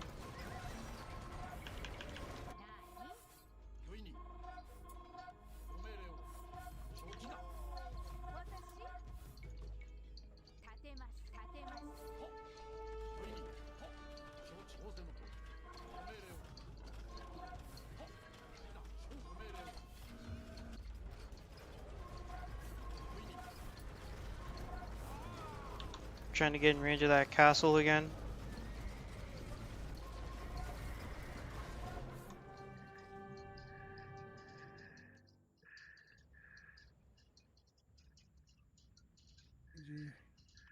GG. GG. Well played. I mean, for what you guys were doing, that was pretty good. I like the coordination. Um, when you had like some good, so Fassel, great job with the elephants. So that was great. I wouldn't have gone like the hand cannoneers. There's really no need for them. The elephant archers though, Fassel, what I would do is because they're archers, right? If you seeing that there's like too many pikemen or shit, basically move them back, right? Like you could literally just move your elephant archers back and have your own your team's halberdiers or whatever, let them be the ones. And then of course, because we weren't playing with any onagers, you have your onagers kind of like pancake the enemy pikemen if they were kind of like doing you damage. I suspected because maybe pikemen were getting to you, elephant archers. That's why maybe you built the hand cannoneers. But I wouldn't even bother with the hand cannoneers, right? Like you wouldn't even honestly even care about it. Basically, it was just to try to keep your siege alive. I like the forward building. The towers were fine. The counter trebs, the defensive trebs were super good. Love the defensive trebs. I thought that was pretty good. There was going to be an issue with wood though because with the way, obviously you guys were running through. So part of the game was to also try to see if you could secure some of the wood line. It would have been nice if you did kind of secure it. It seemed like you did have like some of it secured. I know on my side, you guys did. We're cutting through, so Sharky was kind of like okay. Probably should have also cut the other side, but it doesn't matter. The fact is, you guys had plenty of wood still unless gold was an issue and you guys were just like losing so many units in one shot. The layering was okay, could have been better. I think that the defensive trips to take out like the forward building was really nice. And overall, cavalry charges kind of, I mean, can't complain about them. As far as like, if you notice, like cavalry charges, like really on our backside or in backline, there wasn't much of anything. Maybe you're trying to, maybe get some trebs perhaps, straggler trebs, but other than that, there was really nothing to. Everything was so tanky and anti-cavalry that sending paladin charges on backsides kind of like not. I mean, doesn't really. There wasn't much other than maybe you guys are trying to see like what forces we have. Even though I literally stuck with like honestly like 2 units. A couple of times I threw infantry in there. But for the most part, it was just like 2 units and just attacking with the trebs. Again, I really like the defensive setup. The walling was pretty nice. I liked how you guys, somebody recognized that you guys were getting slammed by Salman. I love the, like, oh shit, like the call out, trying to defend that, pushing that, and then coming right back and trying to work the, obviously work the flow. All really good things. Would have loved to see more forward building though. Like every time you guys did manage a couple of decent pushes, would have loved to see some nice forward building so that the units aren't coming from left or right. Like in case of Sharky, he was sending units like just running across the map with the pikemen and siege onagers, kind of like, even though he had made some siege workshops closer by, but most of them were like, like you could have like forward build those, and those would have been like really nice. But like, again, I think you guys did like phenomenal job.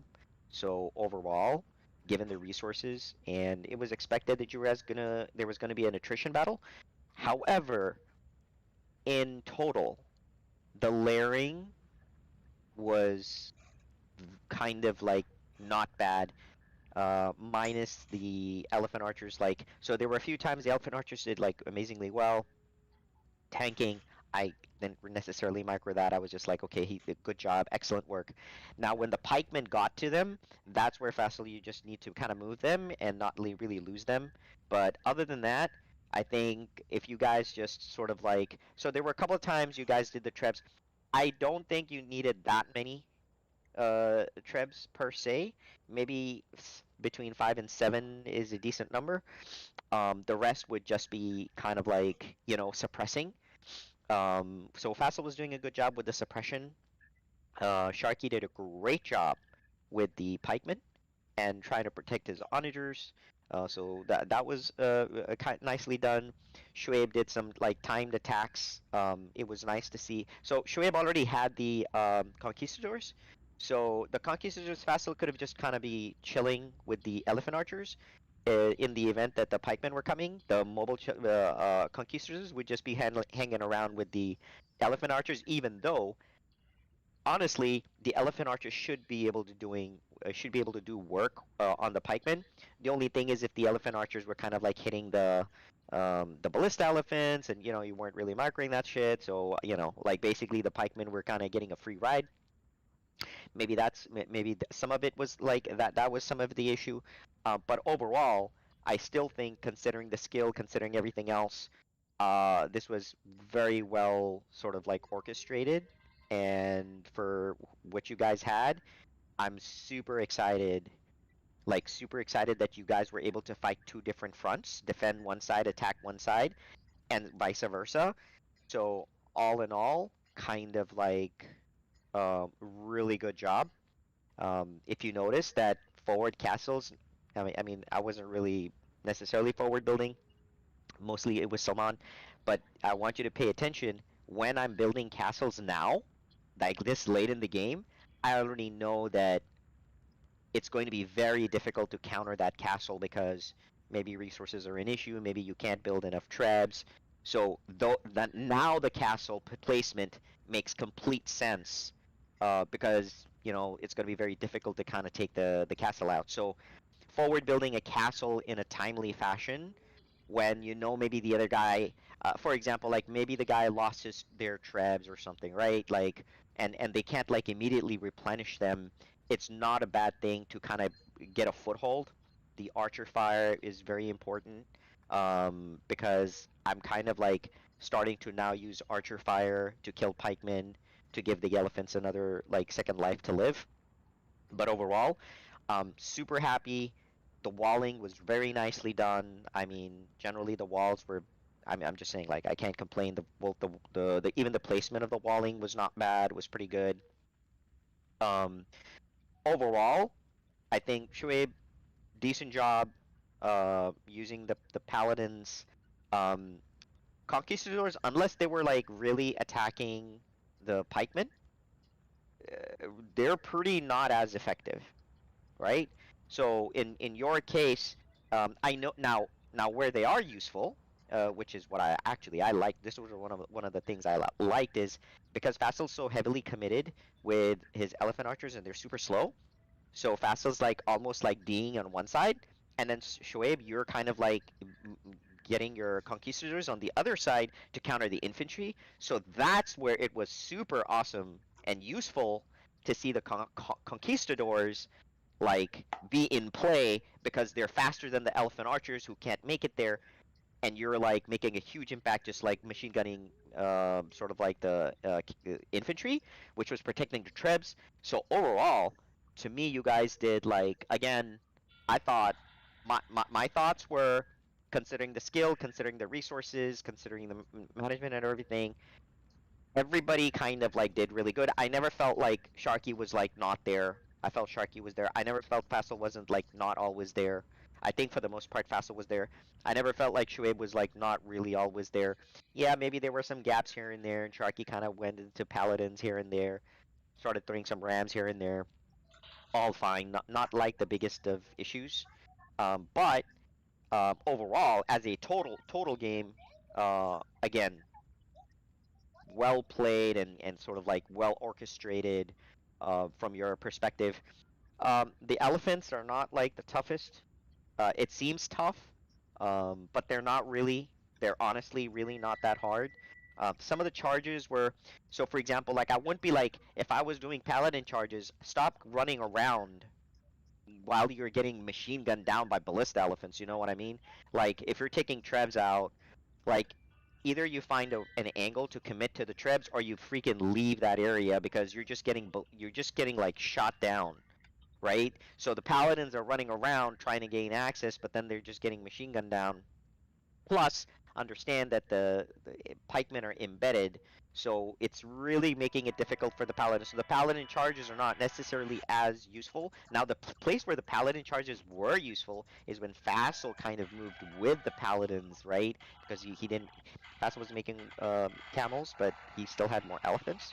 So the paladins were actually not bad of a tanky front line, and the attack on the backside is not bad. I know there was that one time where this one circle. I mean, me and Soman saw that like from half a mile away, but it was interesting to see. The thought is that it's the thought that counts. It's like like you tried to make that flanking backside push, Shoaib. Again, excellent. I mean, the thoughts, the thoughts what count. The fact that it worked, it didn't work, doesn't matter. The fact is you tried it, and I'm happy that it wasn't just like always a frontal attack. It was like, let me try a different angle. Faisal tried some different angles. You tried some different angles, and then Sharky picked his opportune times to come in with the siege and pikemen, which I really enjoyed. I didn't really care to micro anything. I'm like, yay, good job. You can take out the ballista. Good job. Like you can take out the elephants. Like good work. So Sharky did some interesting, nice micro. So that was super good. So these were my thoughts. I'll let Salman kind of speak to what he was doing because basically Salman was kind of like running mostly. I tried not to be like everywhere and help him. My job was to just support him in the main push that he was doing. So anything side that he was doing was just like what he was gonna do. So I think like overall he did pretty good considered I didn't really help him like necessarily on the sides or anything else. I just kind of like stuck to that one area and just let you guys do your business. So those are my thoughts. Salman, can you from your like vision, what did you see from all players and how did you feel?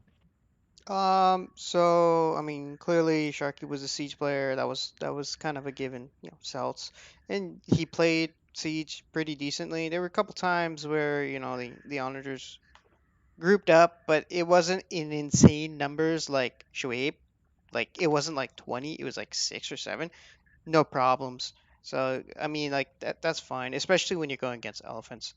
My biggest qualm was when I did the second front side area. Um, Shoaib would come with friggin' everything. I mean, like he would just be gone from the main front. He'd be gone. Everything was committed to eliminate that. Literally everything. He just completely got pulled away. That's my biggest qualm. Out of everything I saw, that was like huge. Because I remember at one point, Khurram told me, "Oh yeah, yeah, let's push. These guys are, reeling." I'm like, I pulled all of Shuaib's shit because I'm already wrecking them down here. And he goes, "Oh, nice." So I'm like, you just made an even more golden opportunity for me now to just do a quick switch, hit up top. It's what I did because you cleared out the bottom, but then what's your army gonna do? Because now your mid area that you left is just under so much more pressure than even what the bottom was. You know what I mean?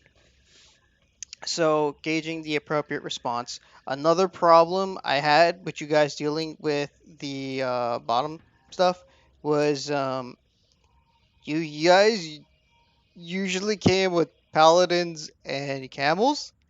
I mean, later on you came with a mix of camels with cav archers or paladins with conquistadors, but you still charged the paladin right into the halberdiers just to get the traps, like every single time, without fail. Without fail, your cavalry was going into halbs to get traps. At that point, it just became worth it just because I know I'm going to be pulling cavalry just away. So I mean that's something to consider. Just FYI, guys. Okay, so I'll start with um Fassel, from his Indian experience. I actually loved that he actually tried Indians, just because he's never we talked about it and then he just kind of like dithered a bit, but I'm happy he actually did. And then we can go to Shweb. You can talk about, maybe even address some of the things about Salman, what he was saying, and your unit compositions and what you were doing. And then lastly, we'll hit Sharky and his kind of like siege experience, what he was doing. So Fassel, go. Um, yeah, Indians were fun. I was learning them. I think if I figured, yeah, I mean, I had to. I think the hand cannoneers were something that Shoaib had encouraged to at least check out, and I think they did okay. I don't think they were necessarily a game changer, but they helped.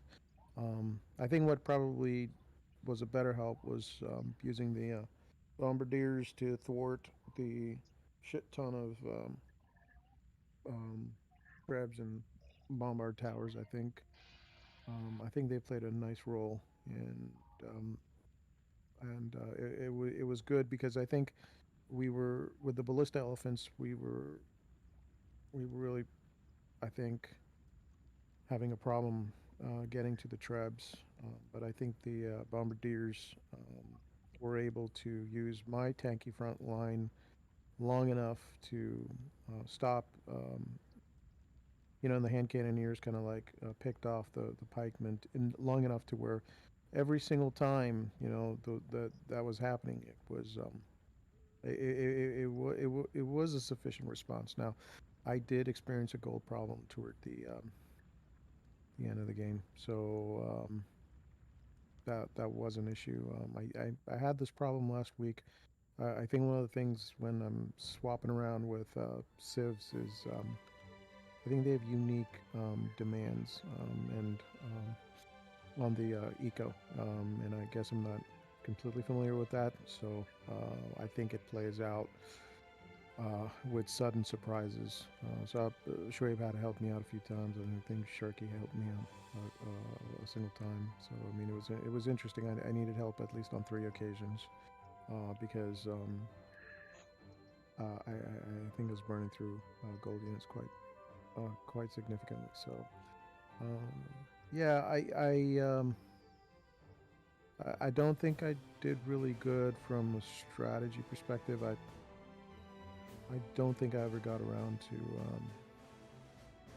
participating in like, hey, how do we push back, right? I think it was mostly like, how do we D up? So there's no improvement there, but that's it. That's okay, not a problem. I mean, so just as an FYI, elephants cost gold, camels cost more gold, and then on top of that, some of the most costliest units are the bombard cannons. So if you're like producing quite a bit, that would be like, you know, something that'll sort of like really hit the gold hard, and the rate, it really impact the rate of the gold that you're like, even trade cards can't really handle, especially if you're losing a lot of units. So that can be a reason why, for example, you're running out of gold faster if for example Yeah, you're also building siege on think top. I think one cannon is like 250 gold. Yeah. Yeah, it's I think it's expensive. 225. Yeah, it's pretty tough. But that's where your teammates can help, right? Like that's where the teammates who are like in that role, who have siege workshops already, they're like in the best position to be able to do something like that. So having that communication is pretty good. Like Spanish bombard cannons are like freaking awesome, right? Alternatively, you already had like a siege player, Celts and whatnot, so they had plenty of wood and gold, and Sharky is set up to do that, so he could do some of that as well. So, but overall, hey, you took initiative, something that worked. Probably want to communicate that more, and that will definitely relieve the gold pressure from your side. But overall, I just like the fact that you went Indians and you tried something new. So you know what? Shit, awesome. Shoaib? Yeah, no, I think overall, I mean, I think given Sharky's first game of the night, he did really good. Much better than I guess expected, right? So I was pretty happy about that. I think comms overall were pretty great. I mean, not great, pretty decent. Faisal definitely did really good. The plan was for him to, of course, go heavy on the LE archers, and then do some camels, primarily to kind of be helping to protect the trebs as well, along with the halves, right? That we have on the trebs.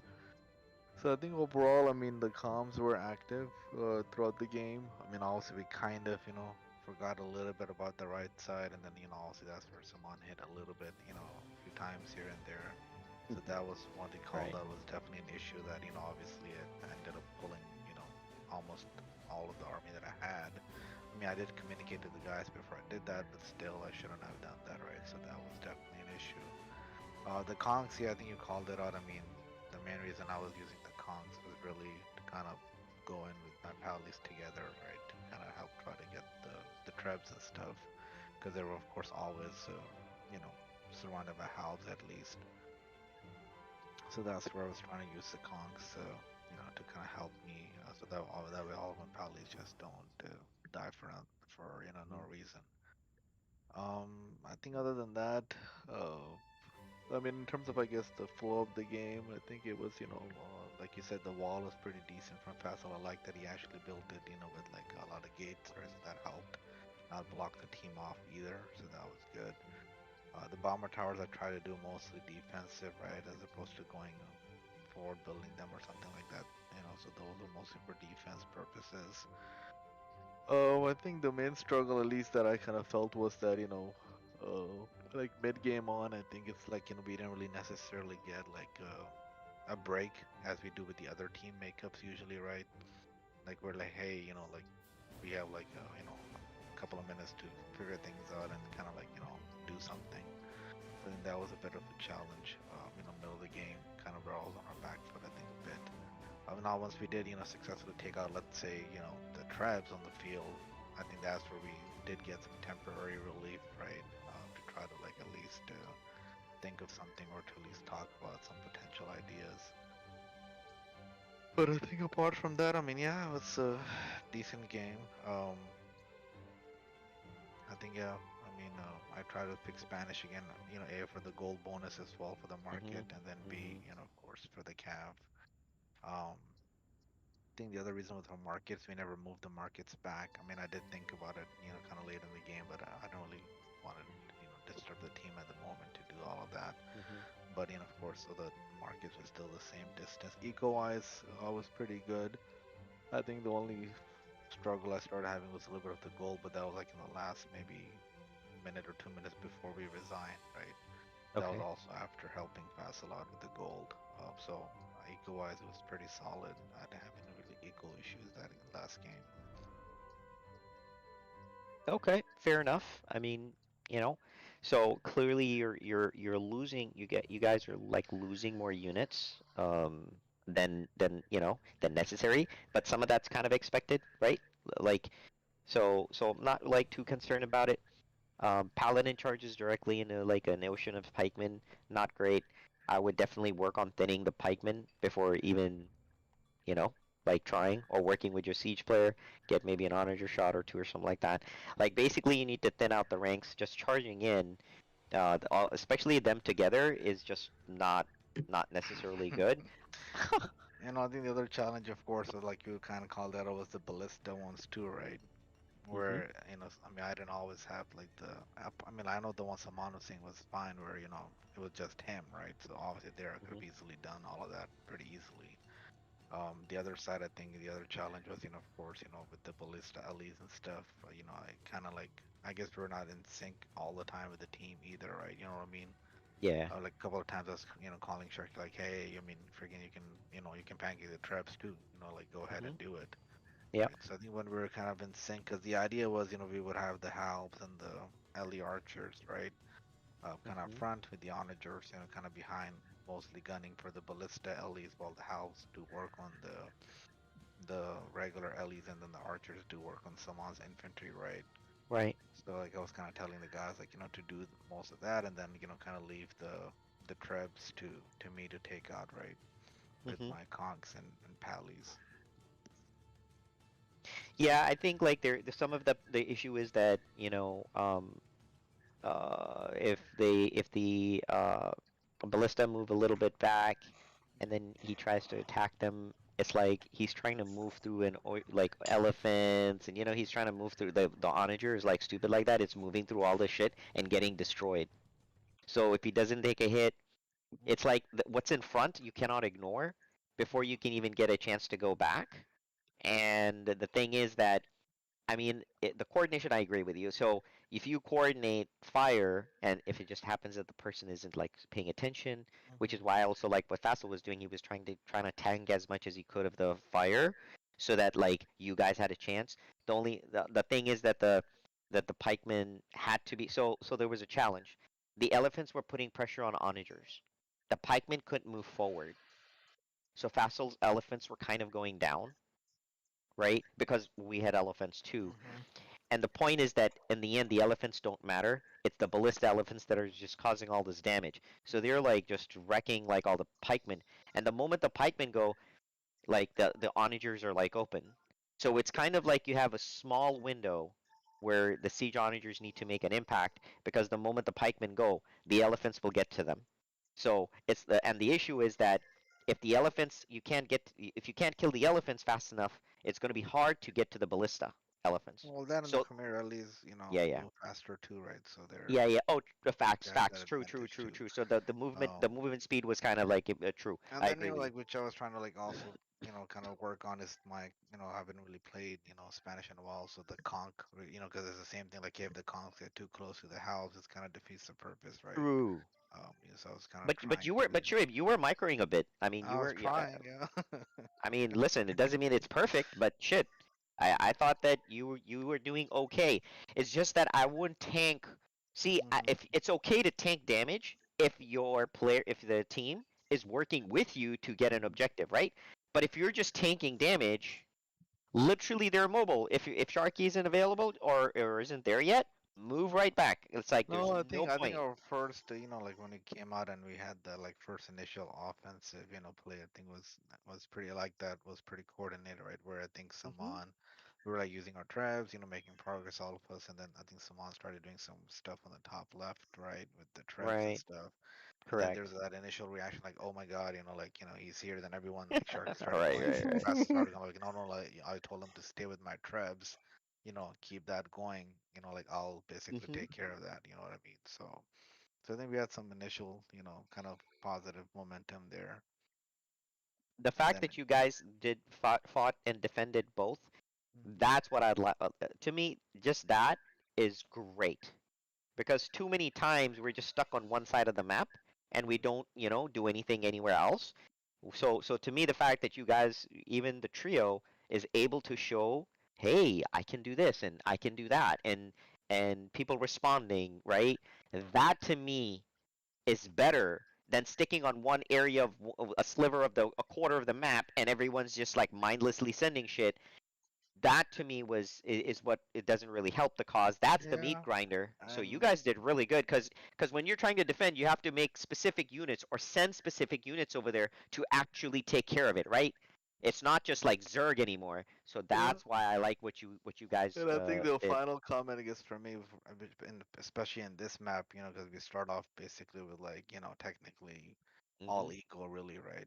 So Yeah, so like the pop, uh, balancing and the pop distribution is pretty interesting and tricky, right? Especially like if you throw very. traps in the mix as well. You know what I mean? Hmm. Like, I mean, if let's say, I think a one person can't be making all the traps either, because that's unless that person literally is not doing any castle units at all, maybe, right? Hmm. So that was kind of like a bit of I think something we need to work on as a team. Yeah, I mean, in this case, but And I think was, about it, right? yeah, we're trying to like, work that out dynamically through the game, like myself included, like, where the hell are the, where's the pop breakdown, where's what, to kind of like, free up enough pop to balance the military out. Yep. But yeah, Yeah, like I I agree. think you called Mustafa last time, like, like he has skirms, you know what I mean? Like that's killer in this map. Like if you Yeah. have like 20, 30 skirms taking up your pop, um, that's like half the players missing from the military battlefield, right? Yeah, I tried to communicate. It was just, he was too frustrated and quiet, and then kind of like saying, "Can't you see? Can't you see?" And it's kind of like, well, point is you need to communicate what's going on. And there were many times he didn't know where his army was, and then he was building the skirmishers while this like shit ton of like gold units like is coming a wave on wave, and unfortunately Fatsel's like taking the brunt of it. I'm like doing, like what I can without going overboard. Already I was like feeling bad because like Salman was getting hit like kind of hard, and I was like, shit, he can't really play very much now, and I didn't want that to happen. But then on our side, Munsif was like not like almost like not there. I mean, literally he wasn't. So All it I'll was tell just you is that weird. for 10 seconds straight in my, maybe 20 seconds straight in my first stream, I literally just screen locked on Munsif making champions after the skirmishers. So I'm like, oh, there they are. Wouldn't be a game without them. While you guys had horse archers and conquistadors, I mean, like, what the? Paladins. That's what champions do, man. They make champions. But before we go further, Sharky, please, I want to know about how you felt about this game because it was different. You're not used to this. How did you feel about the resources, the map, the feel, and more importantly, your siege play? Yeah, so as resources, I wasn't really starting from much. Like I was the one that was giving gold to Vassal at the end when he asked. Mm, okay. And otherwise, I think I did feel like our main our main kind of kind of pushes here is where when we were kind of communicating with each other and also chalking it to, I guess, reminding each other to kind of forward build, so we have presence where we're pushing to. I think as far as kind of disadvantages, I think I remember there were some times where kind of I missed the micro, so I sent like the wrong unit to the wrong counter. Oh, okay. Fair enough. I mean, that can happen. What did you think about the map, and what did you think about the resources? And it's a little different in terms of game and pace than we just usually play. Yeah, generally. It is a bit slower, I guess, since we have to break out and then try and create a foothold in the center. The problem I think is, and this was something I was discussing with Salman too, is if I take the berry bush away, I think people like Dobo or Logan or people who are just gonna go nuts will build all these forces and just come charging in, So then the question is like the slower players may just kind of get washed away, or if it gets thwarted because like some other Salman has to step in or I have to step in.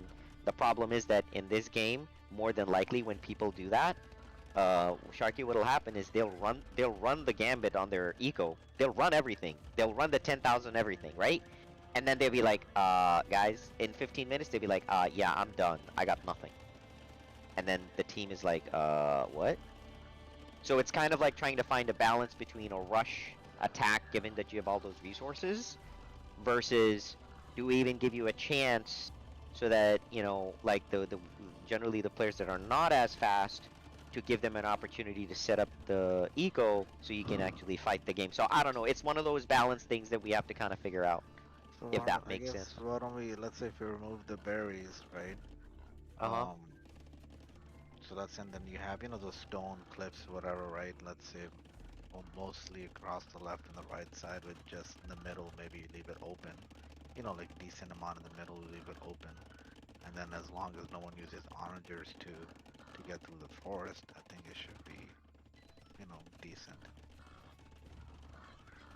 Yeah, but Trey, we're like basically making the map very small again.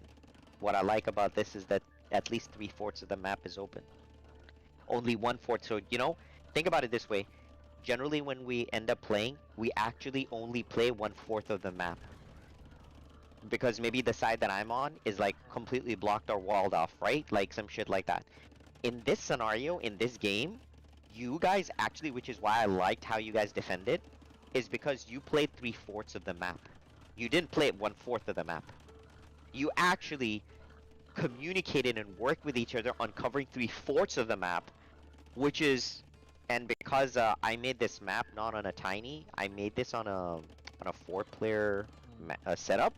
So it's built so that if you don't communicate, right, that side will fall no matter what you do. Even if the guy is there available, by the time his forces get there, it's too late. So that's what I like about this. I think in a 4v4, in the same map, it should, be a little bit more faster to it once, we have 4 players. Oh, for sure. I think so too.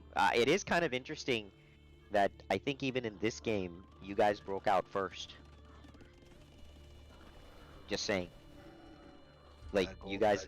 That gold patch is waiting for me outside, man. I gotta see if the tree line for you guys is thinner than ours. I don't know if that's true or not.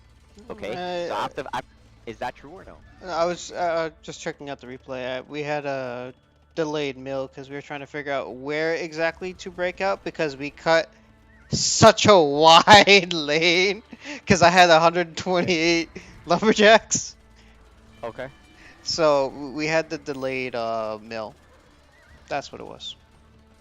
Okay, that's fair enough. I mean, not a problem as long as it's not something else.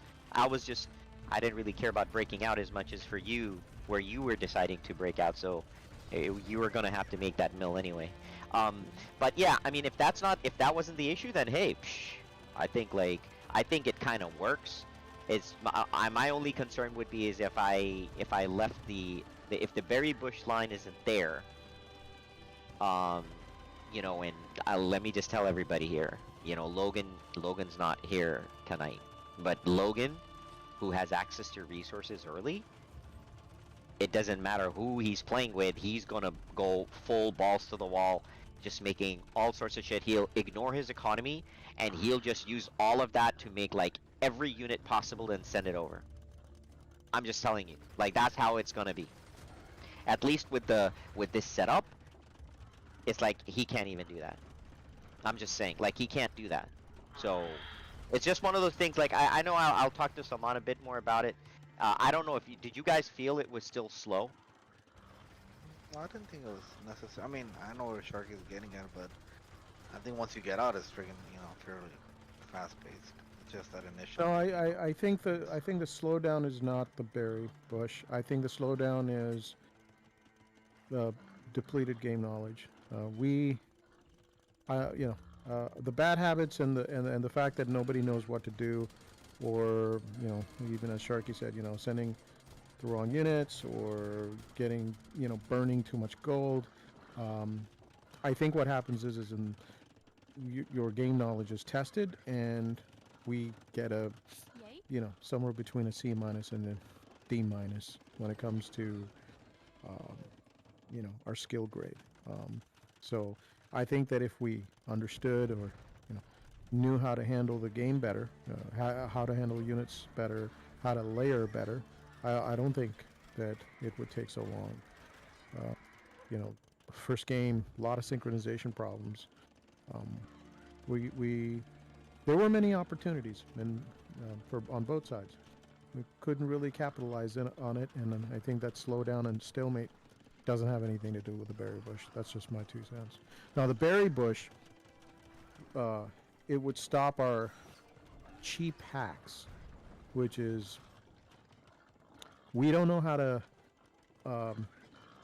handle what's happening in the middle of the field. So we do shenanigans and wreak havoc on somebody else's eco or their markets, and we're hoping that forces a rapid attrition and it causes forces to resign. But it's a cheap hack, and it doesn't improve our game knowledge. And I think the berry bush is great because it really deters the cheap hack, and it forces us to face the fact that our skill is probably somewhere between a C- and a D- when it comes to fighting on the field, and we have to improve that.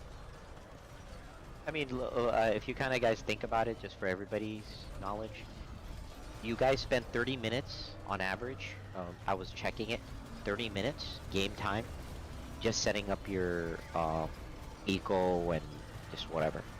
What we've done is by giving you like a bunch of resources, all you're doing is like now you've reduced that time a bit, and what you're doing is that the what determines what you do is really based on if once you get through the berry bush.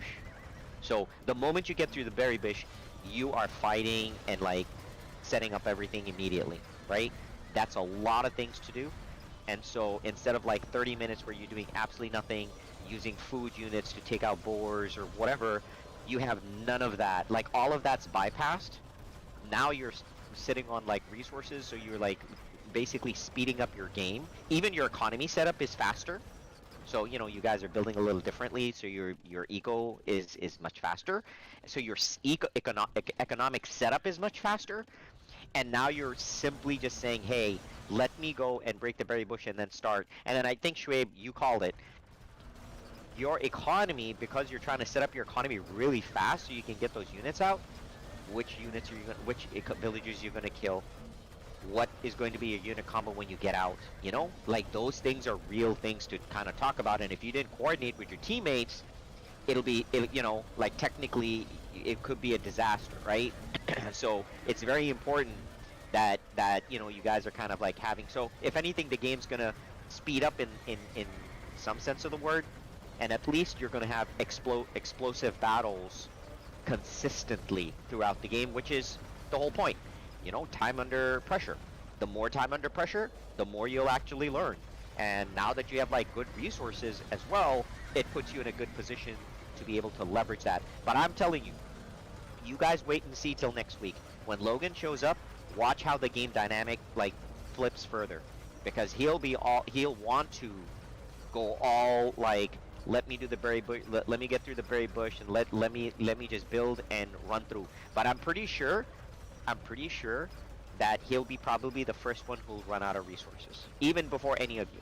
So if he doesn't set up his economy, right, and doesn't listen to his teammates, and if he kind of does this thing where he builds this big ass army and he's just like, the moment he comes out with like huge like paladins and all sorts of shit, right? Like once that, and there's a big chance that will get negated, and then he'll be out of the game. But the pace will be really, really fast, and I think you may have Dobo and he'll go Huns or some shit like that, or Goths, or some kind of like stuff to, like Faisal was saying, using those sort of like what I would say is, for now, at least for now, a little bit of a cheap context to go and hurt like a Sharky player, or hurt somebody else, or Dobo just self-hurting himself by just making all these units and no economy. The Berry Bush right now is stopping people from the urgency to do that and really play the game, which Shoaib was like saying that, hey, if we didn't play the game like now with their resources, he wouldn't be able to experience the attack, how to attack this. Maybe this didn't work, let me try this. Let me coordinate with my team. That is the type of learning that I think Faisal's talking about, and I think I agree with that. So we'll kind of keep it like this, and then you guys can tell me like, hey, what's working, what's not working, and if we need to speed the game up a bit, then I'll work on like the berry bush. Maybe instead of like 2 berry bushes, I may have 1 berry bush line. You know what I mean? Like I can do some things like that. So and that'll like speed the game up. Probably shave another 5 to 7 minutes away from entering the main area.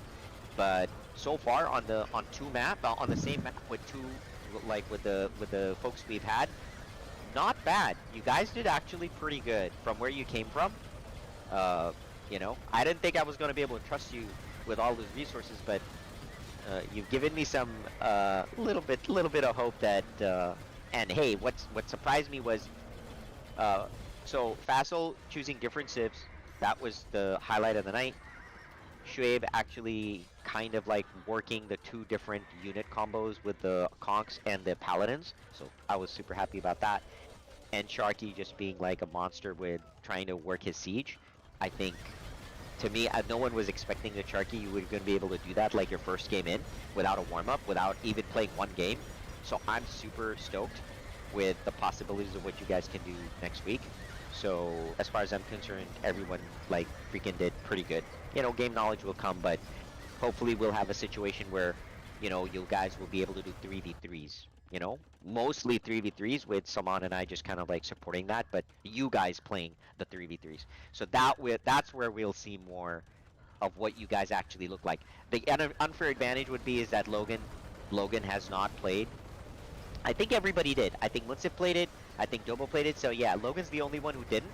But watch what happens to his resources, because I think he's probably the most susceptible to, like with all the deathmatch type resources, to lose his resources faster than anybody. The one thing I will say is whoever happens to be on Logan's team better do economy callouts. He is notorious for not having enough gold, or like having a critical like wood or food, and he doesn't really tell his team about it.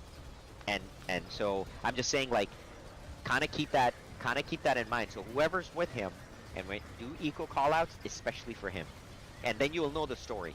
So just kind of keep that in mind. But I don't really have anything else to say. I mean, it's 2:30 a.m. kind of parched out here, kind of done here. But oh shit, Joey, what? I gotta drive in the morning. But I thought that the Crybaby was gonna do it. That's why he was like, no, I gotta leave. It's 11:30. I gotta go. He was pissed though. He's driving his own car, man. Oh, was he? Oh, really? We make it happen. That's all good. Okay. He was low key. He was pissed though. On the game.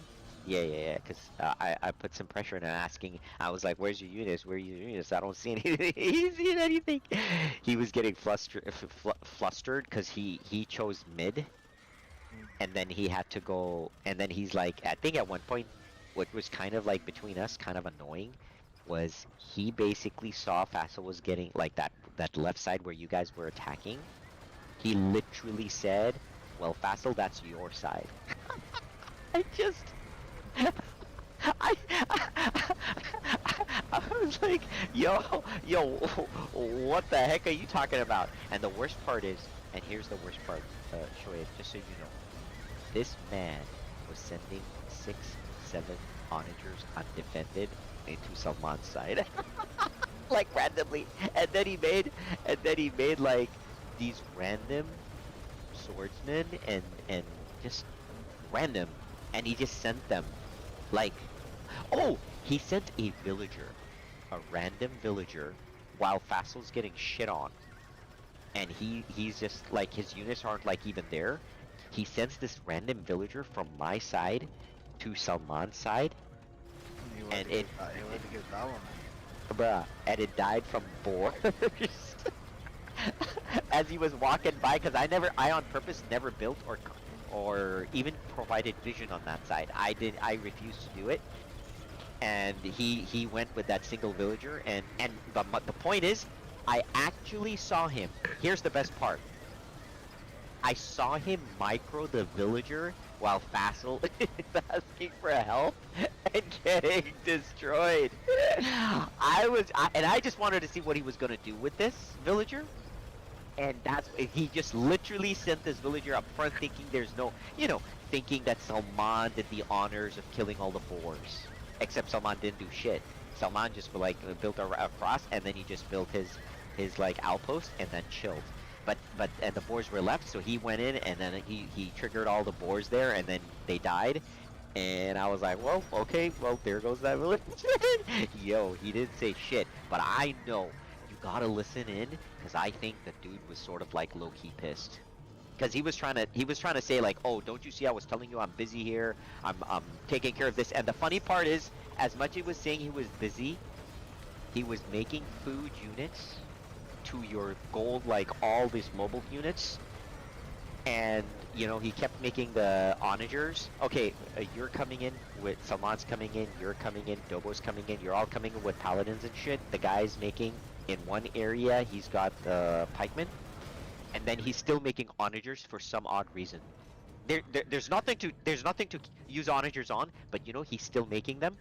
And then he's losing track of his army, which by the way was very small, which was in that mid area, very small army. And on the sides, he was saying, I'm trying to do all this. He kind of got annoyed and saying, I'm trying to do this, because he got pissed.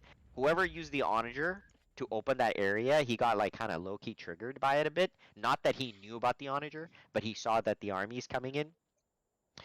And I did nothing till I think you guys came in and then killed my villagers or whatever. So I had that one villager kind of like do the defense. But when I did the defense, that was way before this. So when I did the defense, that was way after when he was telling me, when telling myself and Fassel, hey man, I've been doing this. Can't you see? I've been doing this. Look, they just came through. On the onager could be also to hit the boars. I've seen that happen. But he got so triggered. He wanted to say some shit, and he didn't say it. Which is well, but hey, at the end of the day, the guy ended up saying, "Hey, listen, I had some issues and whatever." But you could tell in the game that he was gonna play that part. I think he just cooled down and he said that. But in game, bro, oh man, the guy was on the hot seat. Oh, you guys, bro, forget about the replay. We'll just listen to him. The replay is just worth listening to him. It was so good, man. It definitely entertaining, because I felt bad. Mostly for Fassel, because he really played Khmer to his best of ability, and Munsif never followed. Like how how Salman was always behind using my elephants and just doing damage. He never did any of it. He just never did. And I think he got. Here's the thing. To be honest, guys, I will tell you, minus all the other issues that he has, I still think it's going to take Munsif the longest to adapt. Because Sharky's played the game on Deathmatch before. I don't even remember if Munsif ever played. Shoaib, do you know if when Munsif joined, or anybody remembers if Munsif ever... It was Deathmatch when he joined. Okay. But it must have been a long it was the lanes and everything. I remember. Okay. Yeah, he ain't, but Munsif ain't fast though. See? He ain't fast. So I think I remember this because camels to pikes, brother. Camels to pikes. Yeah, true. Yeah, he goes straight making camels. But from his perspective, I think it's going to take him the longest, because Sharky's played the game before, and he's played I think death matches before, and I mean shit, man, he didn't even need a warm up, and he was chilling. So if Sharky's the standard, I think even Dobo kind of like, well, but shit, the guy plays the game a lot, so I don't know, but I mean, you know, he had some good numbers as well. Munsif just like never really ever had like decent numbers or anything, you know, like it. And even though he had like initially some good units with Fassel, I just wish he had moved with Fassel. He just never moved with Fassel. Fassel moved forward to tank like a lot of the castle, bombard tower, fire, and he never like Salman was. All right, You know, guys, if you I'm guys headed noticed. to bed. Yeah, All take right, it easy, man. good night, man. You know, like Catch you later. take care. You know, like how Salman was moving with the elephants, and the elephants were taking all the bombard fire, and then he was using his trebs. Munsif never did it.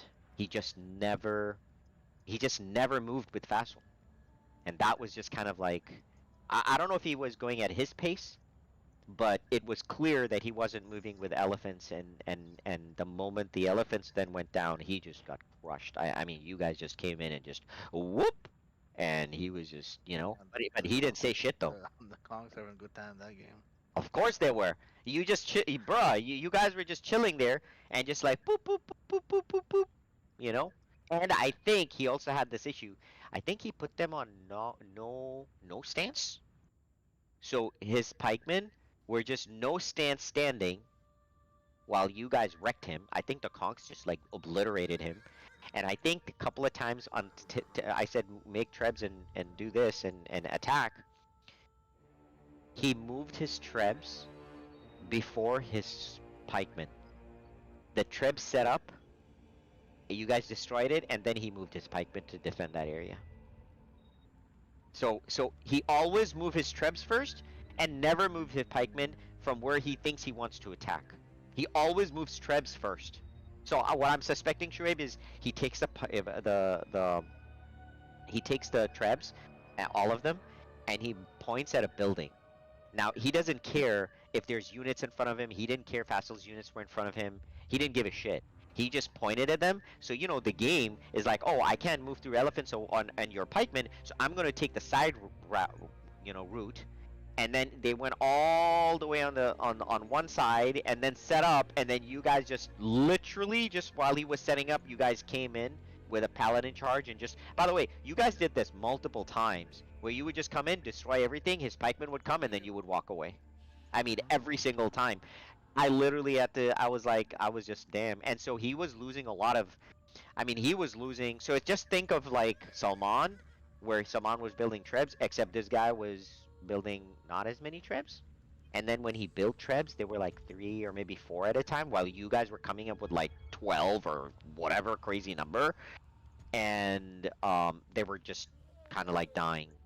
So, you know, in theory, did he have trebs? Yeah, but were they useful? Not really, you know? I think in the beginning was probably the most success he had when he had a better, maybe, I guess, balance of units. But I think after that, maybe the first 15, 20 minutes, when I guess with Fassel's help, he pushed you guys back, that was it. After that, it completely stalled. And I had to like say, okay, here's an example of how you can do some trebs, how you can, you know, make a push and whatever. But I did it in mid. I was not gonna kind of necessarily just do it on the other side. I still needed him to do it. But I think he started experiencing some wood issues, and I think he didn't like, you know, because he was just repeatedly losing all his shit. His onagers kept getting killed. So, you know, you guys overall successfully charged in, but a lot of the charges were because when Fassel wasn't there, and so he wasn't talking to Fassel. Fassel tried his best though, you know, trying to be in front of him, but I mean, there's only so much you can do if the siege player is not like, you know, cognizant. But I don't know. I definitely a worth a watch though, Shoaib. I would do that and eat some popcorn. Hey, you're going with him. You should be like, hey.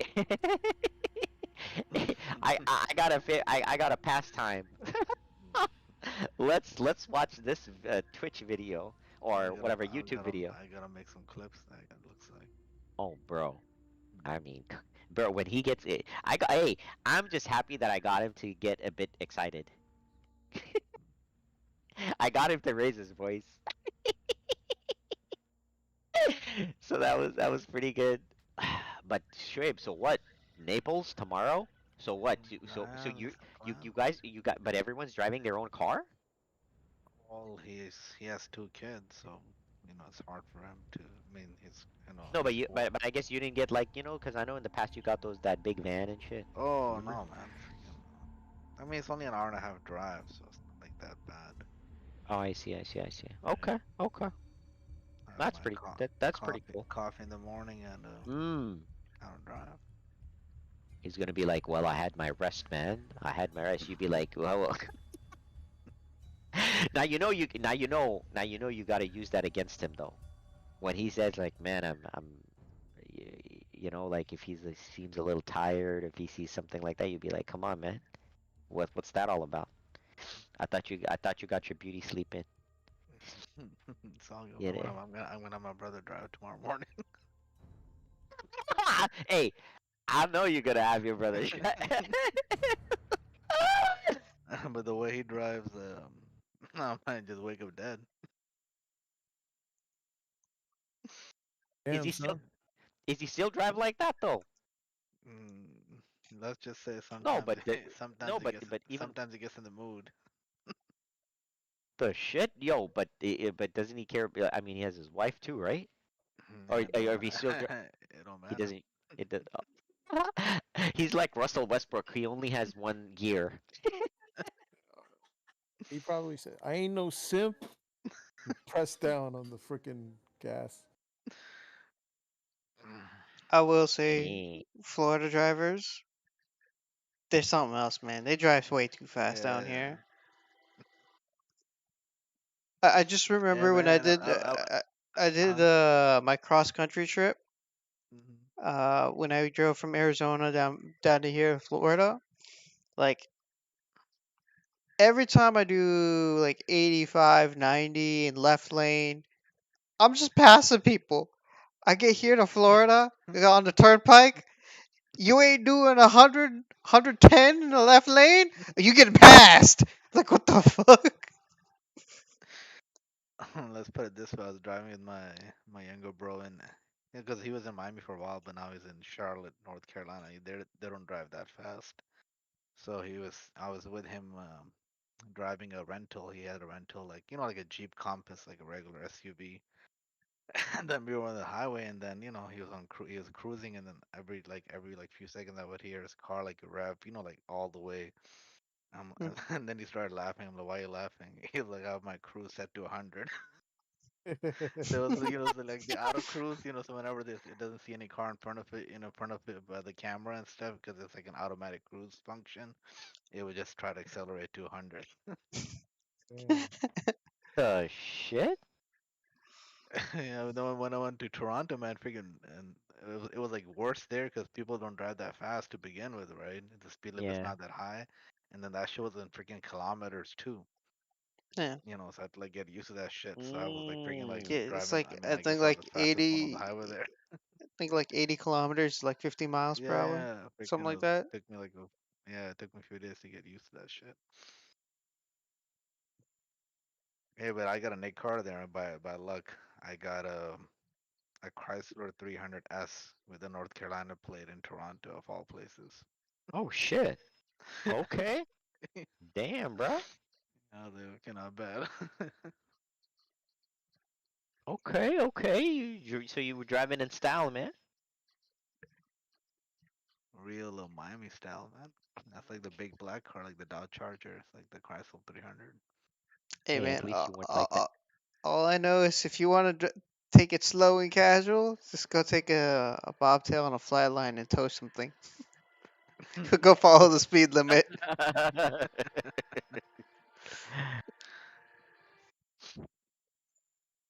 Sounds like that's what Salman would do because this dude be driving pickup trucks at like 5 miles an hour and shit. Yes, sir. No. Yeah, no, Bruh, it's just some insanity. That's the actual speed limit, 5 miles an hour. And don't get me wrong, I only have to travel a mile at 5 miles per hour. Yeah, but it's a mile, bro. So this guy's watching movies.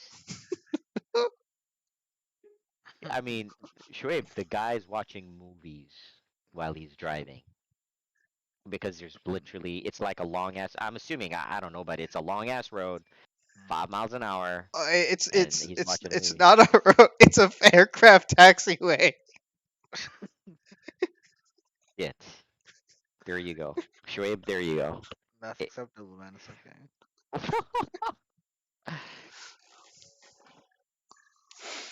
That's too good. Bruh, I don't know how many anime seasons I watched and how many books I read out on that flight ladder. Dude, 5 miles an hour on a 1 mile road. I don't know, man. I don't know what's worst. That's just kind of Hey, hey, Shoaib, would you be able to handle that? No, I don't think so, man. hey man. The standard trip was 1 mile. That airstrip was at least like 5 miles long. And yes, there was a time where I had to do a legit 5 mile from one side to the other. That only took me like an hour. Is that the rule for all vehicles on an No, airstrip where they have to drive that slow? no, it's Or was it what the cargo you were carrying? it depends on what you're towing. Yeah, Standard okay. practice would be like 20 miles per hour. Hmm. Yeah, standard would be around 20. I mean, don't get me wrong, I did 30 every once in a while, but Oh my god.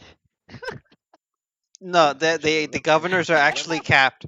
Yo, the governors on the trucks are capped, so they can't go past 30.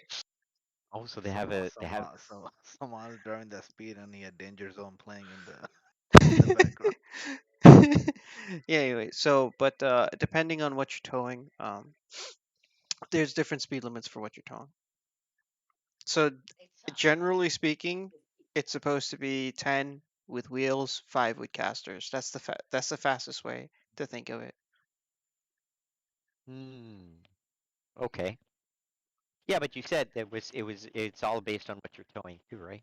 Yeah, that's what I'm Oh, saying. right. I had to do one side to the other with casters. Thus the 5 miles per hour.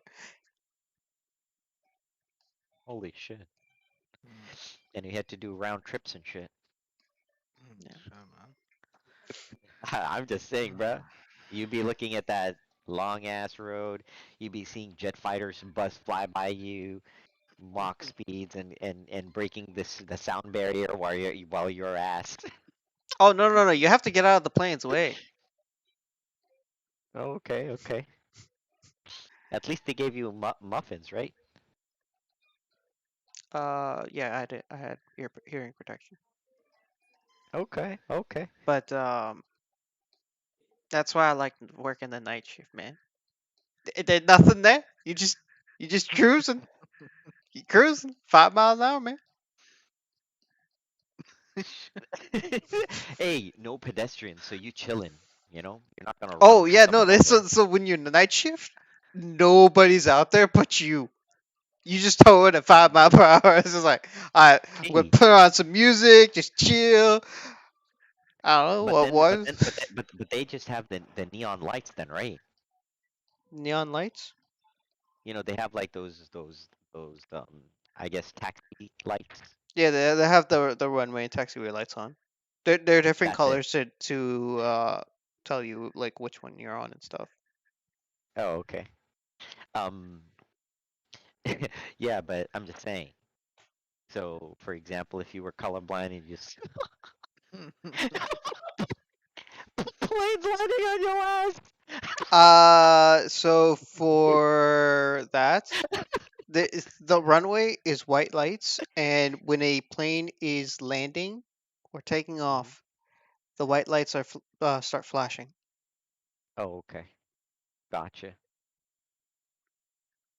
Not that I had permission to go on the runway, but yeah, that's standard procedure. Okay. But I guess did any of your but you must be I guess you're taking the maintenance lane, right? So they're not like really on the runway. They're just like No, I'm straight up on the taxiway. I'm not on the runway. Okay. I'm on the taxiway next to the runway where the planes actually taxi to and from. Like, yeah. Yes. Got it. I'm literally driving on the taxiway. Generally, in that airbase, is that pretty active at night or Yeah. not really? Was Yes that and a no. 5 mile per hour discussion? Oh Alright. shit! Good night, man. But no, like so, I would. It depending on the shift, you would typically have 2 flyers. Oh, okay. For the C-130s, you would typically have 2 flyers. The A-10s swing shift would probably have maybe 8, and then Hey, but mids maybe. is this one of those things that you use to help the plane taxi? Yes. So you take that clamp and put it on the wheel of the plane and. Oh no. So I maintain the clamp.